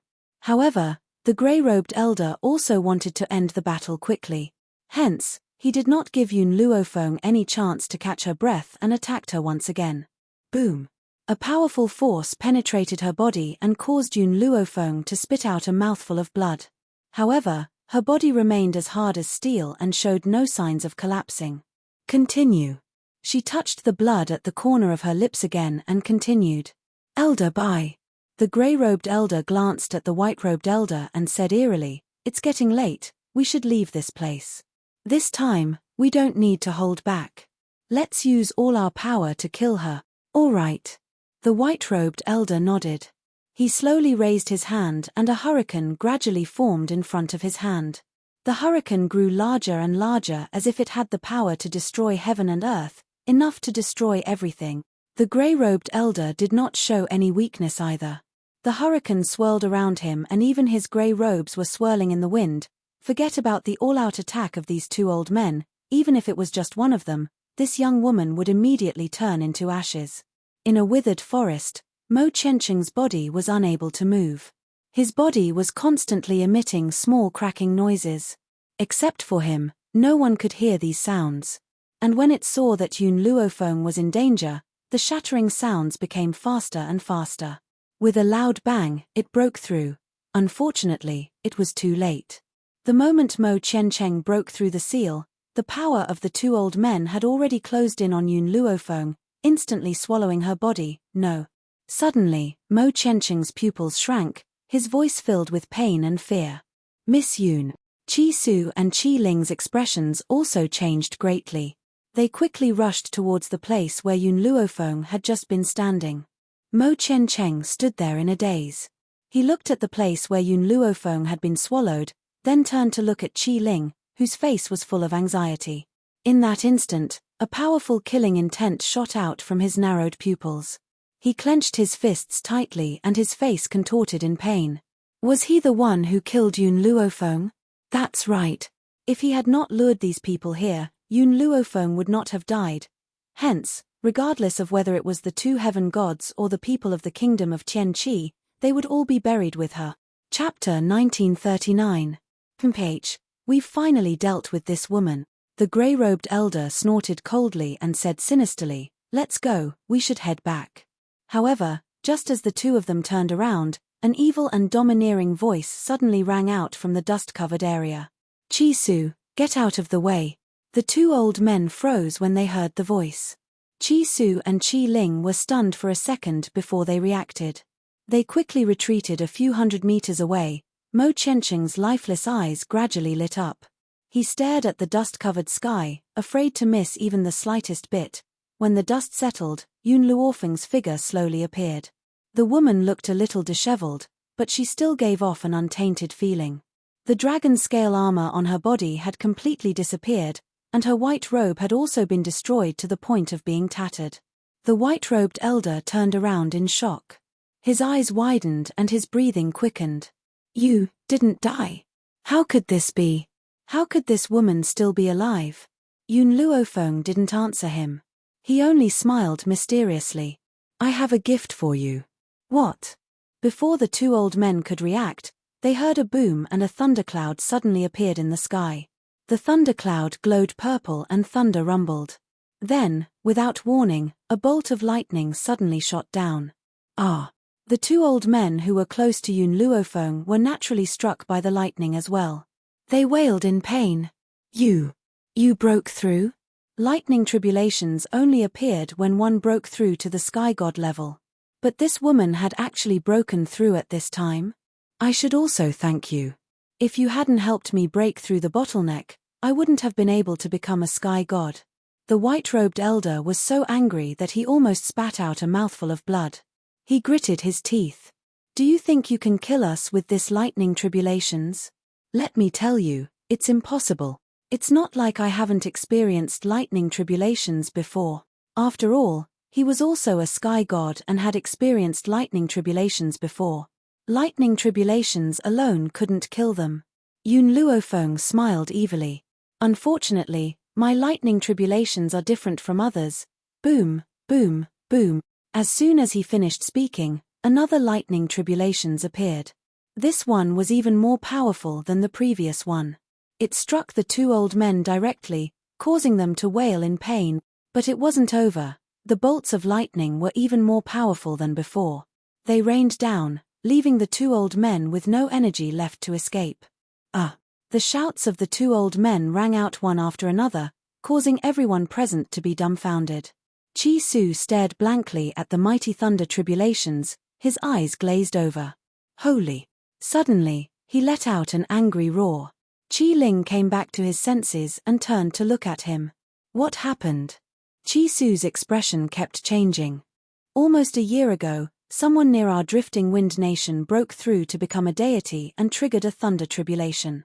That thunder tribulation was so fierce that it shocked all the powerful warriors in the drifting wind nation.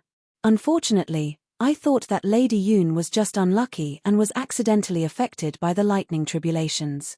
It seems that he was the one who triggered the lightning tribulations. Thinking of this, Qi Su took a deep breath. He remembered that Drifting Wind Nation had been searching for the powerhouse who triggered such a powerful lightning tribulations. He never thought that the powerhouse would be right beside him. Chapter 1940. Did you see that? Even the sky god powerhouses of the nation of Tianqi couldn't withstand such a lightning tribulation. In comparison, Yun Luofeng was calm and collected. His expression was as if he was drenched in the rain. In fact, no one knew that Yun Luofeng's body was already somewhat overwhelmed by the lightning attacks. However, she had to hold on and not let all her previous efforts go to waste. Fortunately, she had experienced this kind of lightning tribulation before and already had a certain resistance. Compared to the two old men, she was much better off. Girl, you will definitely suffer retribution for being so vicious. The white-robed old man gritted his teeth. Blood was already flowing from the corner of his mouth as he spoke viciously. Yun Luofeng's lips curled into a smile. I was only breaking through. It was you who appeared by my side. The lightning doesn't recognize people, so who can you blame? Indeed, the lightning wasn't Yun Luofeng's instigation. They could only blame their bad luck. Boom. The lightning tribulation was getting stronger and stronger. The two old men finally couldn't hold on any longer and fell to the ground. Using the last of his strength, the old man's voice was filled with anger. Even if we die here, you won't be able to escape. The heavenly Tao won't let you off. This girl's talent was too strong. She actually attracted such a powerful heavenly Tao. If she was allowed to continue growing, the consequences would be unimaginable. After saying that, they had already lost all their strength. Their eyelids slowly became weak. Yun Yi. Just as the two old men lost their ability to resist, Yun Luofeng finally couldn't hold on any longer. Her body swayed as she suddenly called out. Swoosh. In an instant, a mighty and strong figure appeared in front of Yun Luofeng. It appeared out of thin air and blocked the violent lightning attacks. The lightning landed on Yun Yi's burly body, forging his physique until it was very smooth. However, Yun Yi remained expressionless. His expression didn't change at all. A puppet. Qi Ling and the others were stunned as they looked at Yun Yi, who blocked the lightning. Then, they saw a shocking scene. The lightning attacks that were originally violent were all absorbed by Yun Yi. After withstanding the lightning, Yun Yi's body emitted a powerful strength. His cold eyes were filled with dominance. A heavenly god. Under the forging of the lightning, this puppet actually became a heavenly god. Qi Ling and the others opened their mouths wide in surprise. Obviously, they were stunned by the scene in front of them. As for the two elders, originally, he was still filled with hope, thinking that Yun Luofeng would also die under the heavenly lightning. But now that he saw this scene, his expression changed greatly, and his eyes filled with fear. Kill them. Yun Luofeng's lips curled up slightly as he said in anger. In an instant, Yun Yi had already rushed in front of the two elders. Because the two elders had already lost their ability to fight, Yun Yi killed them as easily as cutting vegetables. With a swing of his blade, the two old men's chests were pierced by the blade. With the death of the heavenly deity, the others were utterly defeated. Under the threat of the azure wings, no one could escape. Yun Luofeng slowly came back to his senses and walked in front of Qi Su and the others. He looked at the dumbfounded Qi Ling and said, "Go and see if you recognize those two people." "All right." Qi Ling's eyes were filled with complex emotions, but he was very glad in his heart. He was glad that he had obtained Yun Luofeng's help. Moreover, he was confident that with Yun Luofeng's strength, unifying the Wind Cloud continent was only a matter of time. Chapter 1941.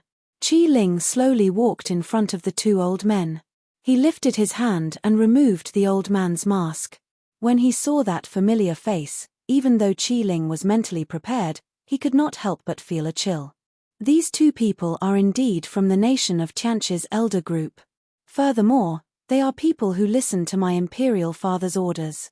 Qi Su looked at Qi Ling and found that his figure was very lonely. At this moment, he actually felt the same way.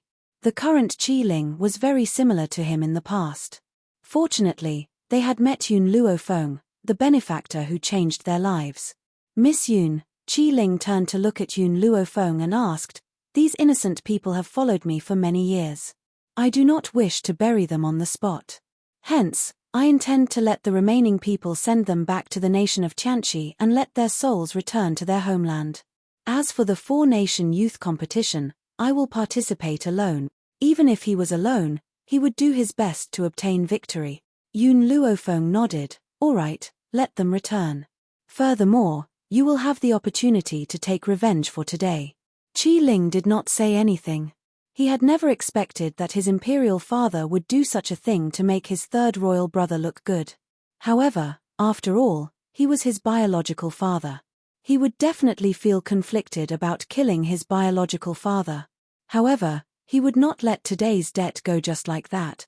If that person lived peacefully in the future, he would imprison him after he seized the throne. If he still wanted to do something to him, even if he was his father, he would not forgive him. Qi Ling slowly exhaled and a smile appeared on his handsome face. The four-nation youth competition is about to begin. Let's continue.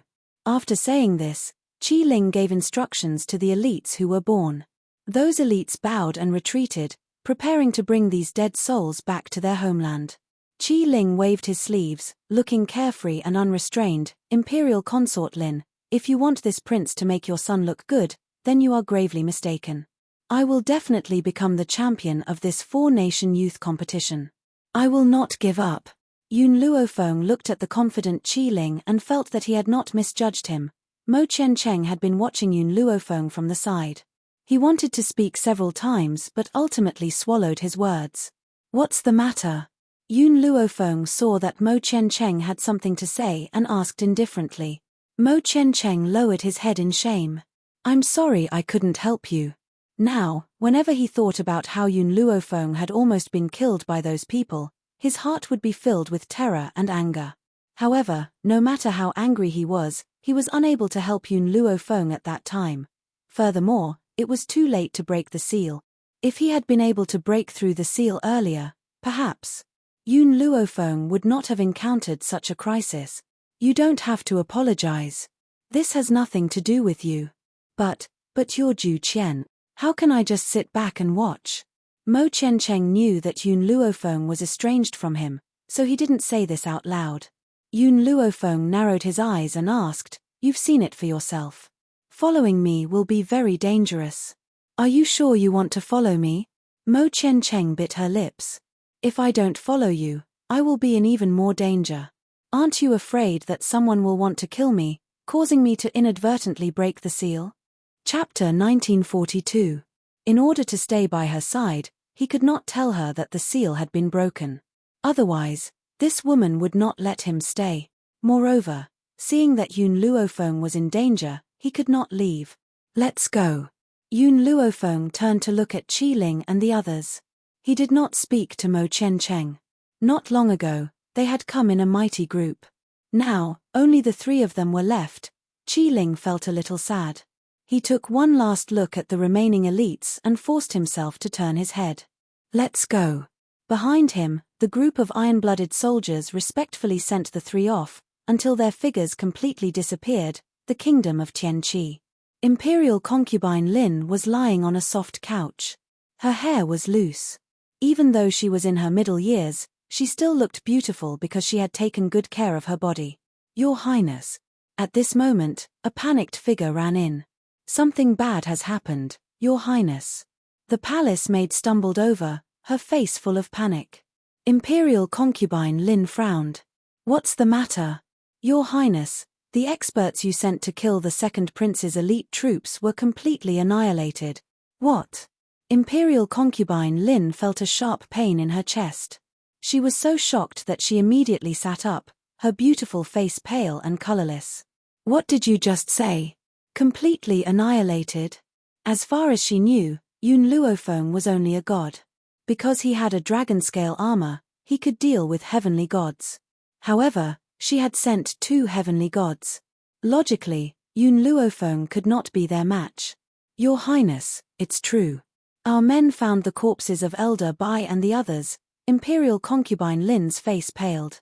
She fell to the ground. She bit her lips, her body trembling. How could this be? 2 heavenly gods were not Yun Luofeng's match. How terrifying was that woman's strength? At this moment, Imperial concubine Lin finally felt fear. In her heart, she regretted her decision to send someone over. In addition, Your Highness, this servant has also heard of another matter. The Jian family's second miss has been crippled. The palace maid said in a trembling voice. What does this have to do with me? Imperial concubine Lin was worried about Yun Luofeng's strength. When she suddenly heard the palace maid's words, her expression became somewhat unhappy. It's like this, Your Highness, a while ago, a man went to the second prince's residence to find Yun Luofeng. He just happened to run into the Jian family's second miss, who was loitering outside the second prince's residence. That Jian family's second miss claimed that Yun Luofeng was unbearably lascivious. First, she seduced Chi Su. Then, she seduced the second prince. In the end, that man crippled the second miss of the Jian family in a fit of rage. Imperial concubine Lin frowned. This man was bold enough to even touch a member of the Jian family. However, how could the person who knew Yun Luofeng be an ordinary person? Speaking of which, this Jian family was really unlucky. Jian Yi first provoked Yun Luofeng, and in the end, he was captured by Yun Luofeng. For the sake of their only daughter, the Jian family had paid a huge price to redeem her. Who knew that Jian Yi would offend someone and get crippled? The Jian family wouldn't be able to exchange her for another fortune. Do you know where that man came from? I'm not sure. I only know that he's wearing a mask. A mask? Imperial concubine Lin thought for a moment. She didn't have any impression of such a person. She waved her hand. You can leave first. I need to calm down. To the royal family, the strength of an enlightened master was very important. Chapter 1943. Now, the kingdom of Tianqi had lost 2 gods. This was a huge loss for Qi Yu, who was about to inherit the kingdom of Tianqi. At this moment, Imperial concubine Lin was still confident that Qi Yu would be the successor of the kingdom of Tianqi and the person who would unify the 4 nations. Not far away, in the forest, a cold man in black robes stood on a mountain peak. Feng wait for me. I will arrive at Wind Cloud City very soon. The woman's picturesque figure appeared in the man's mind. The corners of the man's lips curled up into an arc. It had been more than 10 years since they had met. In these 10 years, they had been apart more than together. However, this did not affect their relationship. No matter where she was, he would always think that she was right in front of him. Wind Cloud City. Normally, it was like a lifeless city without any signs of human habitation. In fact, no one even lived there. But now, Wind Cloud City was bustling with activity. A soldier was standing guard at the city gate. When he saw Yun Luofeng and the other 2 walking over, he frowned slightly. This is Wind Cloud City. Unauthorized personnel are not allowed in. I am the second prince of the kingdom of Tianqi. I am also here to participate in the 4-nation youth competition. Qi Ling said indifferently with his hands behind his back.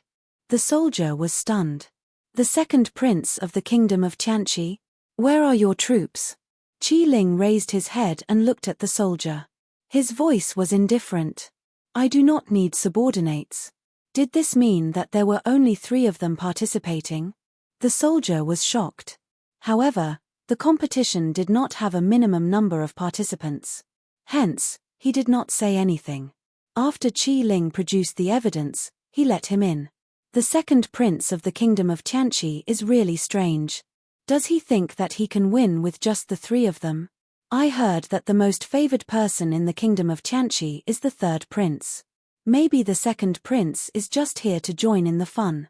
The 2 soldiers at the gate underestimated the girl and did not say anything else. They started to stand guard at the gate and inspect the people who came. Even though Wind Cloud City was usually uninhabited, it was a beautiful place. Even the relay station was luxuriously built. There were also soldiers at the entrance of the relay station. Hence, Qi Ling produced the evidence again and the soldier let him in.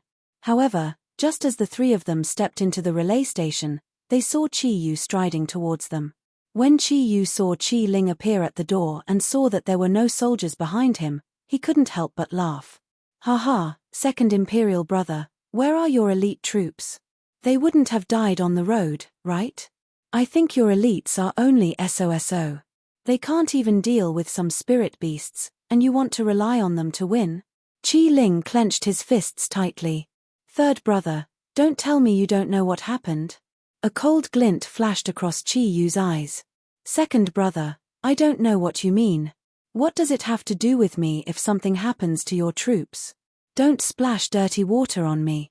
Otherwise, Imperial Father won't let you off." Qi Ling's eyes turned blood red at the thought of his subordinates' deaths, but in the end, he restrained his emotions. "Third royal brother, remember what you have done. One day, I will take my revenge." Qi Yu laughed coldly. His eyes flickered and landed on Yun Luofeng's face. Chapter 1944. Originally, he wanted to say a few mocking words. However, when he saw the girl's sinister gaze, he swallowed his words in fright. He waved his hand and gritted his teeth, saying, "Let's go. Me. I'll let this girl be pleased first. After I unify the four nations, I'll definitely make her beg for mercy under me." As if thinking of that scene, Qi Yu could not help but laugh sinisterly. He could not hide his pride. The Golden Sun Nation is hosting the four-nation youth competition this time. They are also the strongest nation among the four nations.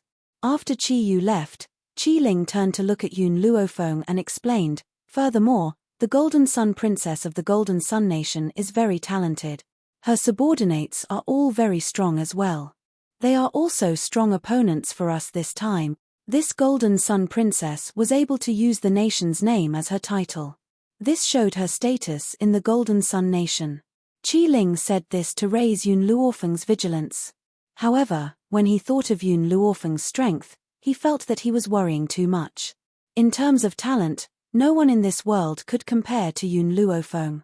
As a divine spirit, she could fight with a heavenly god. Now that she had broken through to become a heavenly god, she would definitely be even stronger. "I'm tired." However, Yun Luofeng had only said that in a lazy tone. There was a sliver of laziness in his expression. Qi Ling laughed involuntarily. "The lodgings in the Tianqi Nation have already been prepared. Miss Yun, I'll bring you to rest first." "All right." Yun Luofeng nodded. Rather than wasting time listening to Qi Ling's nonsense, she might as well consolidate her strength first. Qi Ling did not say anything else. He brought Yun Luofeng to rest first. However, just as they left Yun Luofeng's room, they heard a mocking voice. "Oh, I was wondering who it was. It's actually you. Mu Shuoxin, is your father not dead yet?" This voice was filled with mockery, causing Qi Su's expression to change completely. "Second Prince, I met an acquaintance. I'll go over first and be back soon." After speaking, his body turned into a gust of wind and rushed to the courtyard at the side. In the courtyard, the young girl had her hands on her hips. She held her head high, and there was a mocking smile on her face as she looked at Mu Shuoxin, who she had bet on. Mu Shuoxin's expression was very calm, but her clear eyes were surging with rage. "Don't worry, even if all the people in the Purple Moon Kingdom die, my father will still be alive." "Impudent!" Qiao Yefeng roared. "Mu Shuoxin, who do you think you are? How dare you talk to me like that?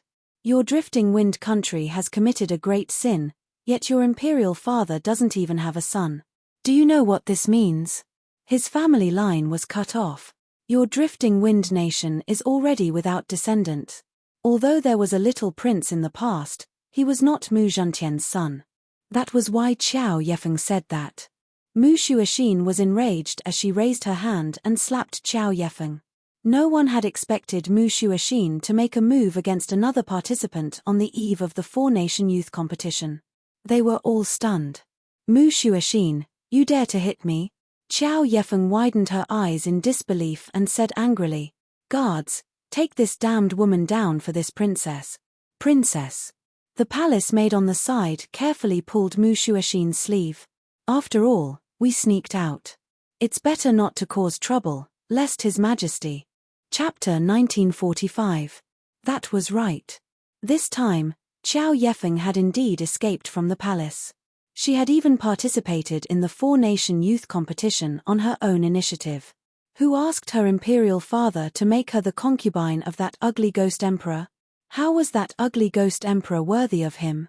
Only the ugliest woman in the world would be interested in that ugly ghost emperor.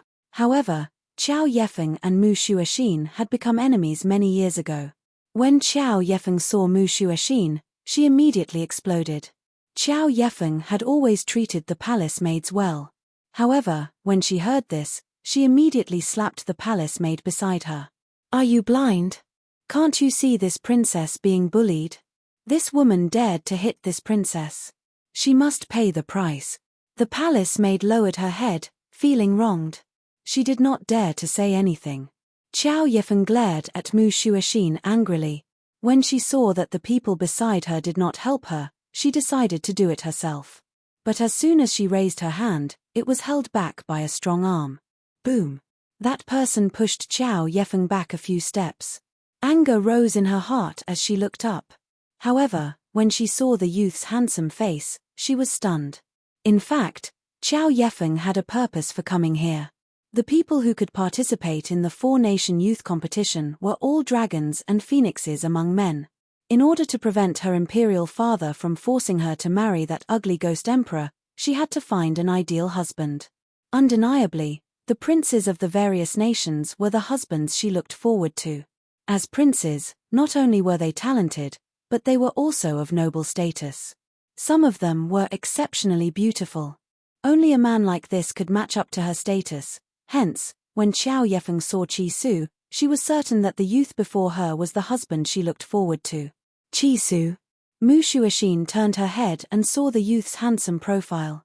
She felt joy in her heart. Why are you here? I followed Qi Ling Mu. Are you all right? Qi Su asked worriedly. Mu Shuashin blushed and shook her head. I'm fine. Qi Su, I will not let myself suffer. Then I can rest assured. Qi Su smiled and turned his head to look at Qiao Yefeng. At that moment, his eyes turned cold, and there was an eerie chill in his gaze. The princess of the Purple Moon Kingdom is nothing more than this. When Qiao Yefeng heard Qi Su's merciless ridicule, she immediately became flustered. This is a grudge between me and Mu Shuashin. What does it have to do with you? This young man was not bad, but his eyes were a little bad. He actually fell for a woman like Mu Shuashin. Was Mu Shuashin more beautiful than her? Mu is my fiancé, why should I not care? Qi Su smiled coldly and said expressionlessly. Qiao Yefeng fiercely gritted her teeth. A dog with a dog, a wolf with a wolf. You and Mu Shuashin are a couple, so you're definitely not a good person. Xiao Kui, let's go. Even if Qiao Yefeng was brainless, she knew that Qi Su's strength was not simple. She could tell just from his push just now. Therefore, she glared fiercely at Qi Su, and left with her palace maids and guards in a haughty manner. Qi Su retracted his gaze. Mu Lady Yun is here too. Really? Mu Shuashin's eyes lit up, her face was full of smiles. I really admire Lady Yun's medical skills. When there's time, I want to learn a thing or two from her. She playfully stuck out her tongue and giggled. By the way, why did you follow the second prince of the Tianqi kingdom here? Chapter 1946. Miss Yun wants to support Qi Ling in a simple sentence. Mu Shuashin revealed Yun Luofeng's purpose. Mu Shuashin nodded. I have heard of the second prince of Tianqi kingdom. He is indeed a character. Miss Yun's vision is very accurate. Supporting him will definitely be a great help. Qi Su touched the back of his head and smiled gently. Mu I will be with the people of Tianqi kingdom during this time. If you need anything, come to me at any time. I will definitely help you. Speaking of which, Qi Su is still worried about Mu Shuashin. He is afraid that she will be bullied here. Don't worry, nothing will happen to me. Having said that, but thinking of those people, Mu Shuashin's eyes still darkened. Her father has no son, only a daughter.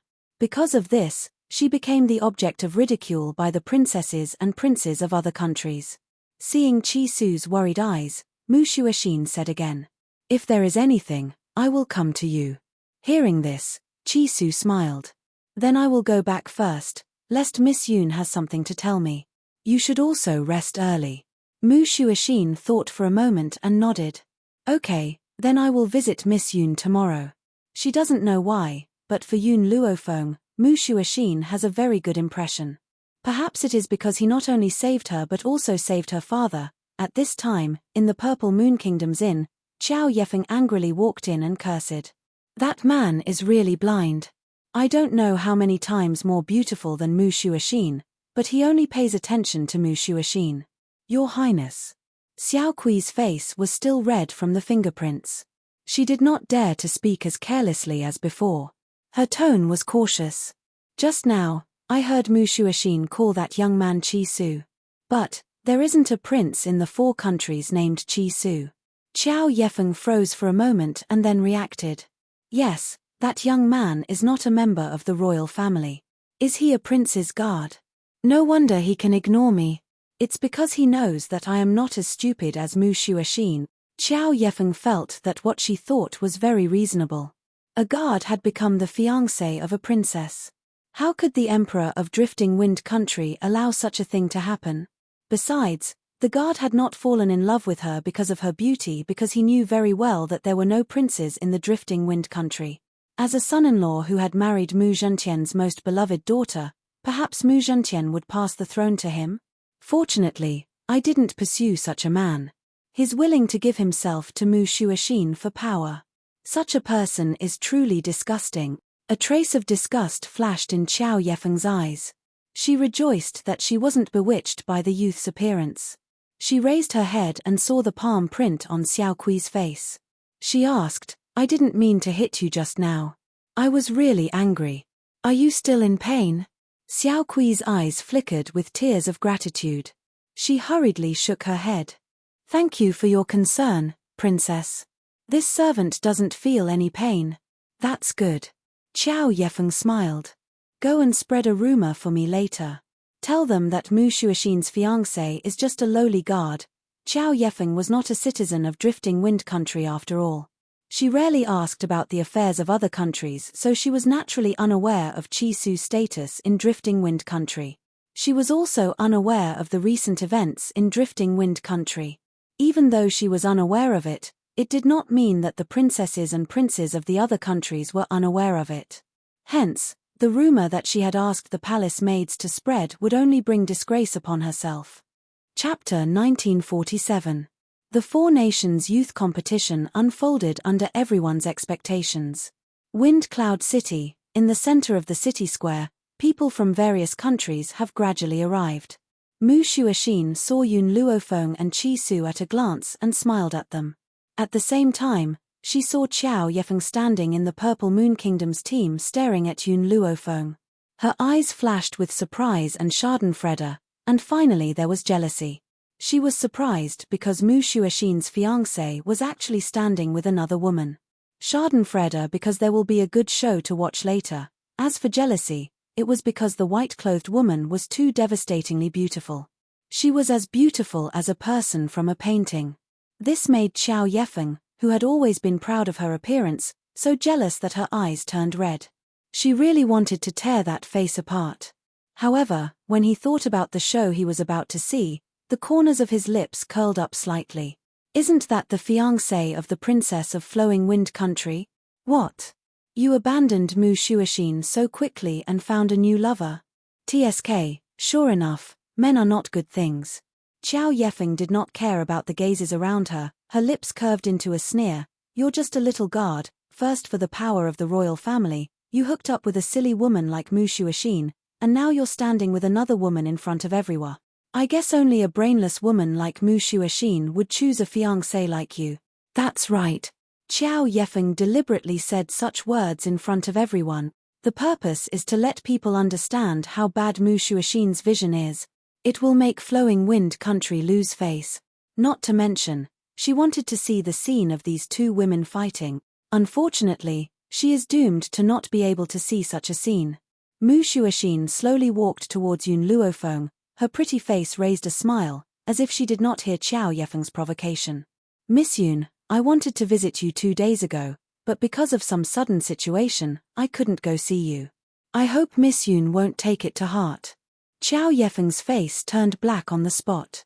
With her understanding of Mu Shuoxin, if others peep at her man, this woman will definitely be angry. But why is she so friendly to the woman beside Qi Su? At the thought of this, Qiao Yefeng gritted her teeth. Her face was filled with anger and unwillingness, and her eyes were filled with viciousness. Yun Luofeng used his chin to point at Qiao Yefeng.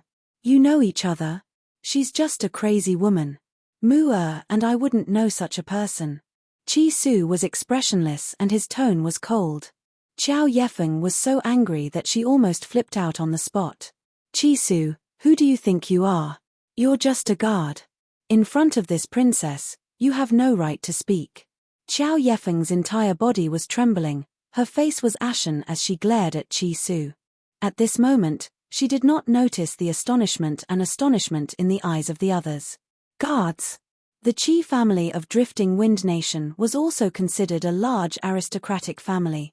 Their strength could not compare to the imperial family, but who asked Qi Su to have such a powerful master? People from other countries had heard of Yun Yueqing's story. They weren't like the Qi family back then. They didn't think that Yun Yueqing had really disappeared. Maybe she was just trapped somewhere and would come out sooner or later. Offending Yun Yueqing's disciple at a time like this wouldn't end well for them. Feng shut up. A luxuriously dressed man heard Qiao Yefeng's words and his expression immediately changed. Chapter 1948. Imperial brother, did I say something wrong? Qiao Yefeng clenched her fists tightly. I know you purposely created the 4-nation youth competition, but I can't stand it anymore. To think that there are such stupid women and shameless men in this world. Fortunately, I am smart enough to not be deceived by such a man like Mu Shuoxin. I told you to shut up. Did you hear me? The luxurious man raised his hand and slapped Qiao Yefeng. Honestly speaking, he had wanted to hit this woman for a long time. He thought that she was the smartest person in the world, but in reality, no one was stupider than her. Back in the palace, his father hated conflicts between the princes and princesses the most. Hence, no matter how much he wanted to beat this woman up, he endured it. Now, they were in Wind Cloud City. How could he let go of this opportunity? Even if this woman went back to complain, he had reason to do so. Qiao Zishuan. Qiao Yefeng was stunned by this slap. She only recovered her wits after a long time. She held her swollen cheek and looked at the man in front of her in disbelief. You actually dare to hit me? This time, perhaps due to her anger, Qiao Yefeng did not even address him as imperial brother. Instead, she directly called him by his name. I hit you to teach you a lesson. You did not even know the other party's identity, yet you dared to speak so arrogantly. Qiao Zishuan snorted coldly. Qi Su is the young master of the Qi clan. The Qi clan is the #1 noble clan in the Drifting Wind Nation. Yet, you claim that he is a guard. Qiao Yefeng was somewhat stunned. Why would someone from the #1 noble clan participate in the 4-nation youth competition? Wasn't the 4-nation youth competition supposed to be a competition between the princes and princesses of the various nations? Even the people they brought were only guards and palace maid. The most important thing was that the successor of the #1 noble clan in the Drifting Wind Nation was with someone from the Qianqi nation? Imperial brother, isn't it just the #1 noble clan? Is there a need to beat me up because of someone from the #1 noble clan? Although she knew that she had made a mistake, Qiao Yefeng would not apologize. She held back her anger in her heart and said angrily, so what if it was the #1 noble clan? Could it be stronger than the royal clan? Furthermore, she was not wrong. Qi Su wanted to marry Mu Shuoxin for the sake of the royal clan. Otherwise, with Mu Shuoxin's status, she would have to marry into another royal family. Qiao Zishuan was too lazy to say anything more to her and coldly threw a sentence. If you want to stay here, you must listen to me, otherwise, I will send you back to the Purple Moon Kingdom. Upon hearing that Qiao Zishuan wanted to send her back, Qiao Yefeng was so frightened that she shut her mouth and did not dare to say another word. When Mu Shuoxin heard Qiao Yefeng slandering Qi Su, she was so angry that she wanted to argue with her, but she was stopped by Yun Luofeng. A person who can't eat grapes says that the grapes are sour. Do you really want to argue with her whether the grapes are sour or not? Not to mention Mu Shuoxin, even the onlookers were stunned. Only after a long while did they react and burst into laughter. What nonsense are you spouting? Qiao Yefeng didn't care about the palace maid's tugging and fiercely shook off her hand. She glared angrily at Yun Luofeng. When did I say the grapes were sour? And you said I can't eat grapes? What a joke. I am the princess of the Purple Moon Kingdom, how can I not eat grapes? The palace maids and guards of the Purple Moon Kingdom were so ashamed that they wanted to dig a hole in the ground. Qiao Zishuan was so angry that his complexion turned ashen. Only Qiao Yefeng did not know why the laughter became even louder after she said those words. Chapter 1949. Your Highness, the palace maid could not stand it anymore and carefully tugged at Qiao Yefeng's sleeve. She's saying that you like Qi Su, but because he's the fiancé of the Princess of Drifting Wind Country, you're saying that he's not good. The palace maid had been vague enough. She was just short of saying that Qiao Yefeng was humiliating Qi Su in front of the world because she could not have him. That was the truth, was it not? Qiao Yefeng finally reacted. Her beautiful face was flushed red as she bit her lip and clenched her fists. Mu Shuoxin laughed mockingly. You'd better go back and learn more. Otherwise, you'll say that the grapes are sour because you can't have them. Qiao Yefeng's face was full of resentment and humiliation after being humiliated in front of so many people. The way she looked at Yun Luofeng also changed from jealousy to hatred. She could not touch Mu Shuoxin, but she could not touch her. Amidst the laughter of the crowd, the royal family of Jinyang country finally arrived. However, no one dared to say a word about the Jinyang country's tardiness. They all stood calmly on the spot and even stopped laughing. My apologies, I'm late. The emperor of Jinyang country, Cheng Feiyang, strode over, flicked his sleeves, and sat down on the throne. Standing beside him was a young and beautiful woman. This woman had a head full of black hair that flowed like a waterfall, thick and beautiful. Her face was very elegant. If one had to describe it, it would be like a hibiscus out of clear water, a natural carving. She did not need any makeup to bring out her elegant and refined beauty. She was dressed in a purple scholarly dress, elegant and dignified. A light yellow sash was tied around her waist, making her look very elegant and fresh. Qi Su looked at the woman standing beside Cheng Feiyang and lowered his head. She's the #1 genius of Jinyang country, the Golden Sun Princess. She's also Cheng Feiyang's most beloved daughter. Her status in Jinyang country is second only to the emperor and higher than the empress. Yun Luofeng's gaze also fell on the Golden Sun Princess. The Golden Sun Princess seemed to have noticed Yun Luofeng's inquisitive gaze and looked over. When Princess Jinyang, who was a woman, saw a stunning face in the crowd, she could not help but be stunned. She had always thought that her appearance was unparalleled, but she had never expected that there would be someone so stunning in the vast thousand worlds. Actually, if it was just based on appearance, she didn't think she was bad. However, that woman had a temperament that no one else could compare to. He was like a king, ruling over the world. Below the stage, everyone was looking at Cheng Feiyang and Princess Golden Sunday. Even the arrogant Qiao Yefeng did not feel jealous of Princess Golden Sun at this moment. Ladies and gentlemen, this year's competition will be held by our Jinyang country. Whoever wins will unify the 4 countries and become the true overlord of the 4 countries. Cheng Feiyang smiled faintly, his eyes shining brightly. Although the Jinyang country was the strongest out of the 4 countries, the other countries still agreed to participate in the tournament. This was because the current situation of the Wind Cloud continent did indeed require the emergence of a person to lead the entire situation. Of course, more people hoped that the person who could lead the entire situation was themselves. Next, the leaders of each country will report the number of people in each team. In fact, other than the Tianqi country which had 2 teams, the people from the other countries were all in one team. Chapter 1950. However, the other team from the kingdom of Tianqi only consisted of 3 people. Hence, when Qi Ling reported the number of people, Everyone looked at them in surprise. 3 people? Did I hear that right? The second team from the Kingdom of Tianqi only has 3 people? TSK, could it be that the second prince of the Kingdom of Tianqi thinks that the 3 of them can fight against so many of us? What a joke! Everyone laughed mockingly, their eyes full of mockery. Mu Shuoxin's expression was full of worry. She wanted to say something, but when she saw Yun Luofeng's calm expression, the worry in her heart slowly disappeared. Of these 2 people, one was her trusted benefactor and the other was her fiancé. Hence, she believed in their strength. At this time, the third prince, Qi Yu, stood up and said arrogantly, "You don't know how arrogant my second brother is. Before we arrived, he said that he only needed 3 people to crush all the princes and princesses of the other royal families. Because of the relationship between Mu Shuoxin and Qi Su, the people from the Drifting Wind Country did not show any expression. However, when the Purple Moon Country and the Golden Sun Country heard this, they immediately glared angrily at Qi Ling and the others.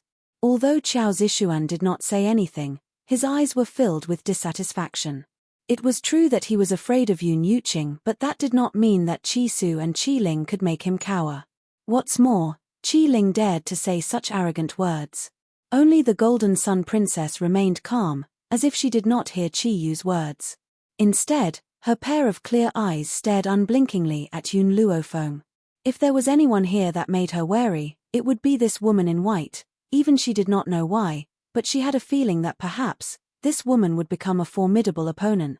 Qi Ling frowned. He stood up and wanted to say something, but an arm stretched out and blocked his way. The woman's lips were curled into a smile and her eyes were filled with evil. She raised her chin slightly and a faint smile hung on her beautiful face. "You were right about one thing. With just the 3 of us, we can defeat all of you." Arrogant, arrogant. Under everyone's mocking and contemptuous gazes, she actually threw out such a sentence. Everyone was dumbfounded. They did not expect that she would dare to say such words in the presence of all the princes and princesses of the various countries. This was simply incomparably arrogant, not putting them in his eyes at all. Qiao Yefeng laughed coldly. "We are well aware of Qi Ling's strength. As for the 2 of you, I'm afraid that you are not even comparable to Qi Ling. Yet, you want to rely on the 3 of you to crush all of us? This princess has never seen someone as arrogant as you." Yun Luofeng slightly raised his eyebrows and glanced at Qiao Yefeng. "You didn't see it before, but you see it now? You." Qiao Yefeng pointed at Yun Luofeng angrily. She was so angry that her chest heaved up and down. "Good. In the 4-nation youth competition later, let me see how capable you are." Did this woman think that she was the golden young princess? Princess Jin Yang was very talented. It was understandable for her to say such words. However, she wanted to crush everyone with just the 3 of them. This was the funniest joke she had ever heard in her life. Thinking of this, the golden young princess glared at Yun Luofeng. Later on, she would use facts to prove whether this woman was truly capable or just hot-headed.